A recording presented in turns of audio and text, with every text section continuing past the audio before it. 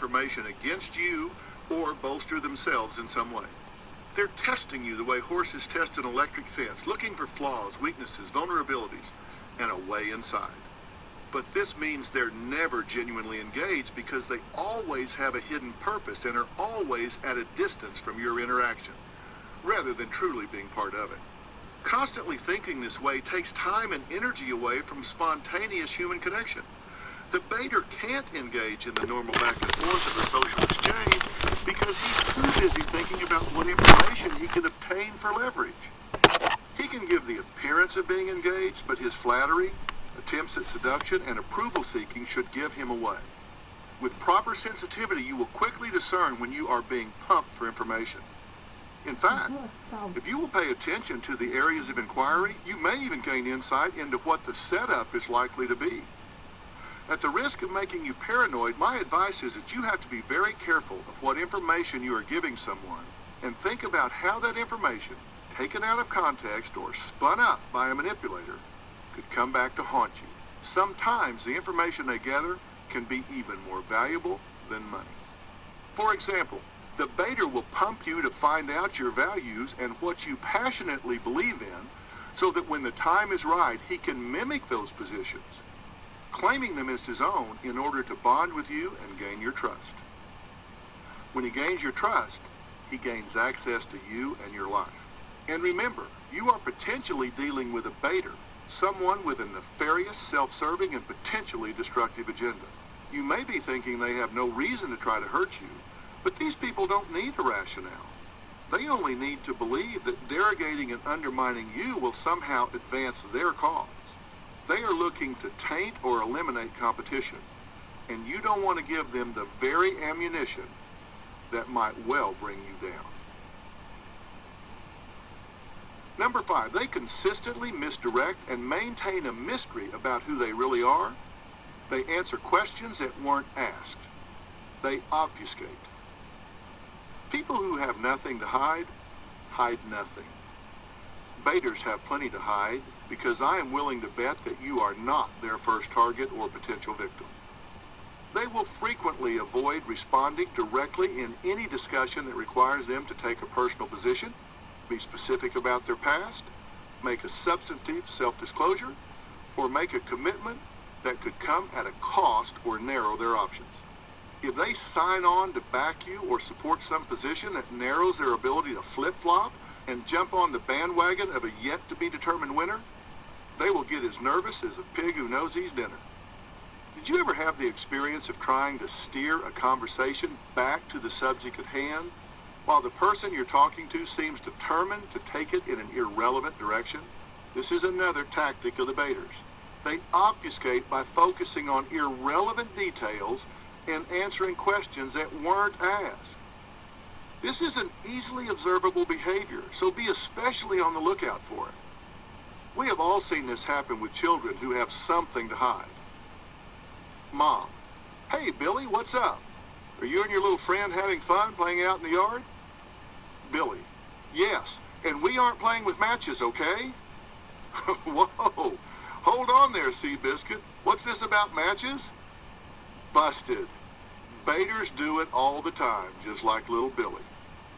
You've been around long enough to know when you're having a genuine and authentic conversation with someone. But until now, you may have just thought other people were scatterbrained or airheads when they just didn't seem to be able to grasp the heart of the matter. What I'm telling you is that sometimes people like this know exactly what the heart of the matter is, and they know exactly how to obfuscate. Pinning them down is like trying to sack fog or nail Jell-O to the wall. You can get close, but you just can't quite get it done. Now you at least have a new theory as to why. Number 6, when confronted with problems, they always blame others. Baiters always want to make sure you understand whose fault it was, and it's seldom theirs. They do not take accountability or ownership for anything of negative consequence. But you know better than that. There's seldom a problem that's 100% the responsibility of one side and 0% of the other. Relationships are mutually defined. Maybe it's 90-10, 80-20, 50-50, whatever. The question is always, what's your role in this? What's your ownership of the problem? If the baiter gets a DUI, the cops were unfair. It was a setup. Someone must have drugged their beer. The breathalyzer was wrong. Somebody besides them is responsible for their getting in trouble. If they get caught having an affair, she came on to me, as if that matters to you. I didn't even know what was happening. I was drunk, as if that matters to you. This is a major problem because people cannot change what they don't acknowledge. The baiters acknowledge nothing, so they change nothing. You cannot expect these people to have some moment of insight and begin to hold themselves to a higher standard. It is simply not going to happen. And if you are in their life, you will become a target of blame.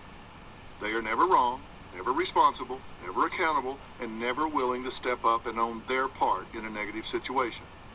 Guess what? Somebody must be to blame. And since it's never them, that leaves you. Enjoy your time under the bus because that's right where you're headed when you deal with baiters. At the absolute most, they use calculated, modified mea culpas to seemingly admit responsibility or take accountability on a safe, minuscule, and irrelevant part of a problem. But that's just deflection, not genuine ownership of a problem. Oftentimes, these modified mea culpas are in fact self-praise in disguise. The master manipulator will find a way to narcissistically compliment him or herself, all the while disguising it as taking ownership in a problem. If the baiter is caught red-handed physically abusing his wife, he will justify it. If I allowed her to go off on me like that, I'd be cheating her. In other words, he's actually doing something good by abusing her. He's helping her. If he didn't abuse her, he'd be letting her down, failing to take what he sees as his responsibility to draw the line. Deflection, deflection, deflection. These guys are good. You have to be better. Number 7, they lie, either by misstatement or by omission. They understand that lies with a kernel of truth are the most powerful. Everybody lies. You do it, I do it, and everyone you know does it at some point. So why is this in the baiter's playbook? Because you and I are amateurs. When I say lie, I'm not talking about a husband who swears to his wife that those jeans do not make her look fat, when in fact he's thinking, whoa, it looks like 2 pigs playing under a blanket. But those are the 10th pair of jeans she has tried on, and we are already 20 minutes late. Failing to share that little tidbit is a lie by omission, and also a life-saving edit. When a baiter lies, however, it is all too often for a very nefarious purpose and designed to mislead someone who, if they knew the truth, would likely behave very differently. The baiter's lies are, by design, material misrepresentations that they are counting on you to accept as truth. Therein is the power of their lies. Baiters are masters at 3 types of misdirection. Affirmative misstatements, I saw him kissing her. Lies by omission, failing to tell you what they really saw or didn't see. And half-truths, I saw him kissing a blonde at the airport, but failing to tell you it was his sister, which he well knew because he was introduced to her and had seen her before. All of which give you a false picture of reality. Because they have no conscience to struggle with and have had a lot of practice, they are good, really good. They are committed liars who will stick with a lie to the point of destruction if need be. Many times, as I mentioned earlier, when they are in the actual moment of telling, they may actually believe what they are saying, at least at some level. They immerse themselves in the role play like skilled actors. Daniel Day-Lewis is known for being a dedicated method actor. It's been said that he's done everything from living off the land for 6 months when he starred in The Last of the Mohicans to being spoon-fed by the crew while playing a character with cerebral palsy. Baiters love the drama of the role play and feed on the exhilaration of the lie. If they are playing the role of victim in the lie, they can actually feel sorry for themselves. The baiters are also good because they pay attention to what you seem to respond to the most, and they will hammer those points. They embed a verifiable kernel of truth to gain credibility to the overall story. They will often misdirect by confessing to a lesser offense if it distracts you from their more egregious transgression. People who have nothing to hide hide nothing. Baiters hide everything with a menagerie of lies that would boggle the rational mind. Number 8, they are frauds. They cheat and they steal property, information, and credit for other people's work and claim false competencies to gain trust and reliance. I was taught in first grade that you don't take what isn't yours, you don't copy off your neighbor in class, and you don't allow someone to think you have achieved something you did not.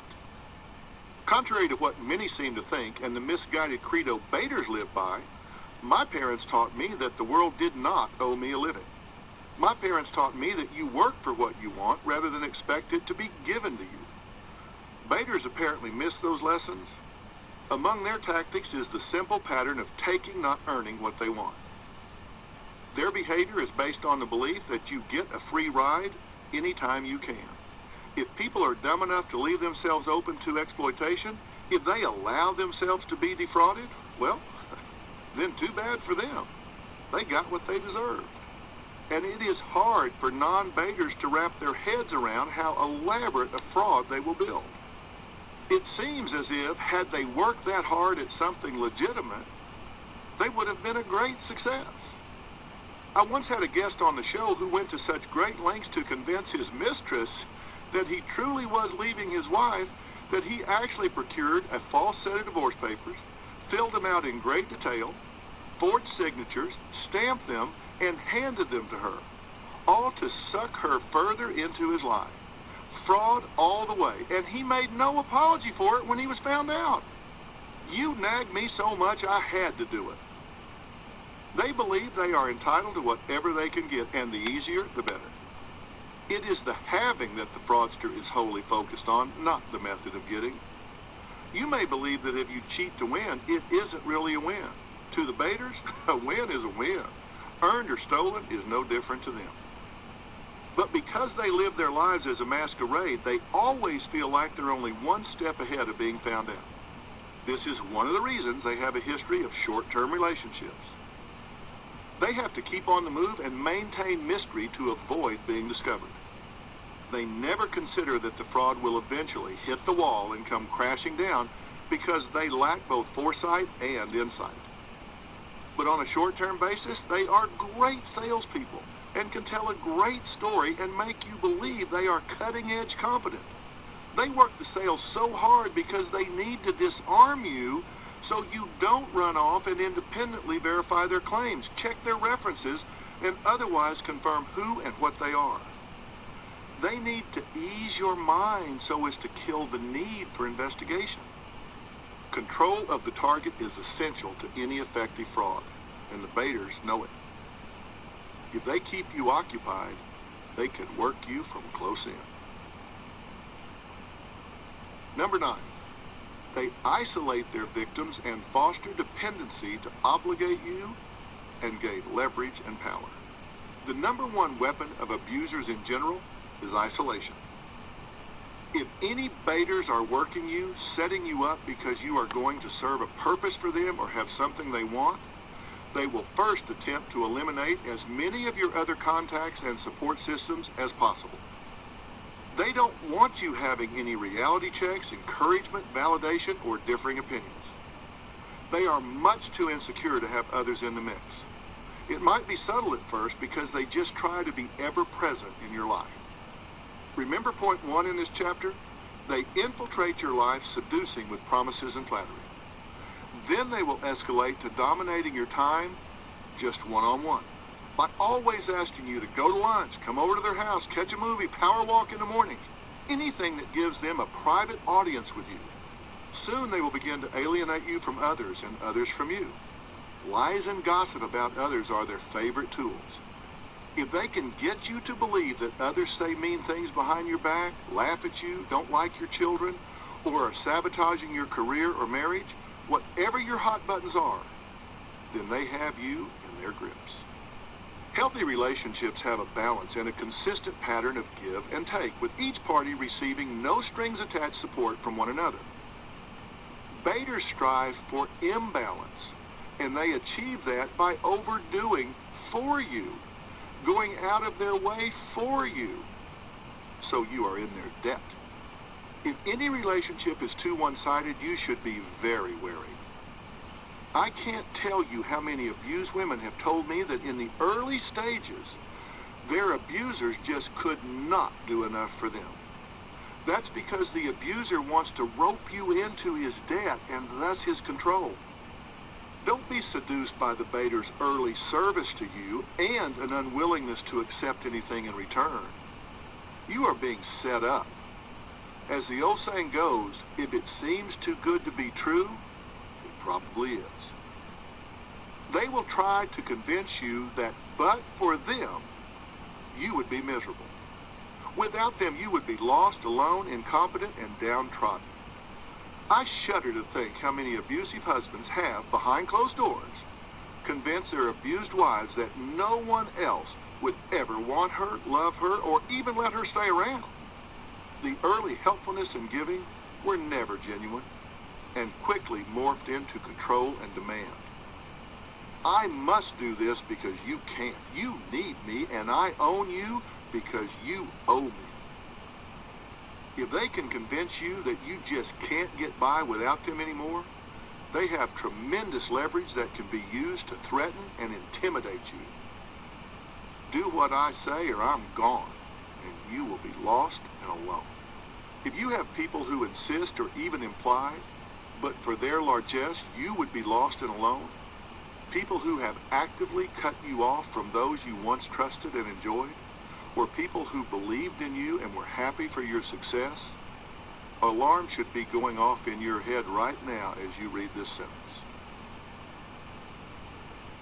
Number 10, when in a position of power and authority, they abuse it with self-dealing and egomaniacal conduct. It has been said that power corrupts and absolute power corrupts absolutely. This is too often a true sentiment because many people simply don't know how to wield power, and the control goes to their head. With baiters, it is an intoxicating circumstance made exponentially worse by their lack of empathy and inability to feel remorse when abusing another. Believing that the world is theirs for the taking, they will frequently take advantage of a situation and everyone in it in ways that, once discovered, are shocking. To be under the thumb of a power-intoxicated baiter is a place you never want to find yourself. Bernie Madoff is a tragic example. He gained people's trust and purse strings. The liberties he took with their money, to the tune of billions of dollars for unprecedented luxuries and lifestyle, destroyed many hard-working people's retirements and even their lives. Once his fraud was discovered, investigators universally asked, how could he? How could he take the retirement funds of people in their 70s, monies from charities that did wonderful work for disadvantaged children, members of his own faith? The answer should now be, at least in part, clear. He had no ability to feel guilt or sorrow, no ability to comprehend the pain he caused to the elderly or children so that he could buy a third yacht or yet another vacation home. He had way more money than he could ever spend, yet he continued to steal. The only difference between a Madoff and those in our lives is a matter of scope, a matter of zeros in front of the decimal point. You cannot give them power over you because they will abuse it and you. If you are working for any baiters, you and yours are in harm's way. Get out of denial and start making plans for a change, an escape right now. It's not a question of if, but a question of when you will be victimized. Number 11, they ID your sensitivities and hot buttons to gain leverage. We all have hot buttons, and that knowledge in the hands of a baiter is emotionally dangerous for us. Maybe you have self-doubts or are hypercritical of your appearance, lack of education, or less than stellar past. Whether real or imagined failures and vulnerabilities, the baiter will pound at you in those areas when he needs you to be less than 100% confident. Maybe it's a hot button about child abuse or politics, animal cruelty, or the favoritism your parents showed for one of your siblings. If the baiter discovers your buttons, I promise you it goes in their ammo bag to be pulled out at the moment they need to enforce control over you, distract you, or defeat you. A good policy is to share personal information only on a need-to-know basis with new people in your life, until they've earned, and I mean really earned, your trust. They work to find out what sets you off, and barring that, they will use your general human decency and your concern for them as a lever. It's what I call emotional extortion. They may threaten that if you leave them or reject them in some way, they will kill themselves, and their blood will be on your hands. They will use children as hostages, threaten that if you divorce them or throw them out, they will take the children and live on the streets. A favorite among young mothers mooching off parents or grandparents and resisting helping around the house or refusing to stop drugging or drinking. All of this is designed to induce guilt in you.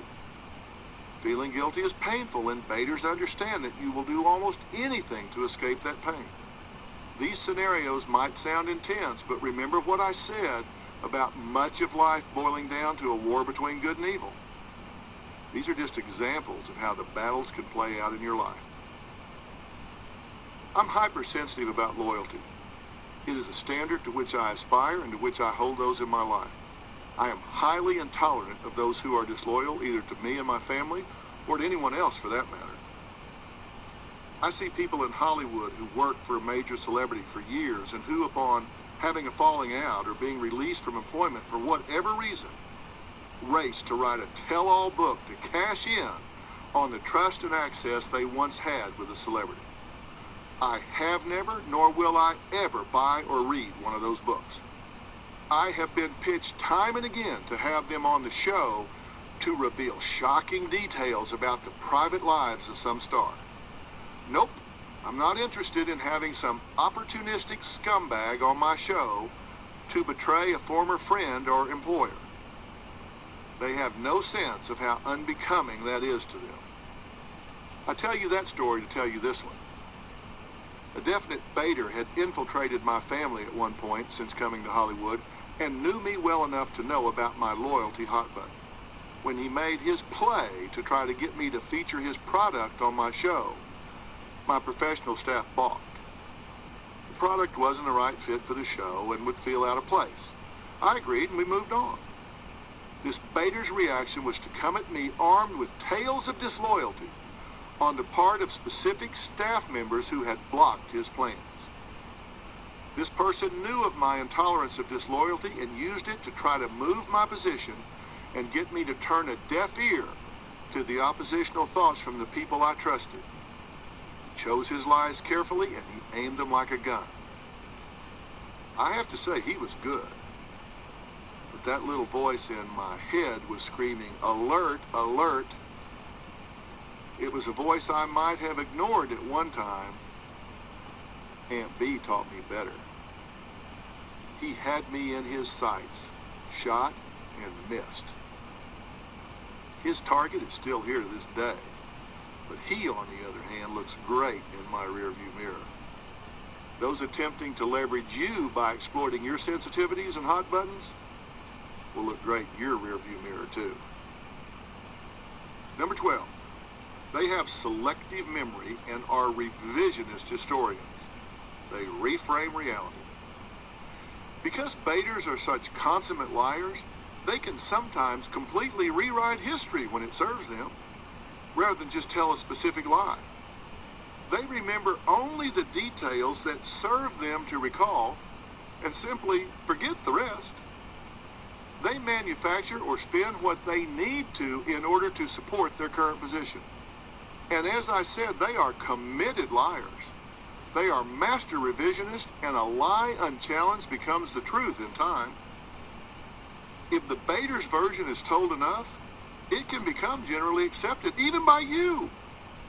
Politicians from both sides of the aisle are experts at this one. As the personal revisionist historian rewrites that which he needs to be different, he will simply write you into a role that may have little or nothing to do with what actually happened.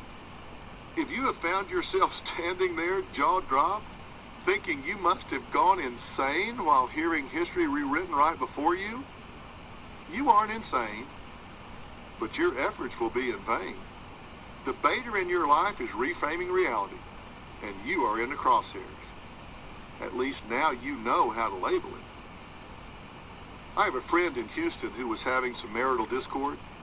His wife thought he was cheating on her, and I'm not sure whether he was or not. But on this day, we were flying in his plane to a business meeting in Washington, D.C. We had to stop by his house on the way to the airport to grab his bags. It was August and unbearably hot and humid, so he said, "Come on in a minute while I get my things, and then we'll be off." We opened the front door, and there stood his wife, Carol, stark naked. Don't ask me why. Like I said, it was hot, I guess. I don't know. Now, I didn't notice that fact right away, despite her being uncommonly beautiful, because all I could see was the .357 Magnum Diamondback revolver that she had cocked and pointed right at us. I knew this woman and knew her to be unstable and deranged. At the risk of sounding judgmental, this woman was also a gold digger of epic proportions. And the way you could tell whether she was lying was if her lips were moving. She was screaming things I can't even repeat here and shaking with her finger on the trigger. My friend said, "Carol, honey, I know you're upset, but you need to put that gun down and let's talk like rational adults." I'm thinking, beam me up, Scotty. To fast forward, she didn't shoot. They did get a divorce, and she made a pretty penny, a very pretty penny. The point of the story is that when she told her version of the events under oath in a private mediation, it was unrecognizable, to say the least. According to her, her abusive husband had barged in on her naked, kernel of truth, while in the shower with some jerk buddy of his, me, and backed her into a corner so aggressively she finally picked up the gun to defend herself. Truth is, we never got past the entry hall, and her shower was 30 yards away. She was dry. I, on the other hand, was sweating so much I looked like I'd been in the shower. And she pulled that gun before he ever uttered a syllable. Selective memory and revisionist history by a baiter with a very specific agenda. You've probably been there, ideally less dramatically, and you probably will be again. Now you know what's going on. Number 13, they are two-faced. They spread lies and gossip, pretending to be your friend and ally to give you a false sense of security while being disloyal. This is a baiter's tactic that is an especially easy one to see if you embrace one undeniable truth. If they will do it with you, they will do it to you. Baiters are so narcissistic they don't realize that you can see right through them when it comes to spreading lies and gossip. If they are standing there trashing someone else to you, it is naive for you to think they won't then go trash you to someone else. Baiters believe that undermining those with whom they live and work is just another tool for getting ahead. They believe if they can tear you down in the eyes of others, they will, by comparison, look better. And they will make you think they love you all the while. They can use these character assassination tactics to recruit allies and attempt to co-opt or hijack your support system. Their belief is that if they can get those who support you to switch their allegiance to them, then they've strengthened their position and, just as importantly, weakened yours. They will lie about you to create that shift. To your face, they profess their undying loyalty to you. Behind your back, they're poisoning the well.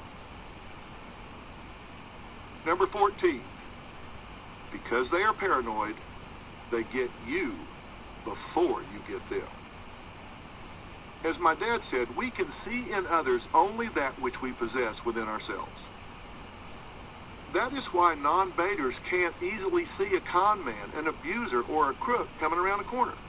That is also why baiters assume that if they don't get you, you will get them. If you look at it that way, it makes perfect sense for baiters to attack, exploit, and victimize everyone they can. For if not, in their mind, they will become the victim. They can't help themselves. Even if everything is running smoothly and everyone is happy, they will cross that line, just because they have that nagging fear that you will take advantage of them, and they will not be a sucker for anybody. Insecure people, even non-baiters, are prone to this.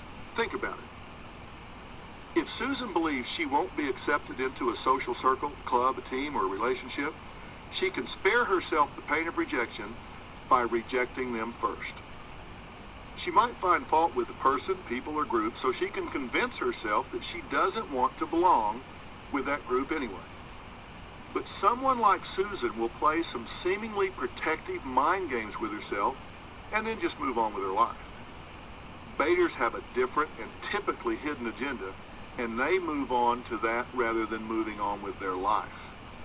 So ask yourself, are you failing to see that someone is gearing up to get you before you get them?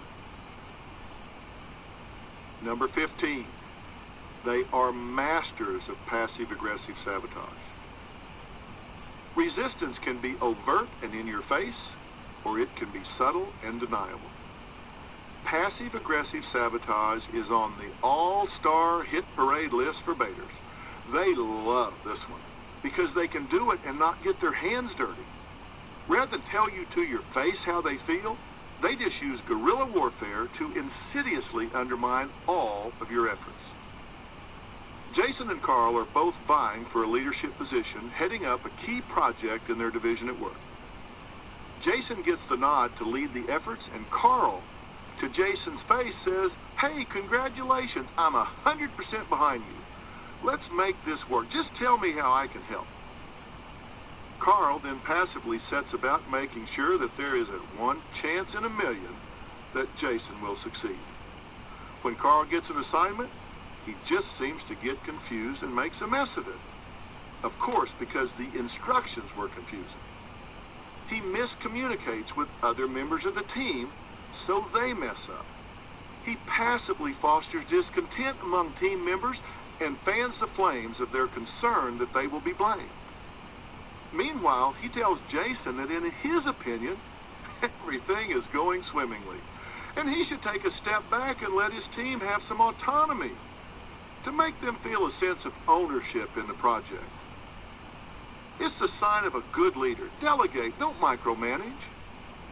Then when the boss shows up looking for Jason, Carl's quick to say, "Who knows? I haven't seen him in forever.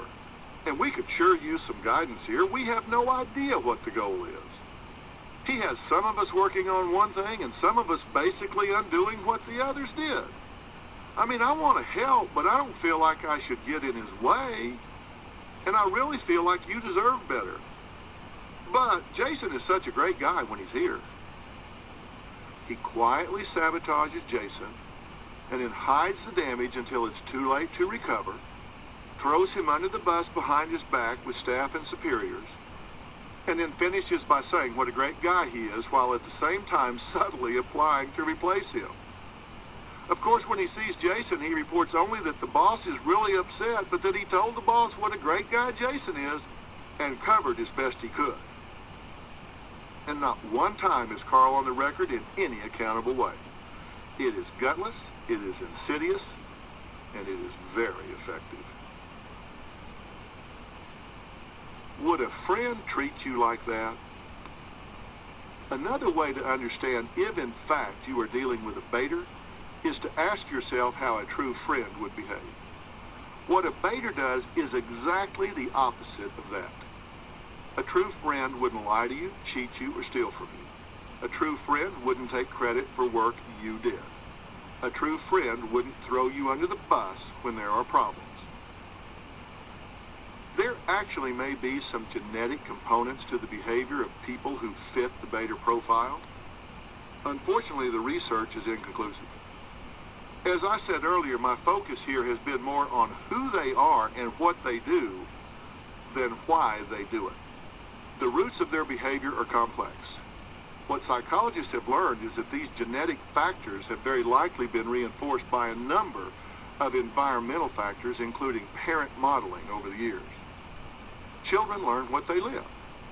If a child grows up with a parent who takes pride in beating the system or consistently cutting corners, taking advantage of friends and acquaintances, or even outright committing crimes, the child uses those behaviors as a reference point. The most powerful role model in any child's life is a same-sex parent. If sons watch their fathers cheat, abuse, and exploit, they are at high risk for following in their father's footsteps.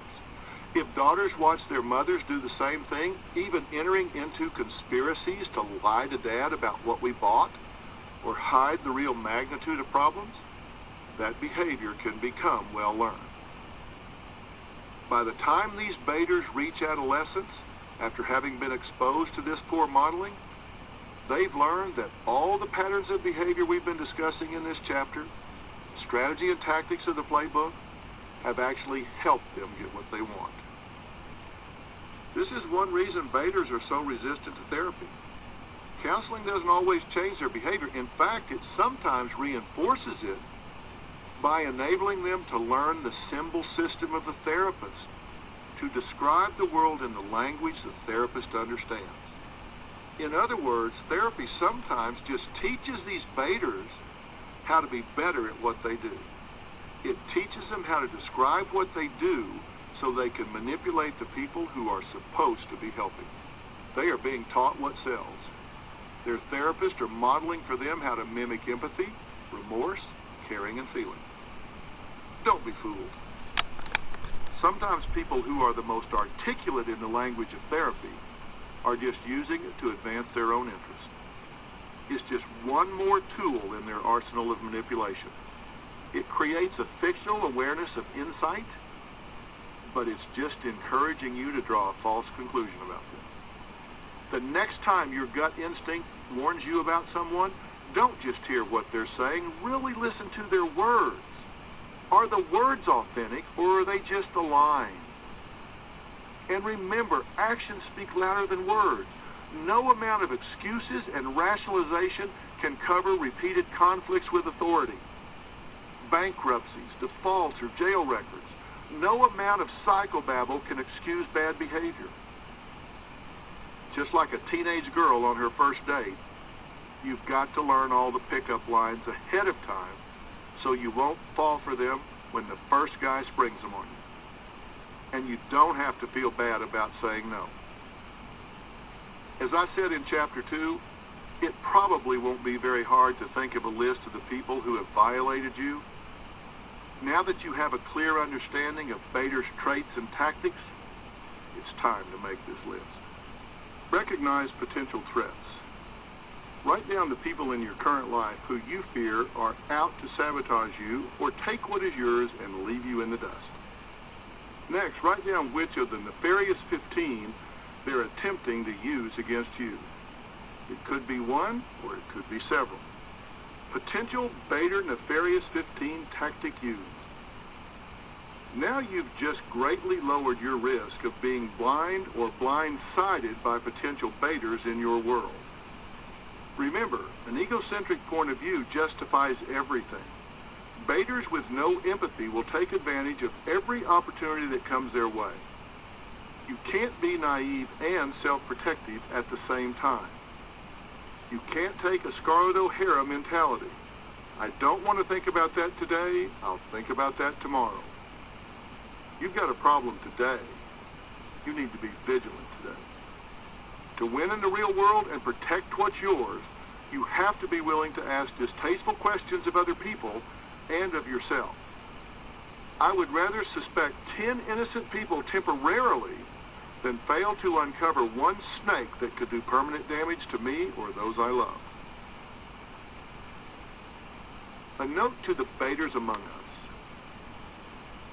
In the first 3 chapters of this book, have sounded like your autobiography, if in hearing it you feel like I actually know you and am describing you, then I have some things to say, especially to you. First and foremost, life is about choices. And if you are a baiter, if you spend your life jerking people around, it is because you're choosing to do so.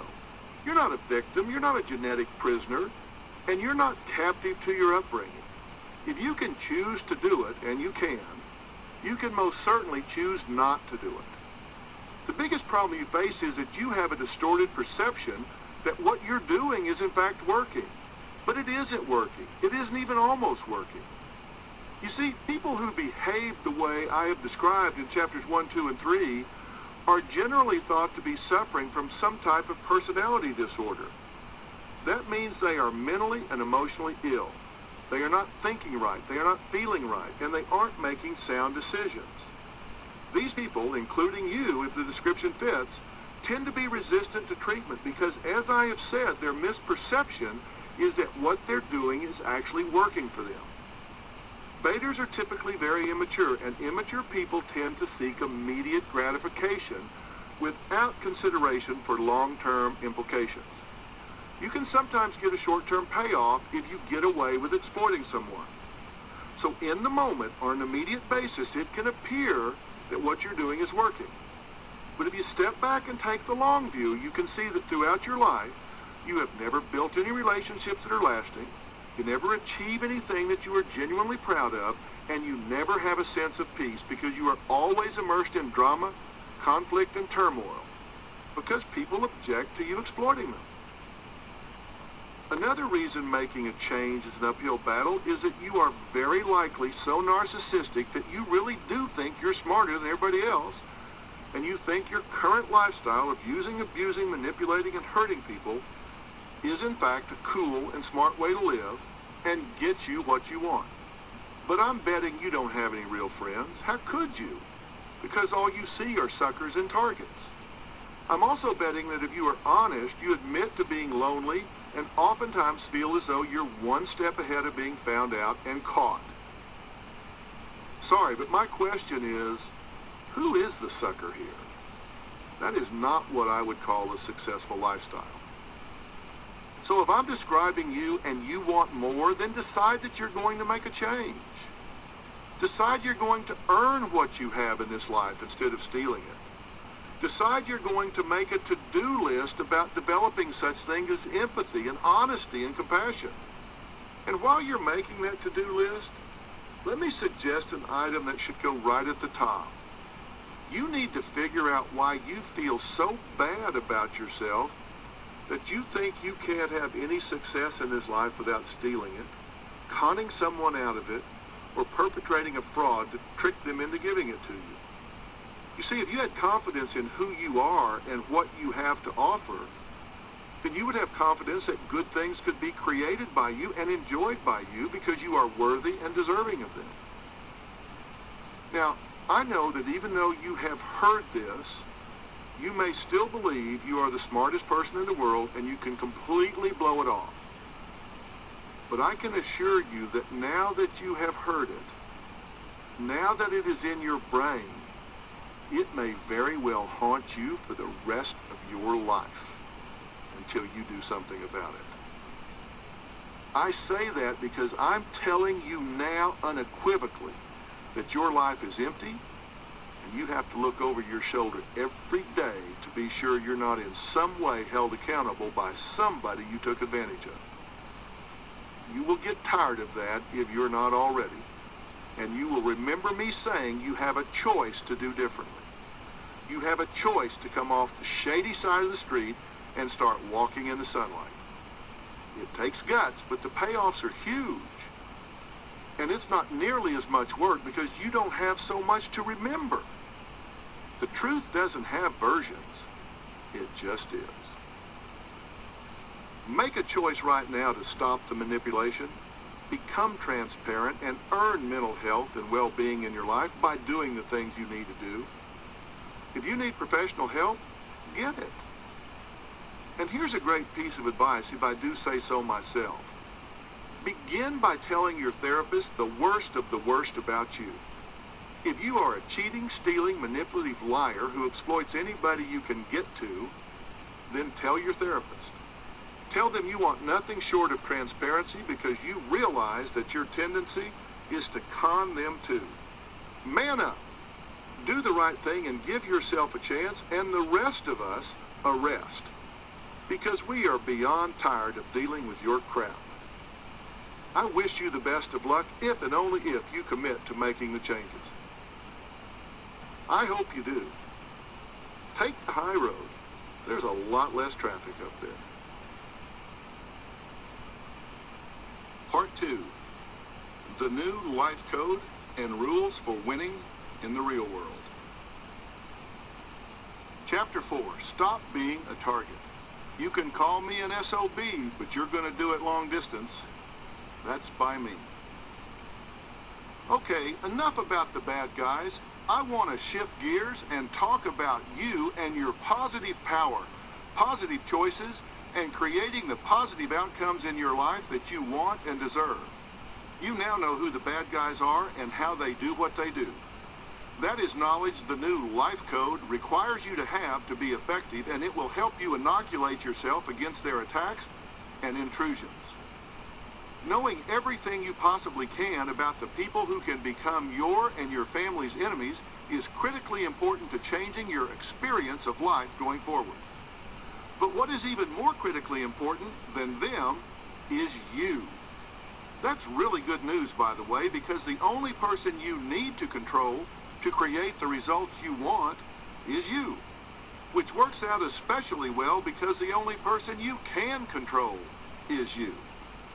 To be maximally effective, you need to learn how to play smarter and harder and bigger in every aspect of your life. Barring catastrophic illness or fatal accident, anybody can live, but living effectively, living fully, and getting the biggest bang for your buck in this life is a whole other story. My goal in the rest of this audiobook is to empower you to function as the highest and best version of yourself. To stop being a target, to avoid being low-hanging fruit just waiting to be pulled down, you have to take a long, hard look at yourself and how you play this game of life. To do otherwise is tantamount to volunteering to be used and abused. I contend that you can and must do more regardless of how often you do or do not encounter baiters. I don't want you to leave anything on the table, so to speak. I want you to have the full experience and score the biggest win possible. It's one thing to be naive, though you can't use that excuse if you've made it this far in this audiobook. It's another thing to choose to behave in such a way as to offer yourself up as a target, as a victim. Why is that? Someone who's naive is just ignorant. I know that sounds harsh, but ignorant doesn't mean stupid. It simply means there are things you don't know. I'm perfectly willing to admit I'm ignorant when it comes to the management of toxic biological agents, for example. If you tell me, hey, we have a bacterial outbreak in central LA, it's spreading like wildfire, what do you think we should do? Call the CDC, because I'm not your guy. But if you ask me how to get over a breakup or how to deal with addiction, pull up the couch, because I am your guy. But I'm smart enough to acknowledge my areas of ignorance and consult an expert when I need help concerning things I know nothing about. And the fact that you're listening to this audiobook means you're taking steps to learn how to create a better life for yourself and those you love. And by the way, if you feel like your life is working pretty well, by all means, keep listening. Research across decades has been very consistent in showing that psychology works best for those who need it least. That really makes sense if you think about it. Those whose lives are already working pretty well probably have some degree of momentum, an open mind, a willingness to learn, and the confidence to try new things. Compare that to someone who is so dysfunctional that they hide from the world in an emotional, fetal position. Those folks don't have the same tools to work with or the foundation to build on. In fact, I'm betting if you're listening to this audiobook, there are many things in your life that are working that you can use as a springboard to take you to the next level.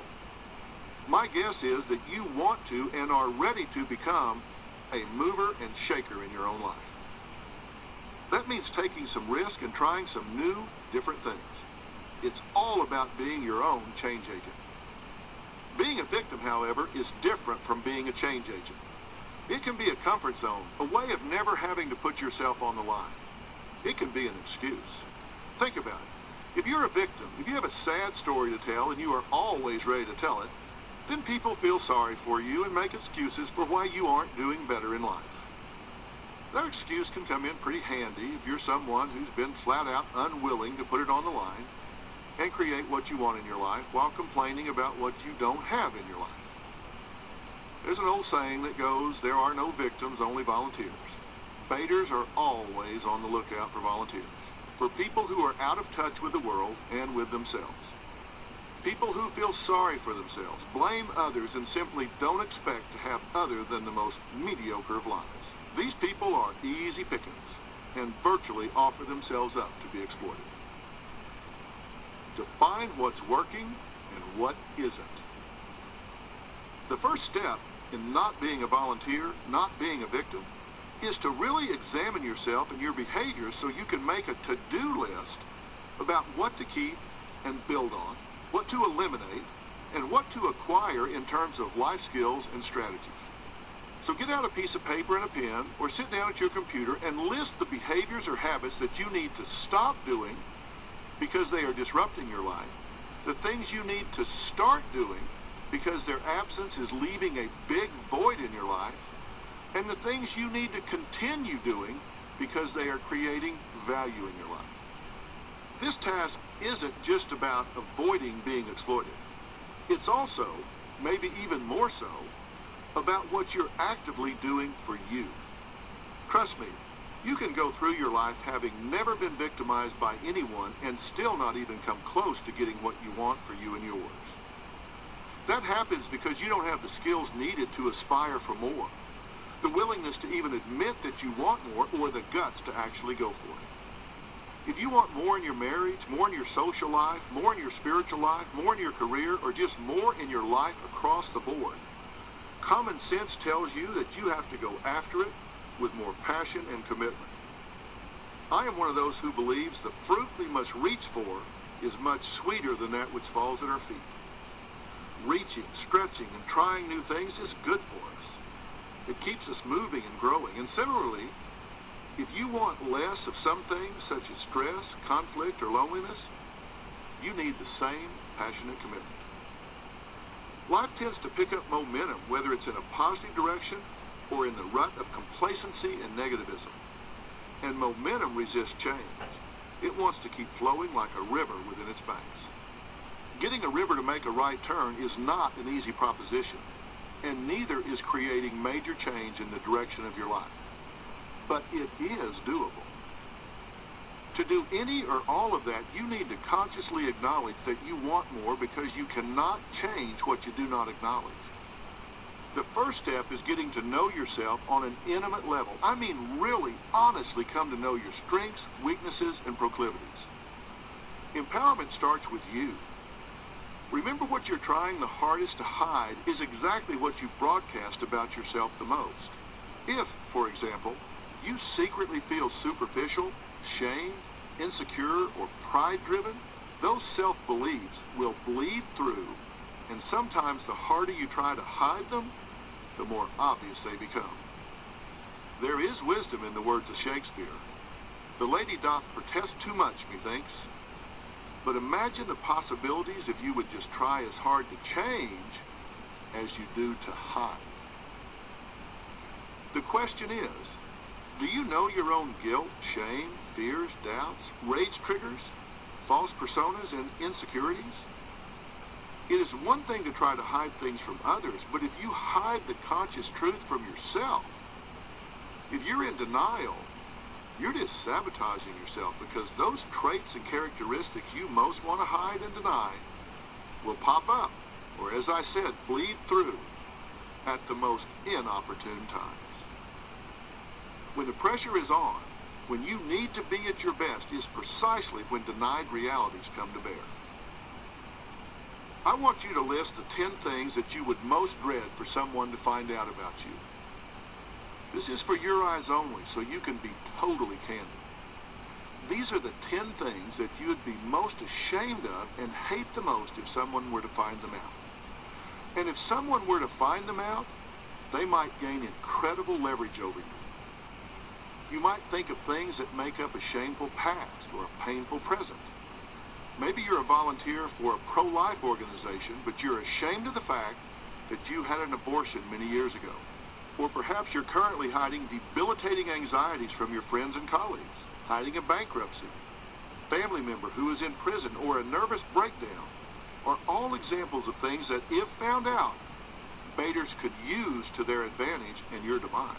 But if you know these things about yourself, then you can't be shocked and surprised if they're brought to light, because you've already come to grips with them. The upside is this. If you have the guts and willingness to get totally real with yourself, about yourself, you will have a huge advantage over everybody still stuck playing head games with themselves. More importantly, you can't be ambushed. You've dealt with the issue already. Your ultimate goal is to accept yourself, flaws, fallacies, and all, and then forgive your failures and start fresh. That's what this list gives you the power to do. Don't you feel better having acknowledged these things? Having gotten them out and said them, even if only to yourself. Think about it. Even if you have a serious illness like cancer, aren't you better off once you know, really know, the diagnosis, prognosis, and challenges of treatment? Don't you feel better once you've accepted the truth and all it entails? The same is true about who you are and are not. If you have a hole in your boat and you're pretending like you don't, you're still going to sink. So now you've gotten real with yourself about yourself. No social mask, no spin, no defensiveness. Just straight up truth. The truth is a powerful thing. It really will set you free from emotionally distorted fantasies that paralyze you and make you so easy to exploit. Now that you've been honest about who you are, you've discovered what you're capable of, and you more clearly see where you're vulnerable. You might not be able to change all of those realities, but if you acknowledge them, you won't panic when they come into play. I believe that half the solution to any problem lies in defining it first, and then getting all your resources on the table so you know what you're working with. Now that your resources are on the table, you can understand whether or not you're dialed into the real world. Play the what-if game. Maybe you were nodding your head as you listened to the previous chapters and recognized someone you know, some baiter who's been in your life or in the life of someone you love. But have you been nodding your head as you've been listening to this chapter? Are you brave enough to look in the mirror and truly see yourself as someone who is vulnerable to self-sabotage? That is the heart of the challenge here, because as I said, it is not only the baiters who can get in your way, you can get in your own way. The hardest part of really getting to know yourself is facing your fears, the ones that keep you awake at night, tossing and turning and staring at the ceiling as the anxiety grips you and brings you to a cold sweat. Anxiety is one of the biggest obstacles to success in anyone's life. If you so much as admit to yourself that you want more than you currently have, you can experience a tremendous amount of anxiety. Why? Because once you've admitted that what you have now is not what you want, how can you ever be satisfied staying where you are? Just admitting it to yourself puts pressure on you to try for something more. And in almost every situation, for you to have more, for you to have a greater degree of success, the world, and more specifically the people in it, have to accept and value what you have to offer. And when you put yourself out there, you're risking something. You're like most people, your number one fear is rejection, and your number one need is acceptance. Think about asking the one you love to take your relationship to the next level. Marriage, exclusivity, living together. This is anxiety producing, because your special someone might look at you and say, "Gee, I'm so sorry, but I'm afraid I'm just going to have to say no." Ouch. After admitting you wanted more and putting yourself out there and asking to be accepted and validated, you are told that you just are not enough. And the sting of rejection and failure can last a long, long time. Because you know that is a possible outcome, you can be paralyzed by anxiety and fear of rejection. You can be stuck in a very uncomfortable comfort zone. And what do we all do when we're faced with potential rejection or failure? We begin to play the what-if game. You've done it a million times. You know you have. What if he doesn't like me? What if I sing in front of everyone and they hate it? What if I try to have a child and find out I can't? What if I tell my significant other I'm not willing to be treated this way anymore and he just tells me tough? You don't like it? Get out. What if I work really hard to write a book about the new life code and everyone hates it and nobody even bothers to read it? I could go on and on because there are an infinite number of examples. I'm not so grandiose as to think that I can get you to stop playing the what-if game. But it is this mindset that probably constitutes the biggest single obstacle to your making a significant change. It's probably part of our emotional DNA. What I can do instead is teach you how to play the what-if game so you don't wind up paralyzed in your life. Think of it as a schematic. If A happens, it leads to B. If B happens, it leads to C. If C happens, then D, and so on. But here's the trick. If you're going to play the what-if game, then you have to play it all the way to the end. Answer every question until you reach the absolute bottom line. Let's say it takes you from A all the way to E. So what you really have to decide from the outset is whether you can deal with E. I'll apply this schematic to an example. A few years back, I had a delightful woman on my show who was a classically trained pianist. She had experienced a debilitating panic attack during a performance and as a result had been unable to sit down and play the piano for years. Here is a paraphrase of our dialogue as I recall it. What if I sit down and play a piano, especially in front of an audience, and have another panic attack? That would be A. Me. Okay, let's assume that happens. Then what? Her. I might get nauseated, throw up all over the keys, and then pass out in front of everyone. Okay, that would be B. Me. Okay, then what would happen? Her. I would slide off my bench and be passed out on the ground. That would be C. Me. Okay, then what would happen? Her. Well, now she's having trouble because she's never really played it out this far. I don't know, I guess I would lay there unconscious until I woke up. Then I would run off the stage. I don't know. There's our D. We've made it to D. Me. Okay, so you eventually wake up and run off, and then what would happen? Her.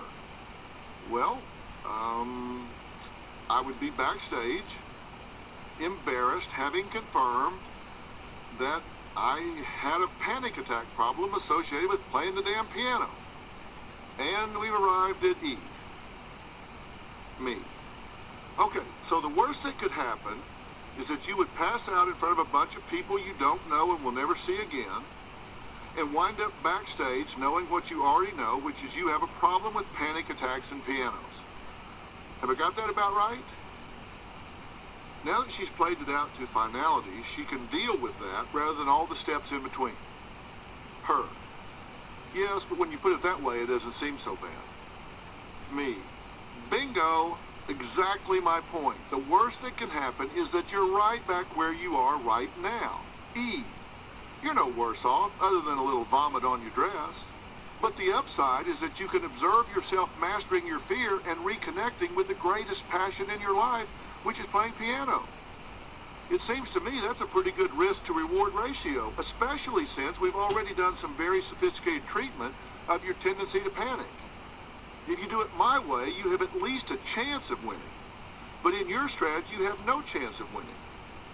So the choice is chance of winning versus no chance of winning. So what do you want to do? Come on, Lassie could figure this one out. My point to her was pretty simple. Monsters live in the dark. When you turn on the bright lights, what you fear is not nearly as horrible as you made it out to be in the dark, anxiety-riddled fantasy of your mind. If the worst that could happen is that you're right back where you were before you started, you really haven't lost any ground. And maybe you can do an autopsy on why things didn't work, which will prepare you to make a better run at your goal the next time. And of course, you at least have a chance of overcoming the problem and being free of it. There's not much downside, but a huge upside. That is a risk-to-reward ratio that works every time. So if you play the what-if game, play it all the way to the end.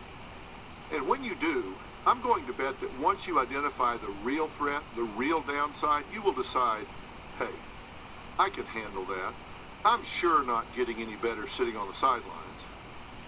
I will confess that although I'm in the public eye daily, I'm not one of those people who has a need to be loved by strangers. So if you can adopt the same attitude, the prospect of embarrassing yourself in public won't loom quite so large. Works for me every day. By the way, for the first time in years, she played and played just fine. There was a little hiccup in the second verse, but nobody knew it but her. She was absolutely inspiring. Have realistic expectations.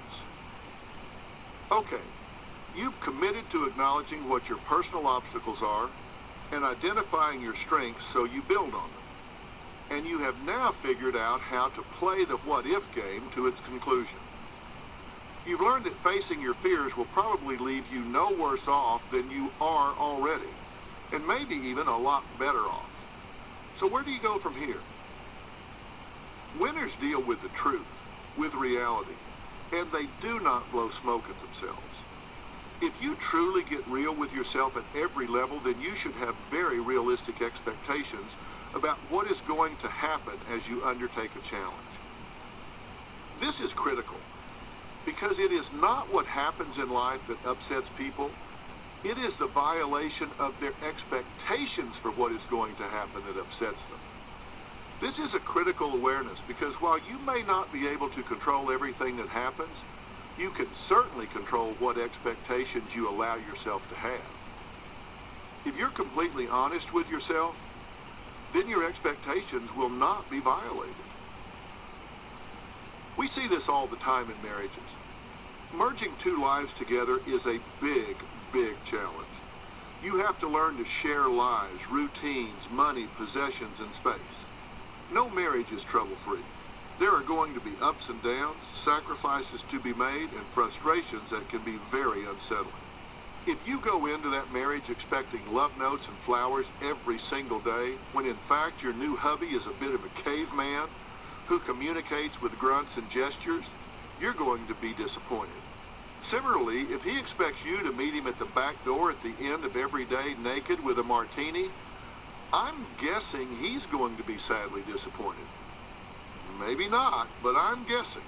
If on the other hand you both understand that there will be challenges, and that is just the natural, normal progression of combining two lives, then you will each be thinking that things are going pretty much the way they should be.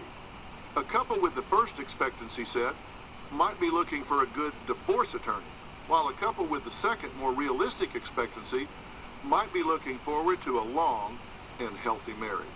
If you're not prepared ahead of time, if you don't do your homework, then you're bound to be disappointed when reality hits home in any situation. It's the difference between expecting A and getting B versus expecting B and actually getting B. This doesn't mean you have to settle. All it means is you're setting yourself up for a fall if your expectations aren't in line with reality. You have to know not just whom you're dealing with, but who you are and what your expectations are. Now it's time to take everything you've been hearing in this audiobook so far and apply it to anyone and everyone in your life. Do your homework and do not lie to yourself about who they are or who you are. Good or bad, acknowledge it all for what it is.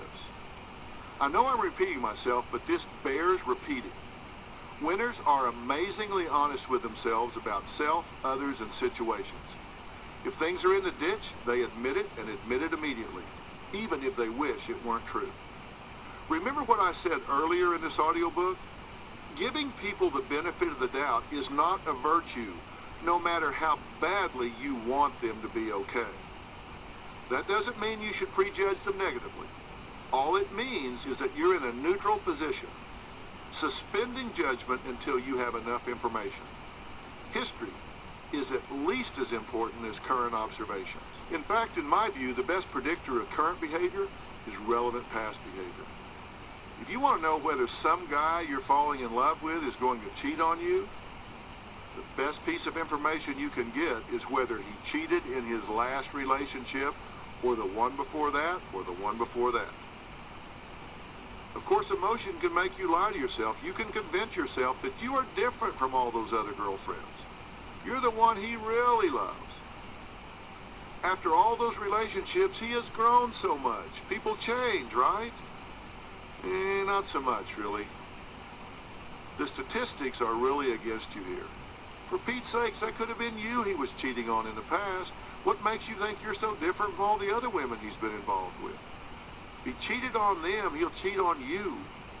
And think about the next time you and your coworkers are chatting at happy hour. If your friend at work gossips to you about other people, don't be so foolish as to think she isn't talking about you to others, including the same people she's gossiping about to you. People just aren't that hard to figure out. But if, and only if, you take the blinders off and become a student of human nature. This means paying attention to the habits and patterns of those around you. Don't be distracted by the social mask, the image they are selling. Figure out who they really are by looking behind the veneer, under the mask, and gathering data. From the smallest bit of information to the most meaningful. When everything is added up, it is highly instructive.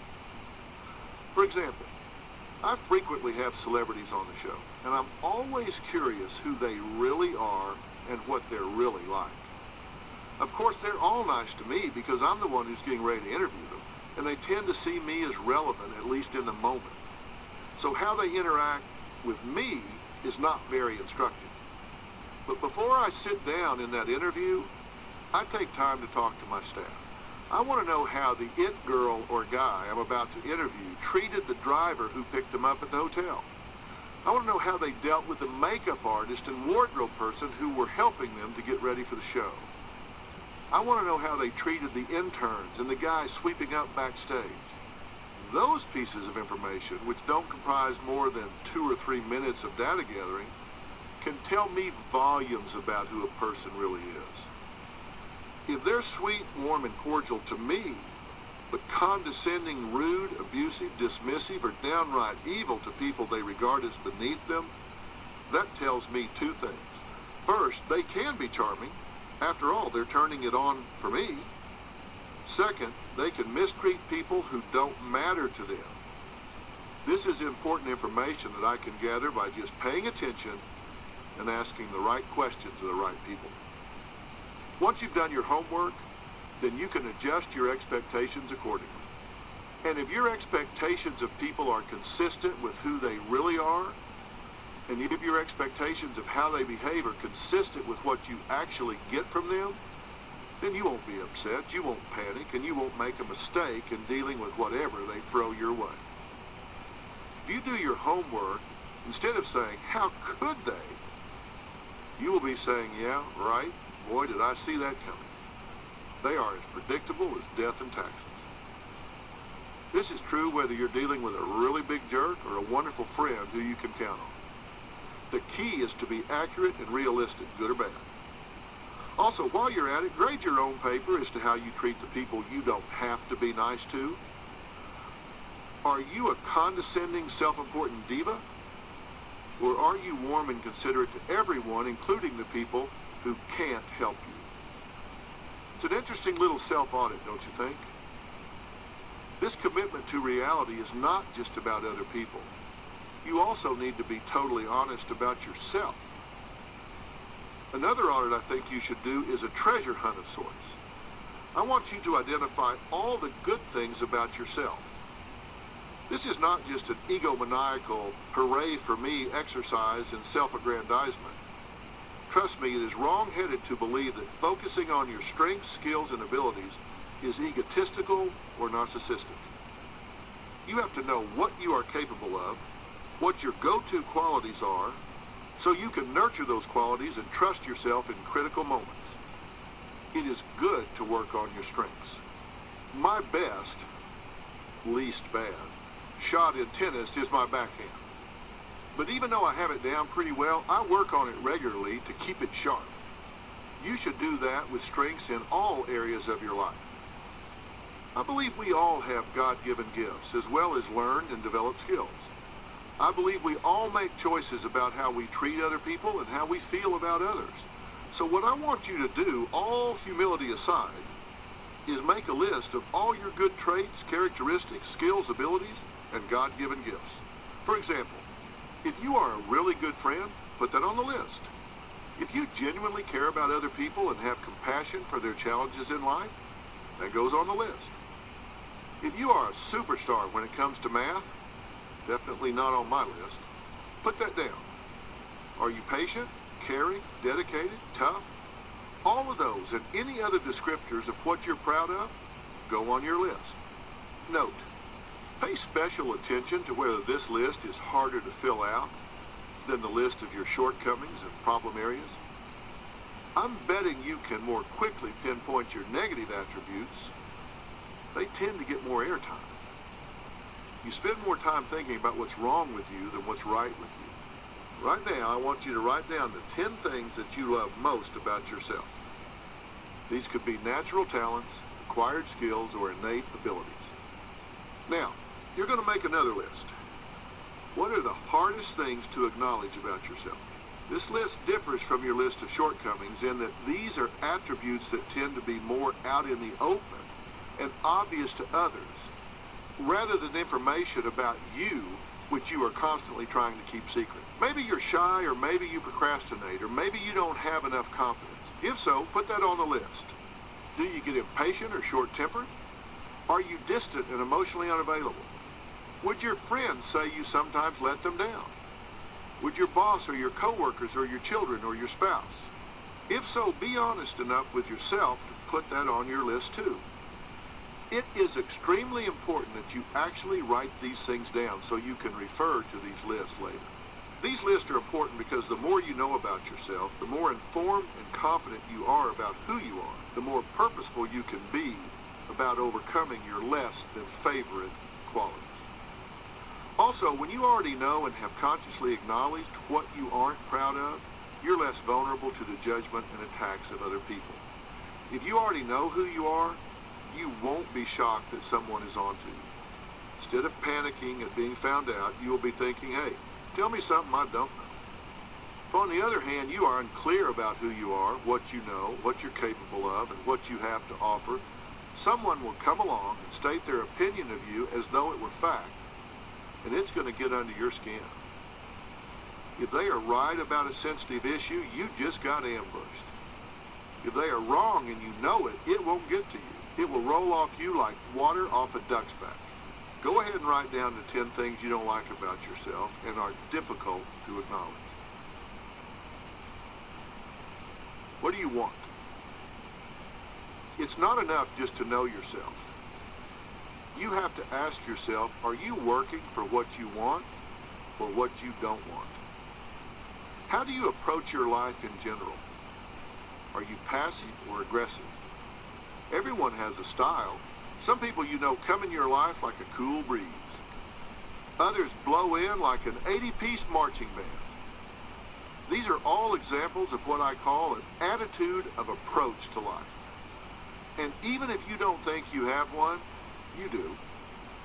You may think you're just minding your own business, just existing passively in a reactive mode.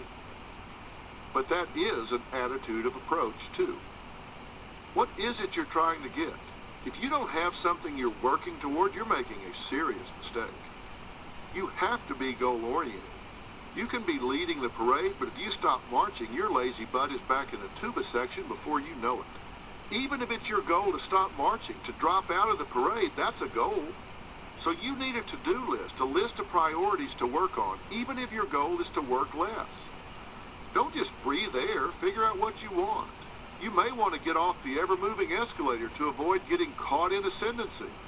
But without a goal, you're like a missile without a guidance system. You need to be asking what your precise, specific definition of success is. Do you even know? You could have had it all along and not known it.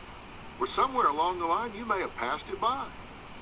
How would you know if you've been a good parent, a good spouse, a good worker? We used to get grades in school, but no one ever gets a letter grade for parenting. And no one is in a position to really know except you if you're being truly honest with yourself. I've always thought that New Year's resolutions were a little artificial. After all, what's so special about the first day of the year? Why can't we make and stick to a resolution made on any given day throughout the year?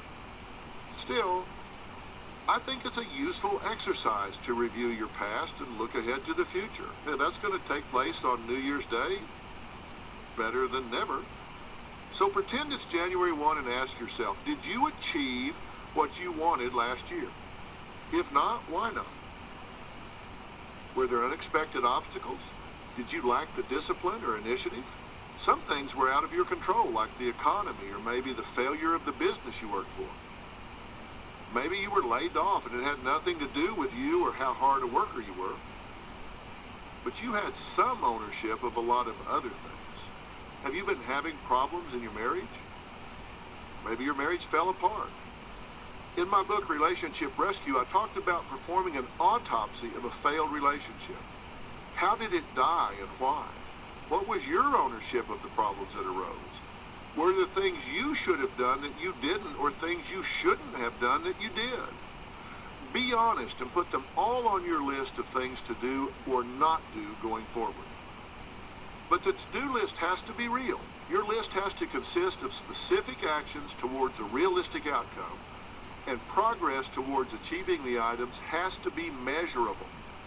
That's what makes a goal different from a dream. A goal has a timeline and an action plan. As I said in my book, Life Strategies, for a dream to become a goal, it has to be specifically defined in terms of operations, meaning what will be done. And you can't have unrealistic expectations like starting in June and hoping to drop 60 pounds and 10 dress sizes for swimsuit season in July. Life changes like that don't just happen. They happen one step at a time. Decide what it is you want, identify and define your goal with great specificity. Know the answers to the following. What are the specific behaviors or operations that make up the goal? What will you be doing or not doing when you're living the goal? How will you recognize the goal when you reach it? How will you feel when you have it?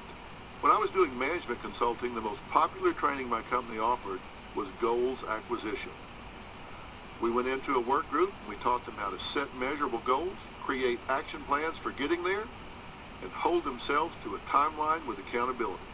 All of a sudden, they were meeting goals that the other groups weren't. And all of a sudden, upper management was saying, hey, whatever you did over there, I want you to do it throughout the rest of the company. Executives went through the same training as their staff. In fact, after they went through it, they sold it to their staff because they knew it worked. They knew that having specific goals with a timeline and an action plan is the only way to achieve measurable success in a corporation. Understanding how businesses work and how corporate managers are responsible for achieving goals helped me to see how the same principles should be applied to self-management. Say you're in a crumbling relationship. You're over your head in debt. Your health is poor. You're depressed. If someone else were managing your life, how would you grade his performance? You'd probably fire him. But think about it. You're in charge of your life.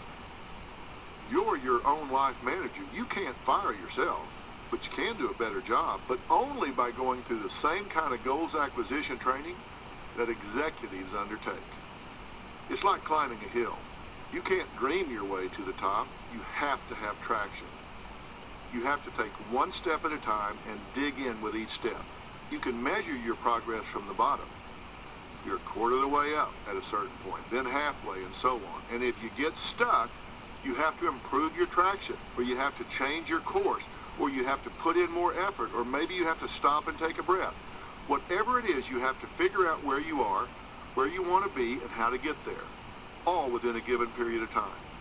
That's all traction is, a better rate of movement from one place to the next. After all, you can't spend your whole life on that hill. And remember, as your own life manager, you're ultimately accountable to yourself. As I wrote in Life Strategies, without accountability, people are apt to con themselves, failing to recognize poor performance in time to adjust and keep from falling short. So consider who in your circle of family or friends might serve as your teammate, the person to whom you commit to make periodic reports on your progress. We all respond better if we know that somebody is checking up on us and that there are consequences for our failure to perform. Ask yourself, what's in it for me? That's the kind of question we're typically taught not to ask, or at least not to admit to asking. Somehow it seems selfish, egocentric, cold-blooded. But actually, we ask it every day, all the time. As your own life manager, you have to hold yourself accountable for your own life, your own time. When you turn on my show, I'll guarantee you'll look at the first 5 minutes, or maybe just the description on the screen, and ask yourself, okay, am I going to watch this or not? What's in it for me? Is this going to entertain me? Is it going to improve me? Is it in some way going to enhance my walk through this life? Be honest, everybody, including you, approaches pretty much everything that way. You don't order what you don't want at the restaurant, you order what you want, right? You're looking for something that's going to make you happy, going to make you feel good, and going to give you satisfaction. There's nothing wrong with that. It's an inherent characteristic in all of us to approach every situation wondering how it satisfies our self-interest. Of course, some people will take that to the point of exploiting a situation that others wouldn't. As I said before, that's where their behavior crosses the line from assertiveness to aggressiveness, from protecting themselves to hurting others. But as I also said earlier in the book, you are always playing politics, because politics are always being played around you. Even choosing not to play is a choice, and that becomes your role in the game. It's like going to a big crossroads out in the middle of the country. You can go straight ahead, or you can go back.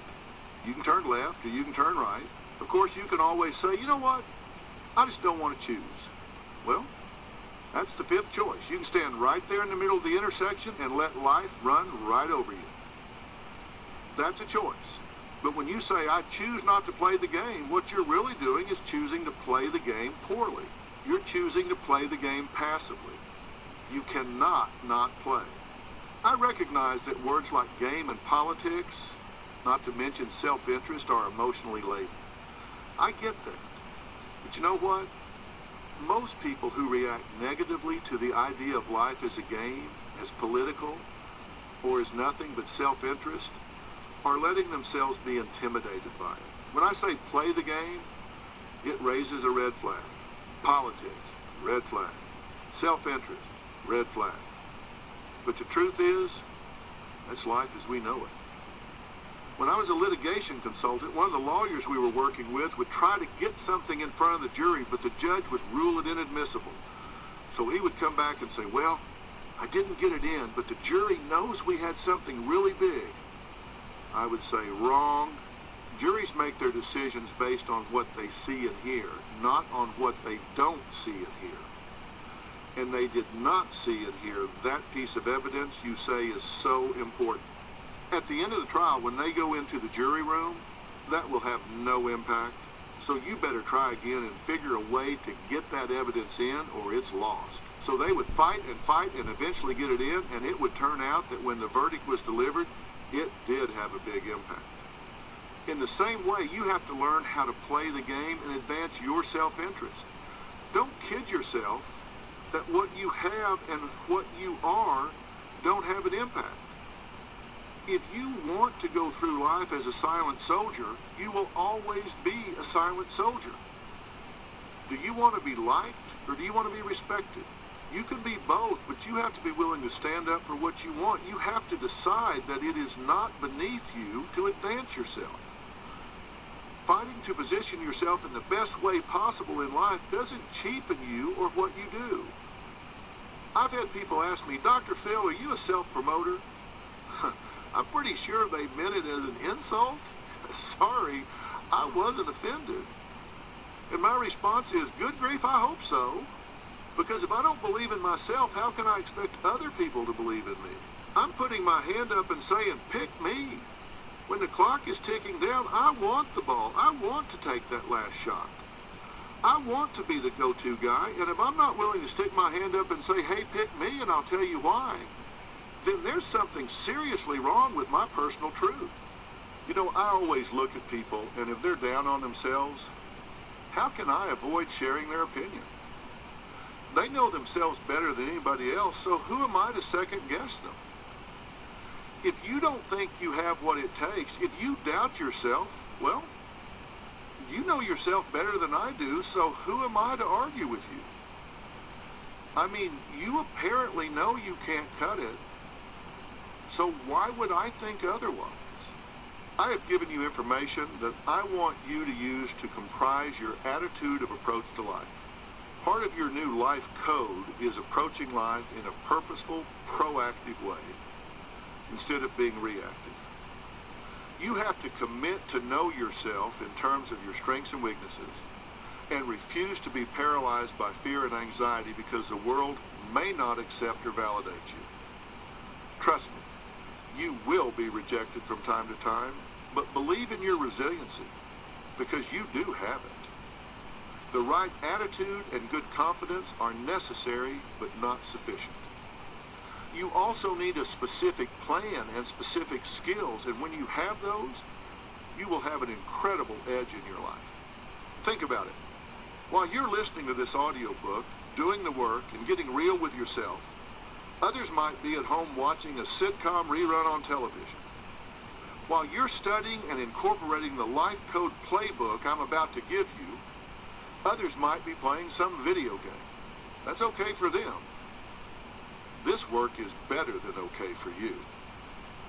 Right now, I want you to get selfish on your own behalf. I want to empower you in a way that is unique to you, no one else, just you. Bottom line, I don't want you to just be in your life. I want you to star in your life. The next chapter is designed to give you the new life code playbook for doing exactly that. And what makes it unique is that you will apply the truths differently than anyone else. Chapter 5. Your new life code playbook. It is not the critic who counts, not the man who points out how the strong man stumbles or where the doer of deeds could have done better.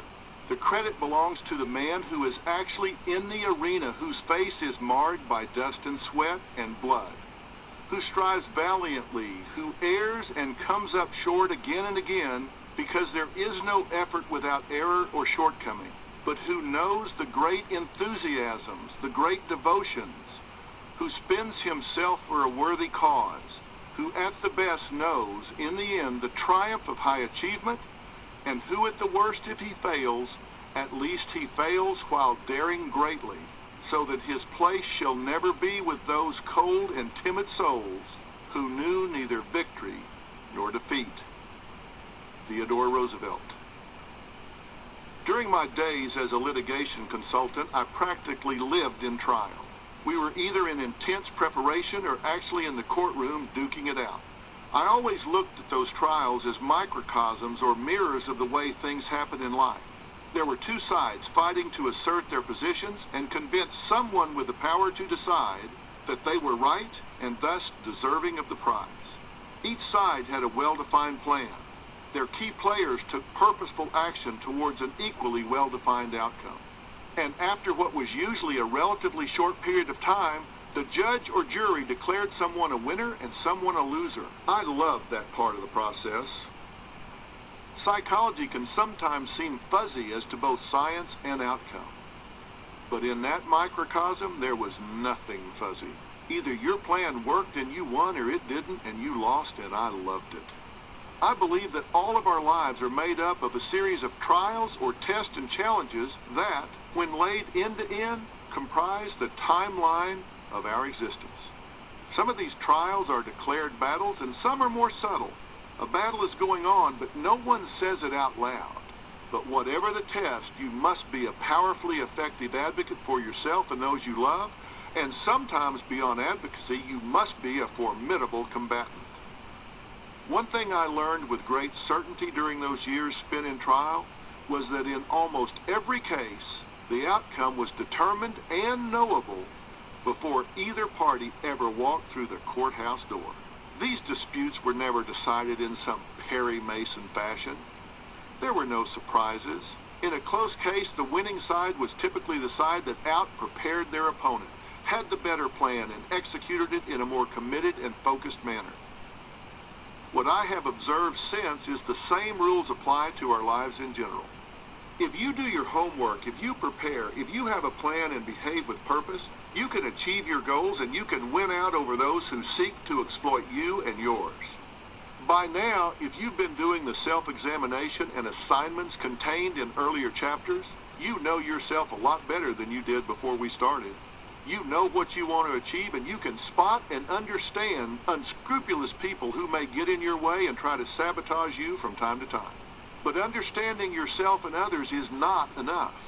The universe rewards action, and you must create your own playbook as an integral part of the new life code that we've been talking about.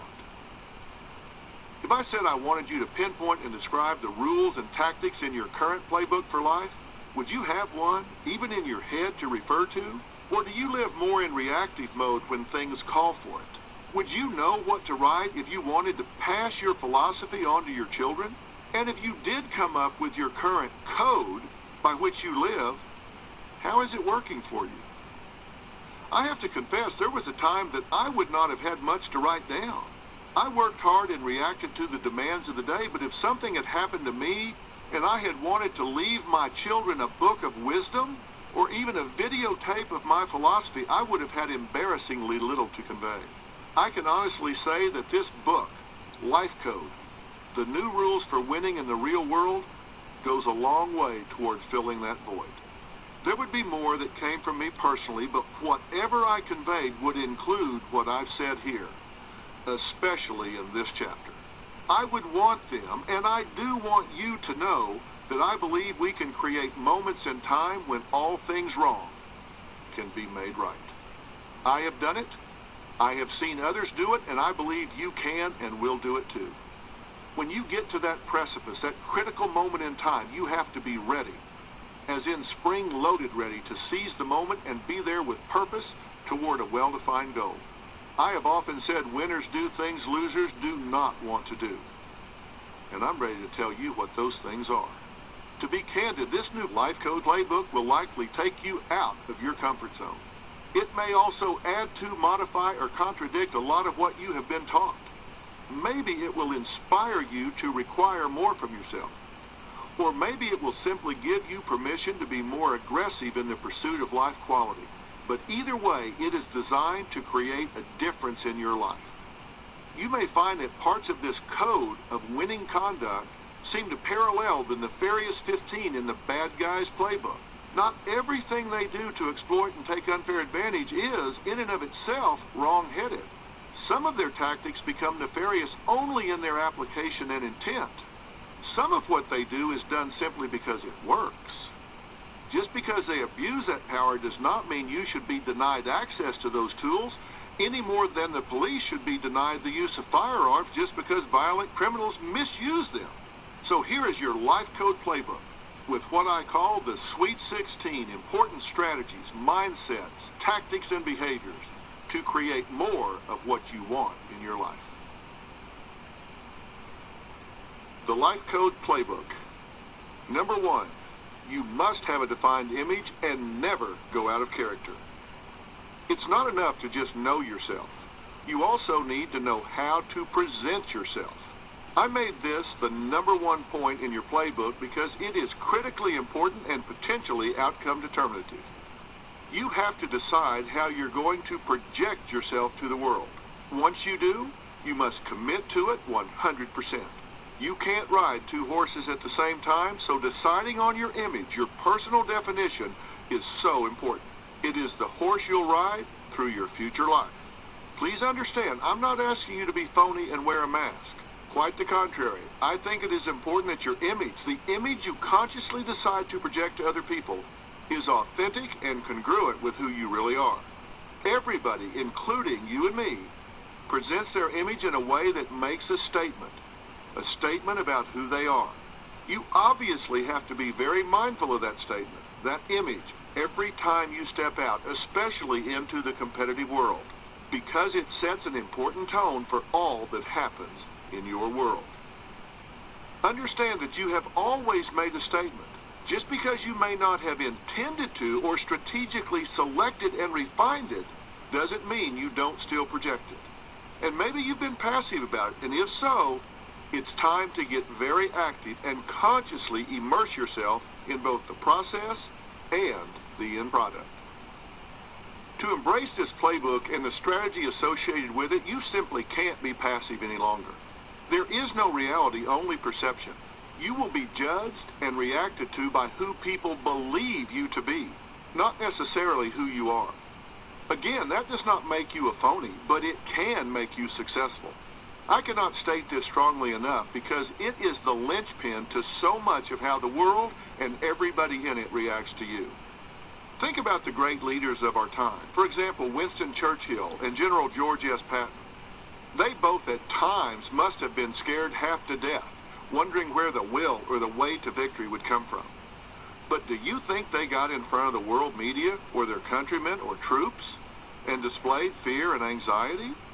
Absolutely not. And that did not mean they were phony. They had an image of never say die, invincibility, and they never ever broke character. Neither should you, not ever.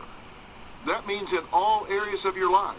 For example, do not, I repeat, do not expect people to take you seriously and then turn around on a Saturday night and get stupid on Facebook or YouTube or some other social platforms by posting pictures or comments you do not want read back to you in a job interview or by your future father-in-law or from the newspaper tomorrow morning.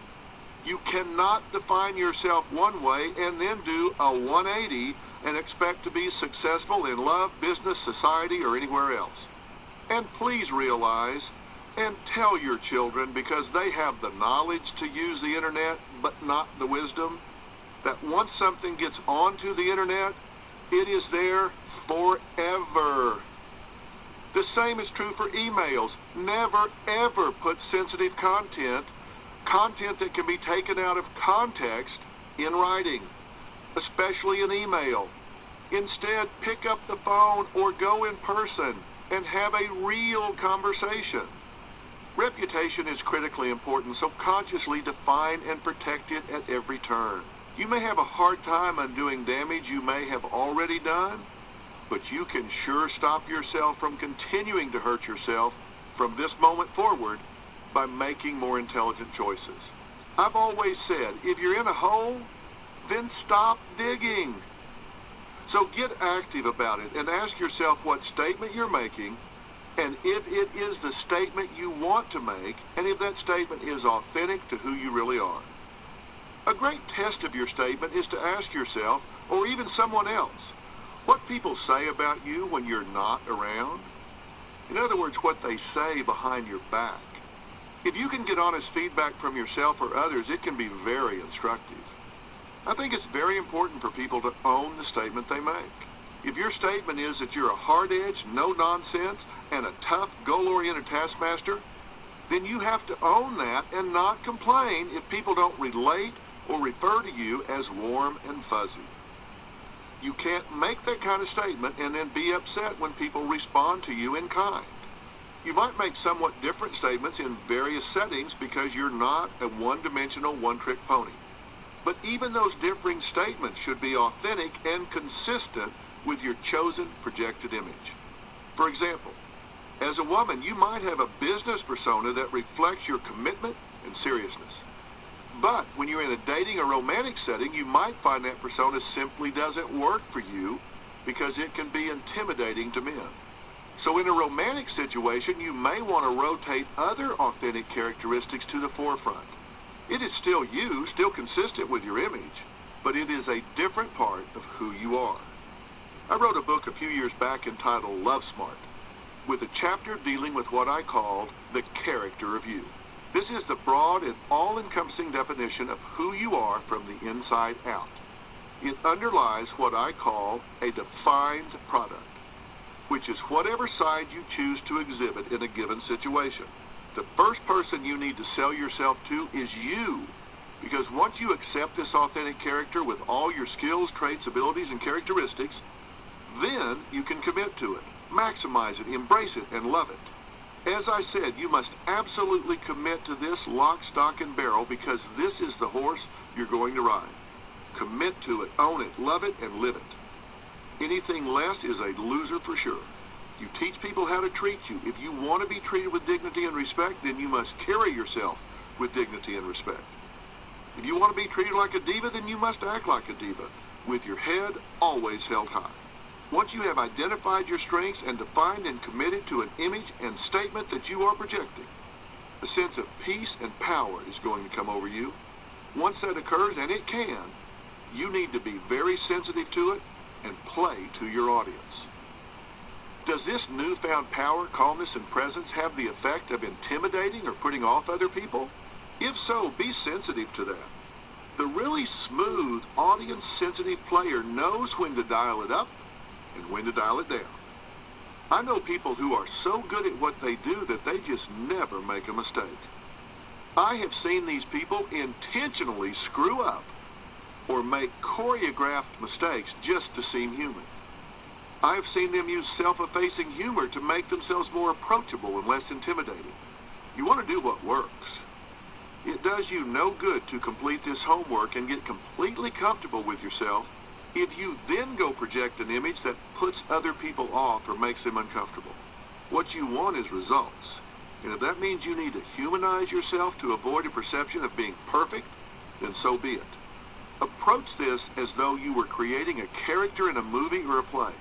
How would you describe the character? What would be the appearance, wardrobe, weight, beliefs, behaviors, personality, sense of humor, hobbies, activities, energy level, and on and on? This really should be fun if you do it with the right attitude.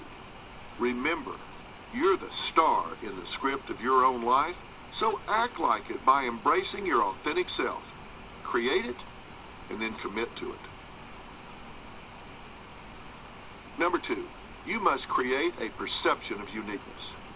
When I say you need to be unique, I mean that you need to choose to define the image we just discussed such that you distinguish yourself from anyone else in the world. We have enough sheep, we have enough cattle that just belong to the herd and blend into the background. If you want to be a winner, you need to find, embrace, and project those things that set you apart from everyone else. Uniqueness is valuable in so many different respects. I very much believe in a defined product. I think people need to know what they get when they get you.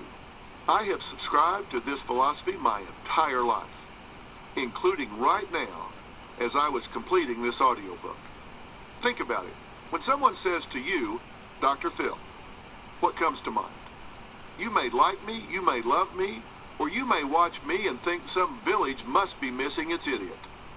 But wherever you come down on Dr. Phil, I'm betting you won't confuse me with anybody else. You may think I'm a barbarian or a bastion of much-needed common sense. But I'll tell you what, you're not going to mistake me for someone else, and you probably won't be indifferent. I have always strived to be unique long before I was ever on television, and I think that's a good thing. Even being bald can be a distinguishing factor. I live in Hollywood, and I don't know many people on television who look like me. Thank God for small favors. I have a friend who always tells me, Doc, you have a great face for radio. And you know what? He's probably right. I may not be the best looking guy on TV, but I am unique. You should be too. It doesn't always take some huge thing to distinguish yourself from the herd. I have a good friend in Texas who is a big-time, heavy-hitting litigator. He's constantly in trial, locked in vicious combat with the other side. But in contrast to that hostile backdrop, he goes out of his way to make a show of being a gracious Southern gentleman before, during, and after the contest, as though he were Rhett Butler with a law degree. It distinguishes him, and it works for him because while he may play it out very consciously, it is still totally authentic. He distinguishes himself by creating a sharp contrast to the context in which he exists. What does that say about our world when you can successfully distinguish yourself from the masses simply by showing manners? The point is, it can be something big, small, or a compilation of small things that set you apart and make you memorable to others. If in fact you don't feel like you are unique, then it may be time to reinvent yourself.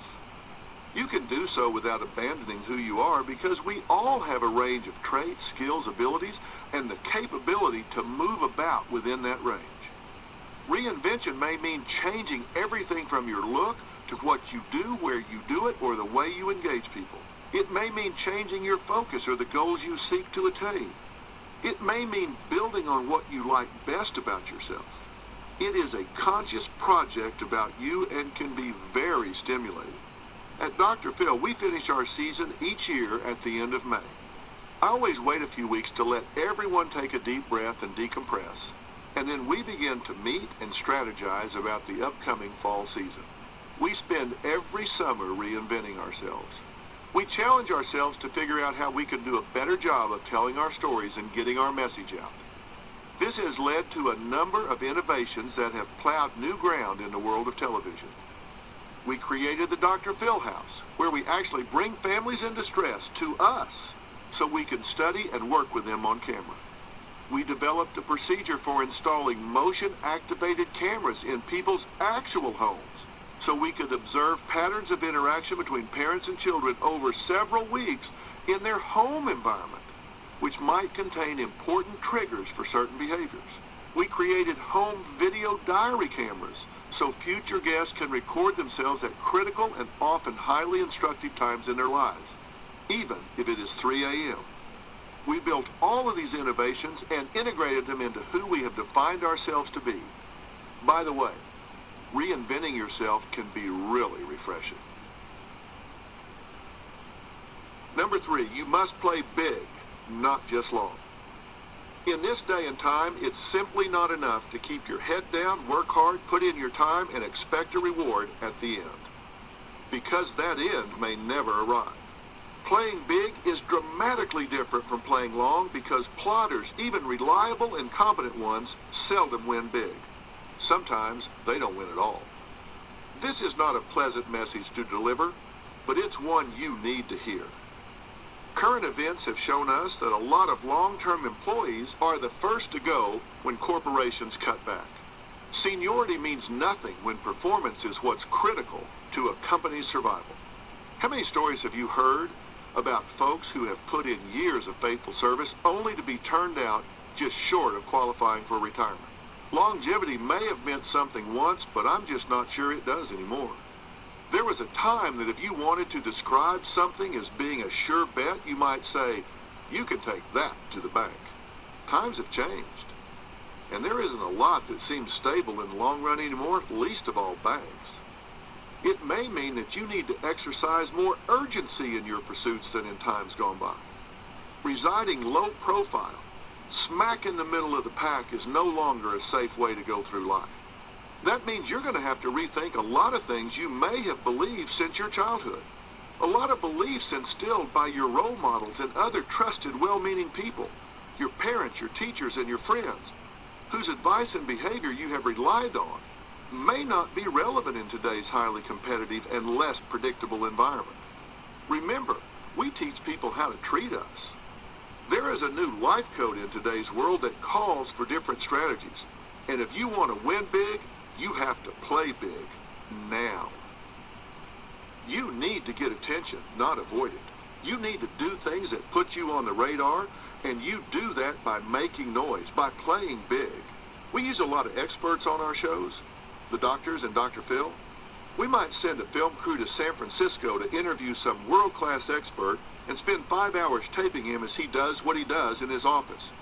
When he finally watches the show and sees his segment, it might last 1 minute and 18 seconds. He says, wow, you were at my place for 5 hours and you used only 1 minute and 18 seconds? Did I do poorly? No, you did just fine, but you're measuring with the wrong yardstick. You want to play big, not long. I would rather have a memorable minute and 18 seconds than bore the audience for 20 minutes. I've never heard a viewer say, "Wow, did you see how long that guy was on Dr. Phil yesterday?" But I have heard them say, "Wow, that expert on Dr. Phil yesterday changed the way I think. He had a huge impact on me." Make an impact. That's the test. In fact, I have a rule for Dr. Phil. If a tape takes longer than about a minute and 30 seconds to tell the story, we probably need to get a new guest or a new expert or a new something. Because if you can't make an impact in less time than that, you got the wrong cat on camera. In television, a minute and a half is an eternity. In the same way, when it's your turn in the spotlight, at home, at work, or in a social setting, and you want to establish yourself in a strong way and play it big, you need to be the one who makes an impression. When they leave and go home, or when they're at lunch tomorrow, you want them to be buzzing about what you said, what you did, or how you looked. You want to make an impression, one that people remember. You have to make noise. You have to rise above everybody else's noise and become the figure that pops from the background of everybody else. You have to stand out in some positive, constructive way. Some people you know just naturally get that. They may dress a little flamboyantly when at the office just to get attention. Or to take another example, management might be doing a new layout in the office, and you may say, "No, I don't really care where my desk is. Does anybody really care?" You better believe somebody else does. Somebody's going to say, "I'd like to be right here. I'll take this desk." And you know what? That desk just might be positioned such that it and whoever is sitting there are the first things the boss sees when she arrives in the morning and the last thing she sees when she leaves at night. Out of everybody on the staff, that person sitting at that desk has the most frequent exposure to the power structure of the office. And while your co-worker stepped up and claimed that spot, you were openly saying, "Yeah, I don't care. Put me behind the potted plant over there." But if the boss doesn't see you doing your work, she may very well not appreciate it or acknowledge you for doing it. Like it or not, I'm telling you the truth. If playing big feels contrary to your personality, if it is out of your comfort zone, keep in mind that you can do it in your own way. The bottom line is that you need to do it. Playing big isn't just about being loud.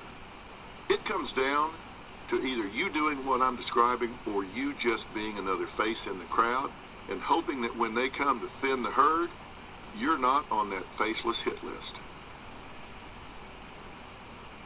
Number 4, learn to claim and accept praise and acknowledge it in a gracious way, but do accept it.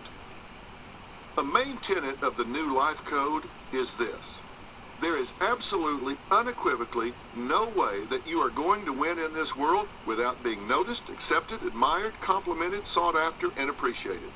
Every strategy you embrace and every action plan you execute should be designed to distinguish you in a positive way. That's why I began detailing this part of the new life code by telling you that you must create and adhere to a unique goal. The goal is to get noticed and acknowledged for who you are and what you do. That's true across the board, in your career, within your family, in your social circles, and in your romantic relationships. Being acknowledged for positive traits, qualities, values, behaviors, skills, and abilities is a good thing. If it isn't happening for you now and you want to be successful, then you need to change what you're doing. Why do most people get so uncomfortable when they actually achieve that acknowledgement? I suppose people think it shows humility to give an "aw shucks, it weren't nothing" response as they dig their toe in the carpet and blush. I don't get that. If you work your butt off to get ahead or be accepted, loved, acknowledged, or admired, and then someone who can actually open that door for you and finally takes notice and even compliments you, why wouldn't you graciously accept the compliment or the invitation to move to that next level? I can think of only 2 reasons. You've been taught it is prideful and narcissistic to seek attention, so you shun it when it comes, or you do not believe you really deserve the praise. Let me remove that first obstacle right now. It is not prideful or egotistical to accept, claim, or expect praise. You need to choose to respond differently when someone praises you or confirms your value. In fact, you should work out your response in advance and rehearse giving it so you don't choke under pressure and revert to your old, outdated response patterns. How about simply learning and practicing to say, "Thank you for saying that. You are kind to notice." Or, "That means so much coming from you, so thank you for noticing and saying so." Or, "Thank you so much. I have worked very hard and have had a lot of help, so thank you from all of us. With your permission, I will pass your kind words on to my team or coworkers." If it is a personal or romantic situation that you are comfortable with, you can reciprocate at the level of the comment you received. It's always safe to begin with a very straightforward "thank you for your kind words" and add any specific reaction to what was said. As for the second obstacle, if you don't believe you deserve the credit, the praise, or the acknowledgement, then others will soon follow your cue in thinking you don't deserve it.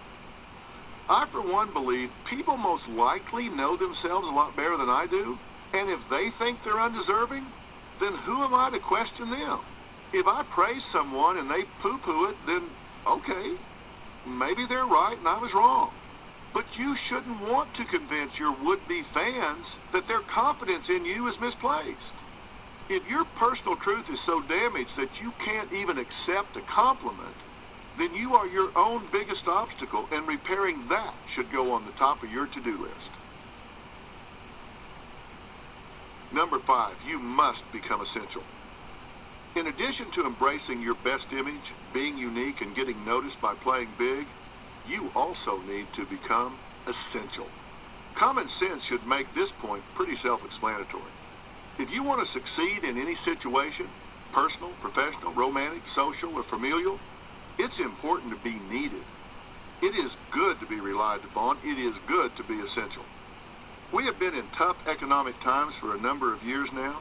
Businesses have been downsizing and eliminating people who are, in most instances, quite capable. But I'll tell you who did not get eliminated: the people who wore a lot of different hats, could be relied on to do multiple tasks, or had specialized information or knowledge about the business. People who knew what to do when the air conditioner didn't work, or how to get the computers back online when the temperamental router got overheated. These people are not good candidates for downsizing. People who have become the trusted contact for the company's clientele or have become essential to the formal or informal running of the business tend to survive as well. Employees whom the boss has come to rely upon to make his or her life easier are obviously in a great spot. Those people are all essential and difficult to replace. Endeavor to be one of those people. The same is true in a social situation or a romantic situation. If you come to be the go-to person within a group, or if you are perceived to be a critically important support system, you are not likely to be eliminated. In a romantic situation, if you complete him, as Tom Cruise so famously said to Renee Zellweger in the movie Jerry Maguire, you'll be sticking around. You may be thinking, "Dr. Phil, are you telling me to create some kind of codependency or invite unhealthy reliance from others?" Well, sort of, except for the codependency and unhealthy part. What I'm telling you is to become an essential, vital player in whatever situation or scenario you are in. Codependency is a clinical term that doesn't even apply here. Common sense tells you that if they don't miss you when you're gone, chances are pretty good you're going to be just that, gone. I don't want you to just hope this doesn't happen to you. I want you to find actions you can take towards becoming an essential, irreplaceable element in any situation or scenario that you value. This should become a conscious priority, a mission. And while we're talking about common sense, you want to guard and protect what you know. Do not give away the recipe to the secret sauce. Remember, there is no reality, only perception. So maintain at least the perception of being irreplaceable. If you're out there flapping your mouth about your unique knowledge, it's no longer unique. Don't teach 10 people information that makes you much less unique and essential. You don't want to dilute your value. If people believe that they can't get by without you, that's a good thing in this competitive world. Number 6, you must know your real currency. If you haven't had an honest conversation with yourself about what you really want, you can spend years getting to an end result that simply won't do it for you. Don't waste valuable time working for what you don't want. The saying different strokes for different folks applies here. Some people strive for a promotion because they need the money, while others seek the acknowledgement. Neither is right or wrong, just different. The key is not to waste time or effort, even on short-term goals, if they cannot yield what you really want and need. It's simply inefficient. The key is knowing your real currency, or else you inadvertently spend time doing things that, even if they go 100% perfectly, cannot and will not generate what you want. Don't spend even 5 minutes doing things that simply can't get you what you want. For example, I have a personal rule when dealing with any organization, agency, or group. This may sound minor at first, but if you think about it, this is anything but a minor strategy. If I'm trying to get some person or organization to do something for me, I absolutely will not talk to anyone who can't say yes. There might be 3 layers of customer service personnel who cannot depart from policy. They may want to, they may be blown away by my persuasiveness and logic, but they are authorized only to say no. So if what I want is yes, why would I spend even 1 minute talking to someone who can only say no? I wouldn't, and neither should you. I want to rely on me to get it done, so I don't want to tell them, and then they go tell the decision maker, no thanks, I'll plead my own case, I'll put my money on me. There are many different kinds of currency. Be attuned to all the different ways you can be rewarded in a given situation. We all know about monetary currency, but there is also mental, emotional, social, security, and spiritual currency. Maybe the guy you're in a relationship with won't ask you to marry him right away, but raising the issue helps you achieve some clarity that gives you peace of mind and creates a timetable you can live with. That's currency. Maybe you don't immediately get the manager's job, but you do get a raise, and you're now on the boss's radar as someone looking to move up. That's monetary and social currency. Pay attention to all the ways you can get paid off. Either way, define what you really want and do not invest in people or situations that couldn't give it to you, even if they wanted to. Number 7, you must always have a plan. Being spontaneous is great if you want to show your fun-loving side or your spirit of adventure on a date or out with some friends. But if you want to achieve a sustained measure of success in any area of your life, you need a plan. You need a very specific plan. A plan that begins with identifying what it is that you want. Sounds simple, right? But only a surprisingly small percentage of people can actually tell you how they define success. That ability puts those people at a distinct advantage because they can tell you exactly what they want and describe it in great detail and in measurable terms so they know when they have arrived. Declarations like, I want to be happy, just don't cut it. You want to be happy? My dog wants to be happy. But the real question is what happiness is for you. If you say peace in my life, then I would ask you to define peace. It's all about specificity. Don't be an unguided missile. Create a guidance system for yourself by first determining exactly where you are and precisely where you want to be, and then identify the action steps necessary to get there. The difference between a goal and a dream is a timeline and an action plan.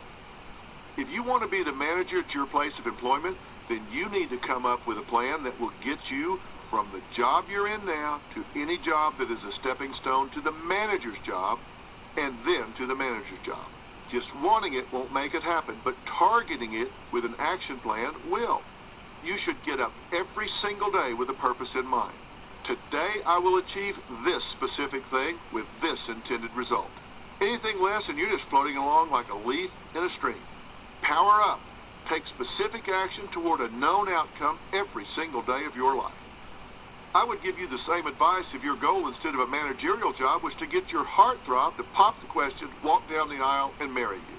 Your action plan might include such things as figuring out what's holding him back and then coming up with a solution to overcome his paralysis. If his parents got an ugly divorce and therefore he's scared of merging his life with yours, then you need to acknowledge that and then come up with a plan to alleviate his fears. Just going on date after date or moving in together does not target the goal. You must have plans that do not let days turn into weeks, weeks into months, and months into years as you sit on the porch and watch your life pass by. Make a plan and write it down with great specificity. Doing it in your head just isn't effective. You need to write it down so you can refer to it later. Don't just listen to this and then do it haphazardly in your head. That's what I would be tempted to do. There is such power in the objectivity you will gain by writing it out and seeing it in black and white. 7 key strategies for attaining your goal. I'm about to share a list I have espoused since the 1990s when I wrote about it in Life Strategies. Use it as a way to clearly define your goal, a timeline, and the steps necessary for achieving it. For more details on these strategies, go to drphil.com. Number 1, express your goal in terms of specific events or behaviors. For example, my goal is to actively return to college in a degree program. Number 2, express your goal in terms that can be measured. For instance, take 6 hours per night school or online semester until degree is secured. Number 3, assign a timeline to your goal. You could say, complete 6 hours by next May, degree by end of 6th semester. Number 4, choose a goal you can control. Attending college works here. Number 5, plan and program a strategy that will get you to your goal. Make sure you have the money, time, and access. Set up, schedule realistically. Number 6, define your goals in terms of steps. Choose a school, apply for admission, select your courses, and so on. Number 7, create accountability for your progress towards your goal. You could decide that your sister will call you once a week to make sure you've taken steps in the past 7 days toward obtaining your college degree. We're not finished yet, though. Now write the answer to this imperative question. How will you feel when you obtain your goal? Take special note of number 7 on the list.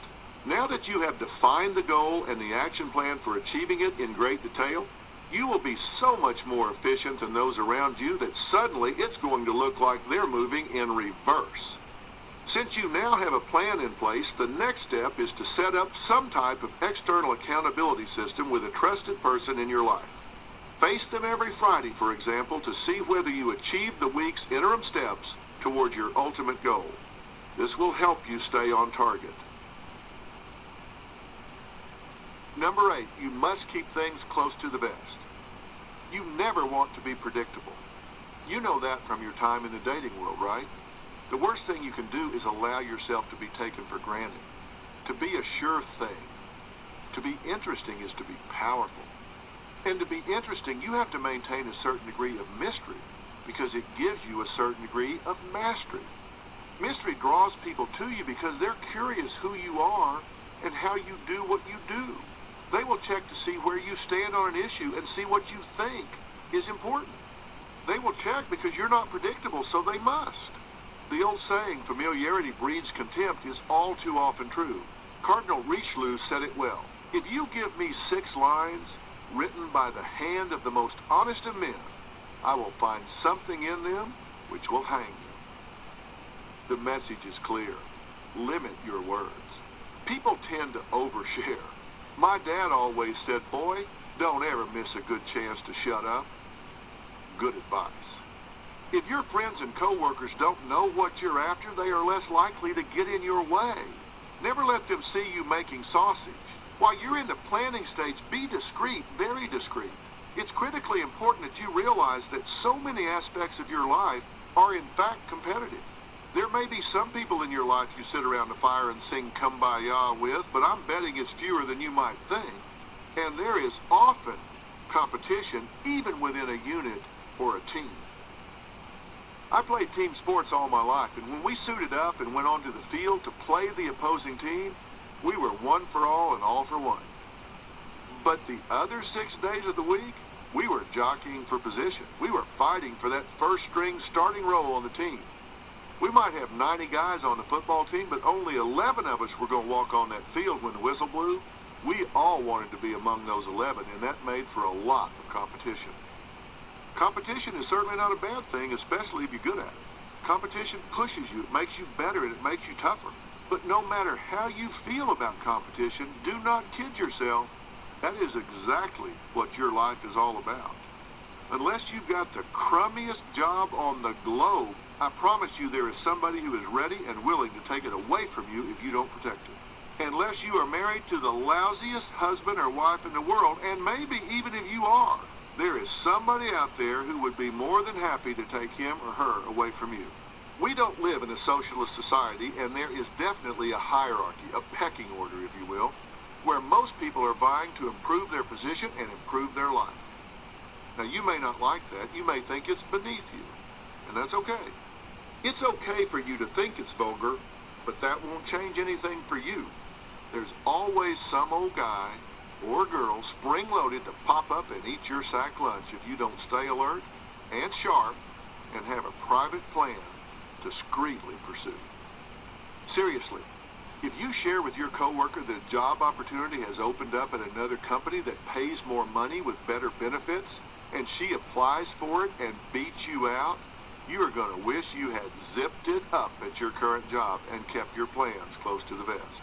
When Dallas gets ready to play New York in the NFL, I can promise you with 100% certainty that the Cowboys do not send their playbook and specific game plan to the Giants with a note that says, "We didn't want to catch you guys by surprise, so here's our playbook and game plan for this coming Sunday. We hope this helps us have a better bonding experience on the field. Signed, the Dallas Cowboys." They don't do it, and neither should you.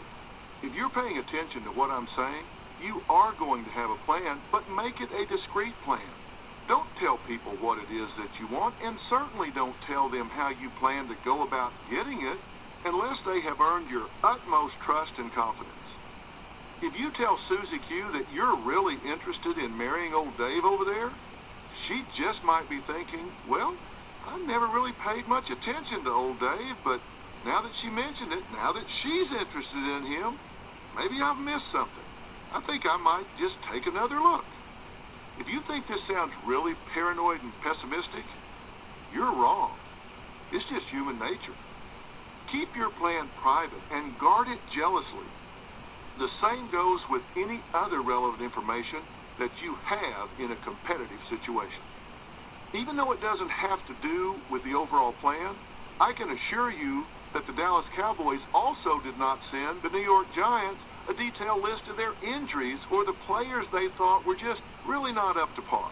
Nor should you let your competitors know what's going on in your life that might be draining your energy or making demands on your time, particularly when you run into the kind of baiters I've been describing in this book. They will use it like ammunition for a gun. Number 9, you must always be in investigatory mode. If you accept my premise that the vast majority of your life is competitive, then it makes perfect sense that you should always pay attention to what's going on around you. But I want you to do more than just pay attention. I want you to proactively be in constant investigatory mode, constantly gathering relevant information that may empower you to do and achieve that which you desire. It's long been said that knowledge is power, and nothing could be truer. That's exactly why baiters are always building an arsenal of information. They do it to misuse it. You will do it to use it. This is exactly why I told you to always play it close to the vest. I want the power to be yours to use in a competitive situation, not theirs to use against you in a competitive situation. Become a student of human nature. Seriously, I want you to start thinking about the psychology of the situation, the agendas and the motivations of the players. Become a student of everything that is in play in any given situation. Pay attention to how relevant people react to different happenings, events, or stimuli. What sets them off? What embarrasses them? What angers them? What intimidates them? What are the alliances and allegiances within the group that you're involved with? What motivates different people to do what they do? I promise you that not everyone in your work group or social group is motivated by or in pursuit of the same things. Common sense tells you that if you pay attention to who hangs out with whom, that can be valuable information if somebody comes at you at some point.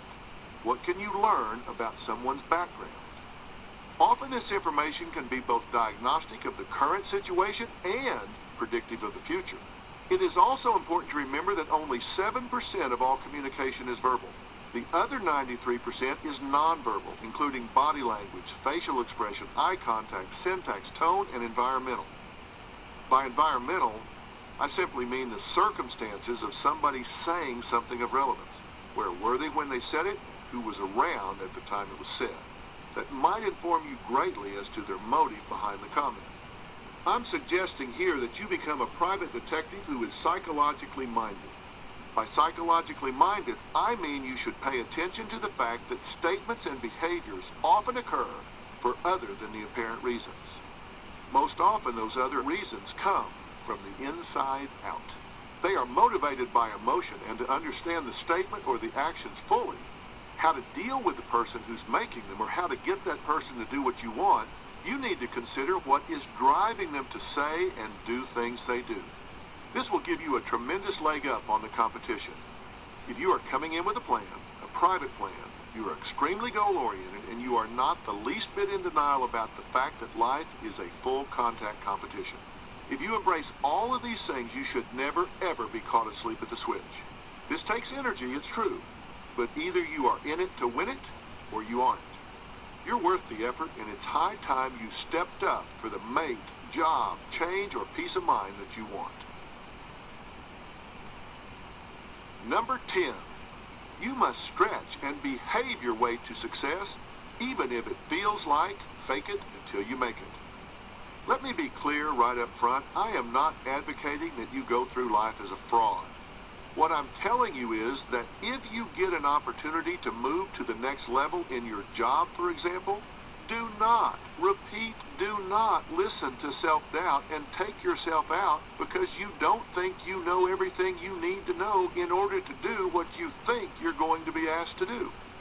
The moment that opportunity knocks is not the time to be overcome with humility, self-effacement, and self-doubt.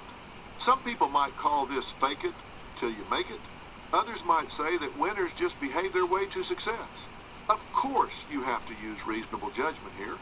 If people's lives and or well-being hang in the balance, you're in a different situation than if somebody wants you to take over the sales department at your company. I'm not advocating that you get all macho about your ability to do brain surgery if in fact you're a nurse or technician, any more than a surgeon could do your job. What I'm saying is you need to have confidence and be bold enough to stretch yourself. Scramble to close the gap if one exists and grow into new opportunities. If having mastery of a skill set and successful experience were required for being parents, there would be millions and millions of orphans in this world, including my children. But you know what? People do it every day. They figure it out as they go along.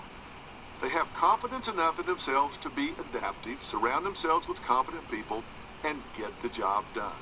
Whether it's fake it till you make it or behave your way to success, you have to give yourself a chance to play at the next level. That takes confidence and a willingness to stretch and take a risk. And by all means, once you take the leap, then become a ravenous consumer of every bit of information you can find. It doesn't matter whether it's from a book, a magazine, a news article, or some blog that you find on the internet.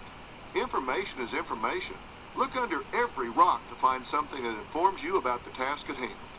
Do not sit around passively waiting for someone to send you to a class or take you by the hand and walk you through what it is you're going to have to do. Take the initiative and grab the information at every turn. And work smart, not just hard. Use the resources at your fingertips. Delegate to people who, although they may not see the big managerial picture, they probably have enough knowledge of the parts and pieces necessary to succeed. Delegation also allows you to multiply your power and yet stay in control. Be the portal for information with your bosses, but let others do as much as possible. It's been said that good judgment comes from experience, and experience comes from really bad judgment. So get some experience. And by the way, there's a really good chance that the other people involved in the situation don't know one bit more about it than you do. Give yourself a chance to succeed. whether it is in your love life or professional life or whatever. Take your shot. A risk-free life can be really boring, and the clock is ticking. Don't let life pass you by because you're playing it safe and sitting on the sidelines. The world is moving at a faster and faster rate, and it's becoming easier and easier to fall behind in your own life. The new life code calls for playing big and playing bold. I promise that at the end of your life, it will not be the times that you said no along the way that you will look back on fondly and with pride. Taking reasonable risk is not reckless. And if it is the potential of failure or embarrassment that frightens you, remember that you now know how to play the what-if game all the way to the end. Number 11, you must always keep your options open. I do not believe in management by ultimatums, and I don't believe in embracing rigid positions that take away your ability to move and adapt. For example, I don't believe in going nuclear with kids, saying things like, if I catch you drinking, you are grounded for life and will never get your driver's license.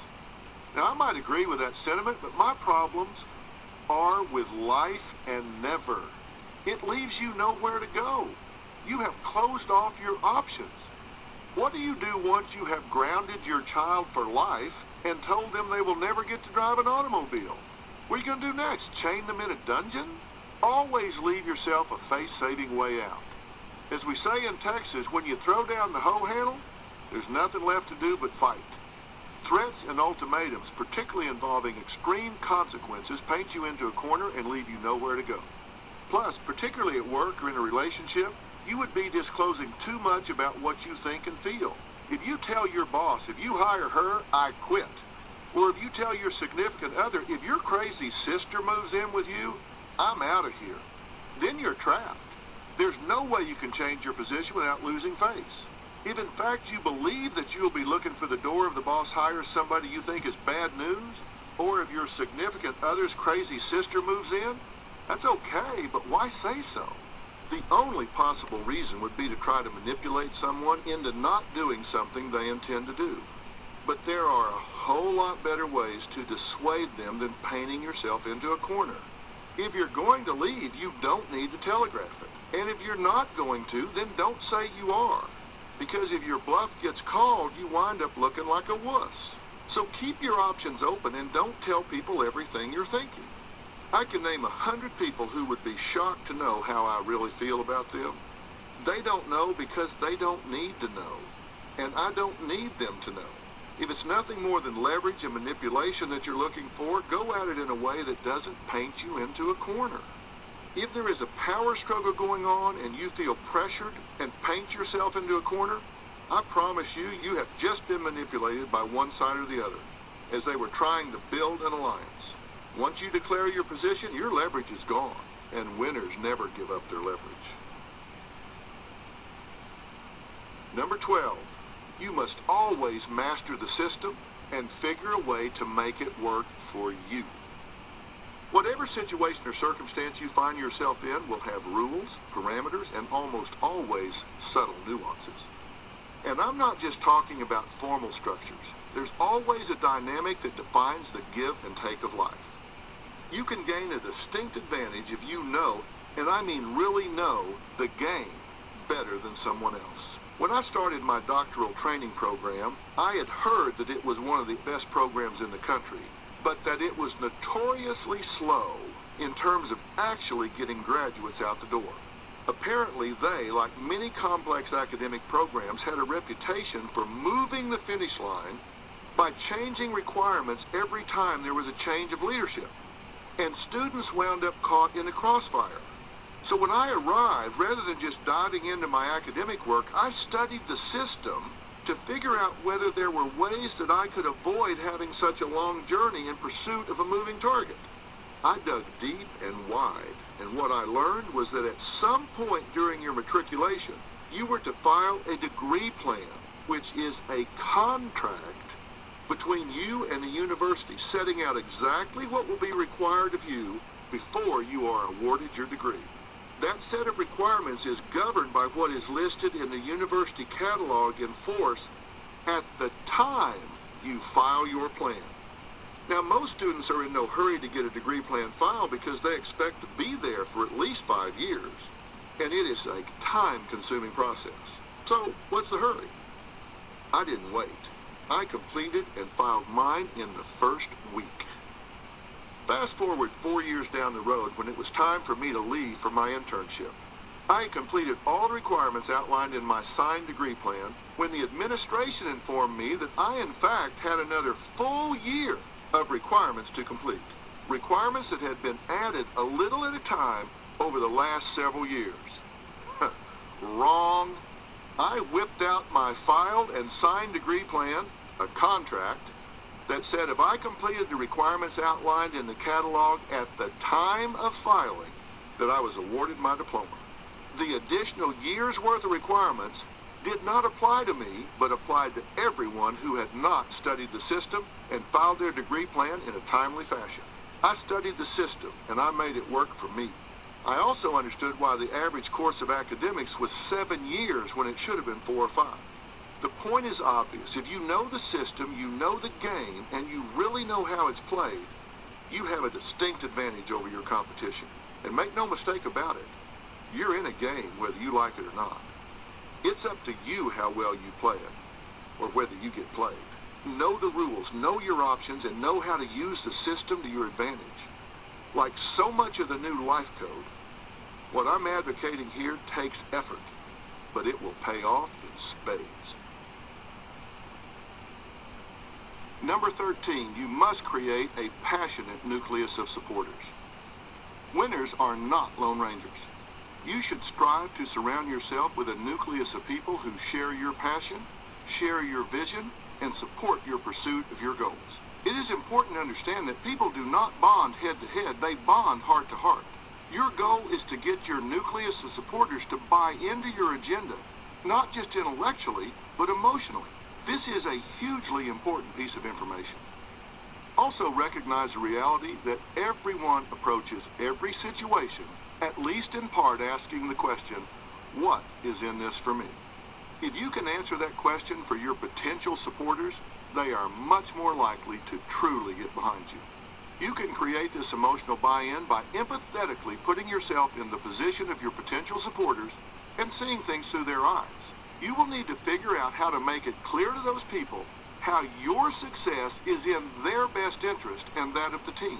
You cannot be all places at all times. You cannot cover every demand or contingency by yourself. You need a team, and you need that team to be emotionally motivated towards a common goal.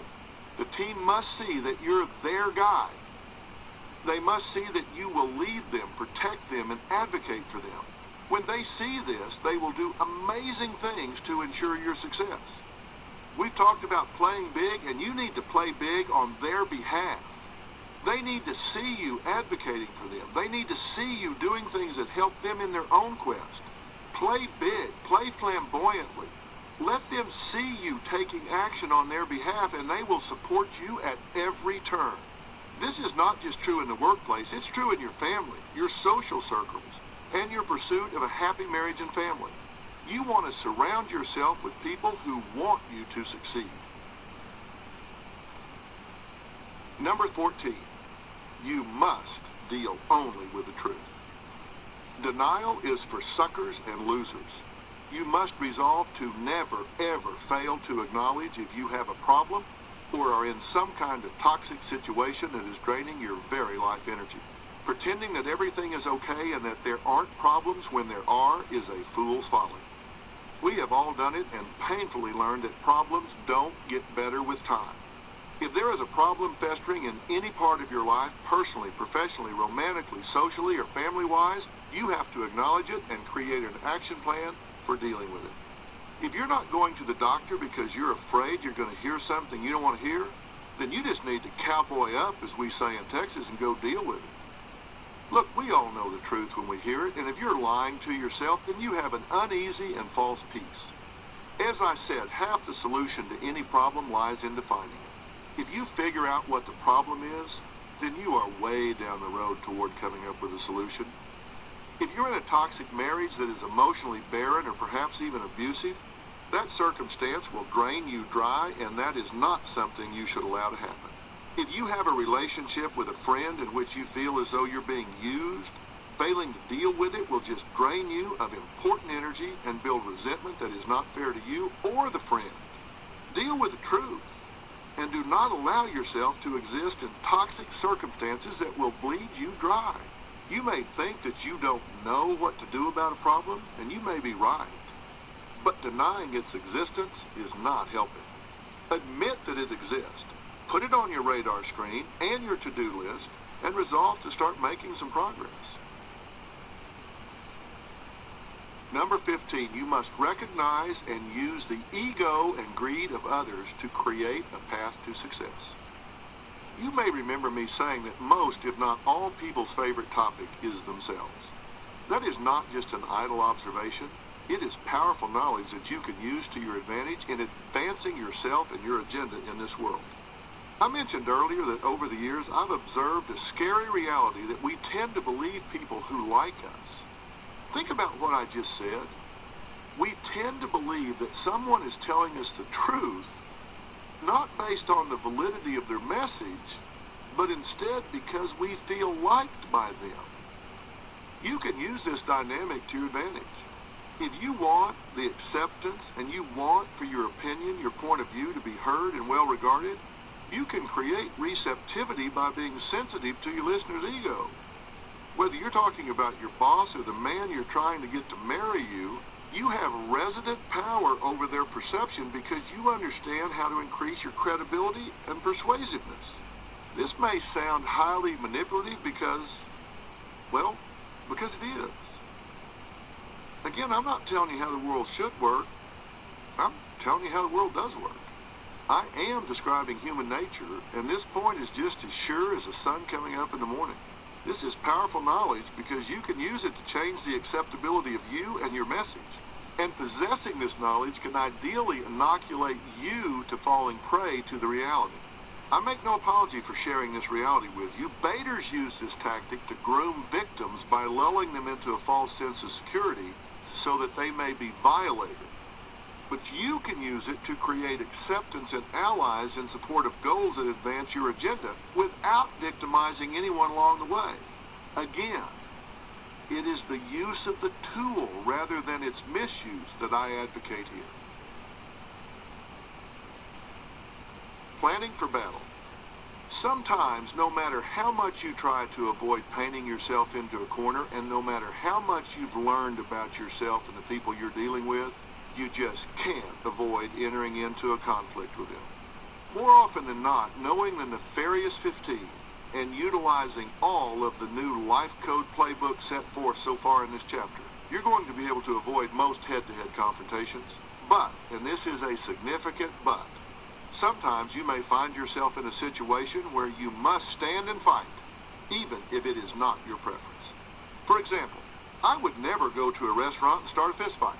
But if I'm standing in the lobby and some drunk or thug or nutball starts swinging at me, guess what? I'm in a fist fight at a restaurant. The same can happen to you. Maybe not a fist fight, but a conflict nonetheless. It may be at work, in a social group, or in your family or intimate relationship. I'm not talking about all-out warfare, just the kind of open disagreement that we all try to avoid because it's often unpleasant. But conflict isn't something you should necessarily avoid just because it makes you uneasy. Maybe you find it unpleasant because you know you're not good at it. But believe me, the person you might be arguing with may or may not be any better at it than you are. Either way, if you're prepared, that person will not run right over you. If you get into a head-to-head confrontation and you want to win, do not shoot from the hip and do not engage just to vent your frustrations. If you want to vent, go out in the backyard by yourself and scream bloody murder. But don't get in a fight just to get over your frustrations. There is a life code for winning conflicts, and most people don't have a clue what it is. Once you do know the code, you have an incredible advantage, which is why the next section of your playbook deals with exactly that. And remember, most battles are won or lost before the fighting ever begins. Number 16. You must pick your battles and never let your opponent have control.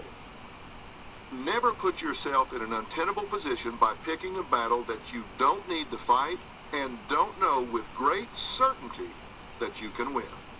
If it is a fight that absolutely can't be won, it is a battle that you should not fight. Life is a marathon, not a sprint, and sometimes you just play a delaying game and stay afloat until conditions change. And be careful where you shine and when you shine. Timing is everything. Let your opponents think you're on their side until you are ready to declare otherwise. The element of surprise can be one of the most powerful in your arsenal. Learn how to be one of them, as far as they know. And when you do decide to step up and claim your position, make certain you do not outshine your boss or your mate or make his or her life more difficult with your position. If, however, it's a battle that you cannot avoid, need to win, and believe that you can, then you need a well-thought-out plan, just as you did with your overall life strategy. This time it's a battle plan. I cannot emphasize this point enough. You must be clear about what constitutes a win.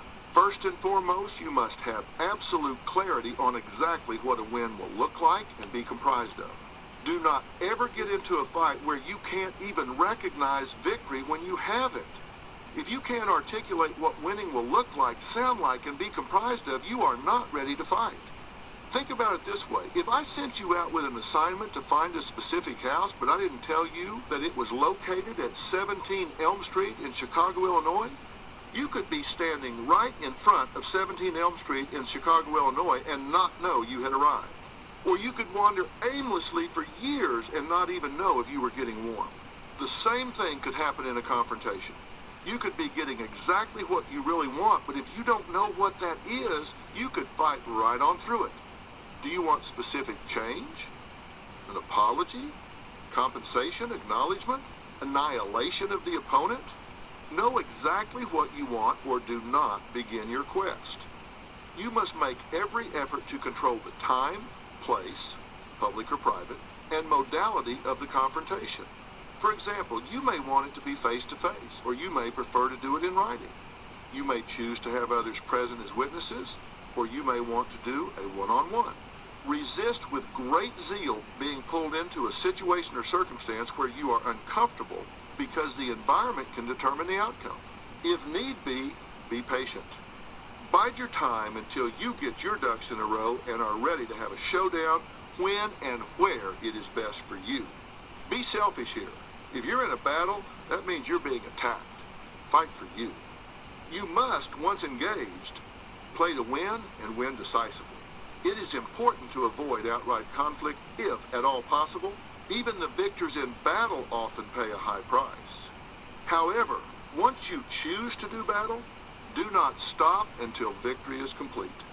You want to drive your position all the way home so there is no question that you have won or that you were right and must be acknowledged. However, it is always best to give your opponent a face-saving way out of the conflict. Allow your opponent to retreat with dignity, but only when, if, and after you and your position have been fully and unequivocally acknowledged. You have avoided the conflict as long as possible. You have exhausted alternatives to battle, but once drawn in, you must seek to crush the opposition. You can't be sort of in a battle any more than you can be sort of pregnant. It is imperative that you not be placated or distracted by a defeated opponent telling you what you want to hear in order to dissuade you from completing your drive for total victory. In the field of animal psychology, there is a concept called instinctual drift. Although animals can be trained to behave at odds with their natural programming, they will, given time and circumstance, return to their genetics. That is why lion tamers get eaten by lions and bear trainers get crushed by bears. Opponents can be much the same. They may capitulate while you're talking to them, while you're in front of them, but they are very likely to drift back to passionately held opposing positions given time and circumstance. That is why, once battle lines are drawn, there is often no coexistence possible, and the cancer must be completely removed and removed permanently. Sometimes that can mean changed lives or lost jobs, but a partial victory or resolution will come back to bite you every time. It's another reason head-to-head conflict should be an absolute last resort. You must know your opponent's hot buttons. All competition, whether in sports or in real life, is at some level both mental and emotional. From the beginning of time, competitors and combatants have understood the value of knowing the opponent and getting inside their head. In World War II, the Japanese used the radio personality Tokyo Rose to influence American soldiers by playing the music they loved, coupled with messages to create doubt about the morality of their mission. Mental and emotional manipulation is a powerful tool that will be used either by you or against you, or both, in all competition. You may think it is unfair or beneath you and that it shouldn't happen, but it does. So you need to know about it. What you do with the knowledge is up to you. Whatever your area of conflict, I can promise you there will be something about which your opponent feels vulnerable or defensive or sensitive. A competitive advantage can be had by identifying and focusing on those insecurities. You see it every single time you watch the political debates, such as we just watched between President Obama and Governor Romney. Choosing to press on these pressure points can greatly compromise your opponent's ability to advance their agenda due to distraction and feelings of unease. For example, if you feel you're being overworked and disrespected, and if you also know your boss is sensitive about the fact that the men in the office are paid a higher salary for identical work, you may want to frame portions of your argument or demands in a way that includes that issue, even if it's not your key focus. If someone you know is after your significant other and she is sensitive to having really thin hair or feels she has really big thighs, knowing that and using that to rattle her confidence at a critical time can be the difference between convincing her to move on and leave you and yours alone or not. Seriously, as petty as that sounds, I'm just telling you how it works. If that woman is after your man and you let slip or even casually comment on how he hates those traits, her confidence can be shaken to the point of withdrawal. You don't want to get in a street fight and be waiting for the opening handshake when that is not how it's done. If you do, you will get your butt kicked. You must do your homework and amass facts, not just opinions. I cannot overstate the importance of this point. Do your homework and rely on verifiable and observable facts, as opposed to opinion or judgments about which reasonable folks could differ. If you express your opinion that you are being treated unfairly, your confrontation with your boss will boil down to your perception and point of view versus his or hers, and unfairness will be debated ad nauseum. If, however, you have 10 factual and specific examples of how you have actually been slighted, for example, you have been passed over for promotion despite being better qualified and more experienced than people who have been advanced, or you have more seniority and more responsibility but are paid less than your peers, you will present a much more persuasive case. Facts leave little room for points of view and narrow the argument or negotiation to issues you want to focus on. Again, out-prepare the other side by gathering your facts and be thoughtful to anticipate their rebuttals, because that may inform what other data you need to gather. You must never suffer an outright defeat by admitting you are wrong. If you find yourself in a conflict and despite your preparations you are ambushed or something goes wrong and you are about to lose the battle, you must do something to disrupt the flow of the interaction. Change the subject, redefine the conflict, change your focus, surrender on an inconsequential point, do anything, but do not admit that you were flat out wrong. Understand I'm saying this in reference to someone who has drawn you into an unwanted battle. I am not talking about a spouse or a loved one unless they have become terribly toxic. I can hear your wheels turning right now. Dr. Phil, I can't believe what you're telling me. If I'm wrong, shouldn't I be big enough to admit it? Not in war, you shouldn't. You are under attack, and your olive branch will be used to whip you for the rest of your life by that person or those people. Never surrender. After the conflict is over, if you want to build a bridge back and say that you have moved your position or evolved or changed your mind or learned something new, then you can do so. But if you want to maintain power and footing in a relationship, especially with those who you do not share a bond of trust with, do not pick a battle and then lose it. I'm sorry, but that just simply won't work. Which is exactly why I'm telling you, do not go off half-cocked, do not shoot from the hip, do not get into a conflict just to vent your anger or frustrations. And do not pick a fight you can't win in the first place. Violate any of those principles and you will lose power in your relationship, socially, professionally, personally, or otherwise. Power that you may never regain. Win without fighting. The real key to understanding conflict, however, is knowing how to win without fighting at all. Let others have the ugly showdowns. This means never getting pulled into interactions that are unbecoming to you. Seriously, battle is not the place to play out your frustrations. No one goes through a battle, a conflict, without at least getting dinged up. Therefore, every battle you can let someone else fight instead of you is just that many more battle scars you can avoid. Across time, that can become significant. Support others, encourage others, but don't always be the one that leads the charge.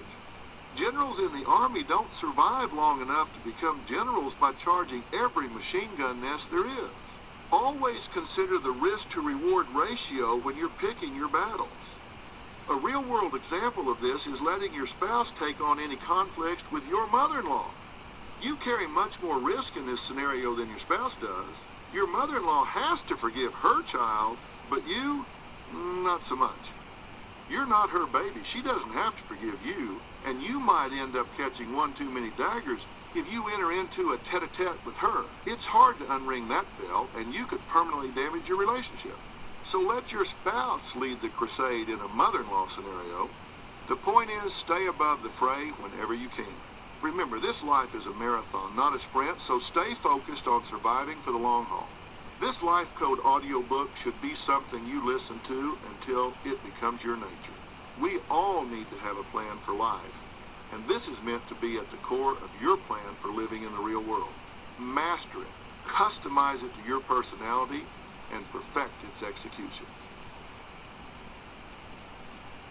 Taking the mystery out of negotiation and negotiating the non-negotiable.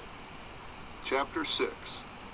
We can't solve problems by using the same kind of thinking we used when we created them. Albert Einstein. Everything in your life is a negotiation, so get used to it. Following the new life code means creating your own experience around yourself and becoming a leader of events and circumstances rather than a victim of them. But doing so means you have to learn how to negotiate. Ladies, don't just stop listening and go do something else right now. I know most of you would just as soon listen to a chapter on how to milk a yak than one on negotiation. I say that because unfortunately many people, particularly women, have a strong aversion to negotiation. They get embarrassed by what they see as haggling or cutting deals or bargaining. My wife, Robin, runs away. I mean it. When I start negotiating to buy a house, a car, a washing machine, or anything, she is gonzo. I'm not exaggerating. She starts gathering her stuff together and heads for the door. It's kind of like, I don't want to see the labor, just show me the baby. It's really odd because she is so tough and smart, but this one thing just makes her really uncomfortable. I have talked to thousands of women who feel the same way.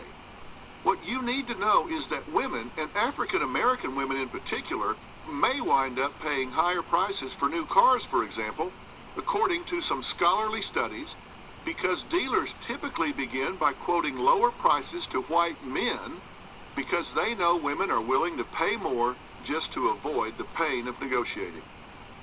But I've always told Robin that when I go in to buy a car, the negotiation margin is calculated into the price. There's the real price, then there's the stupid price that they will sure take but don't expect to get.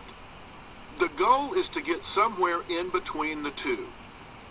They may give me a big hug if I pay the stupid price, but right after I walk out, they'll turn to the other salesman and say, "Oh, what an idiot." For most people that pay too much, the salesman would be wrong.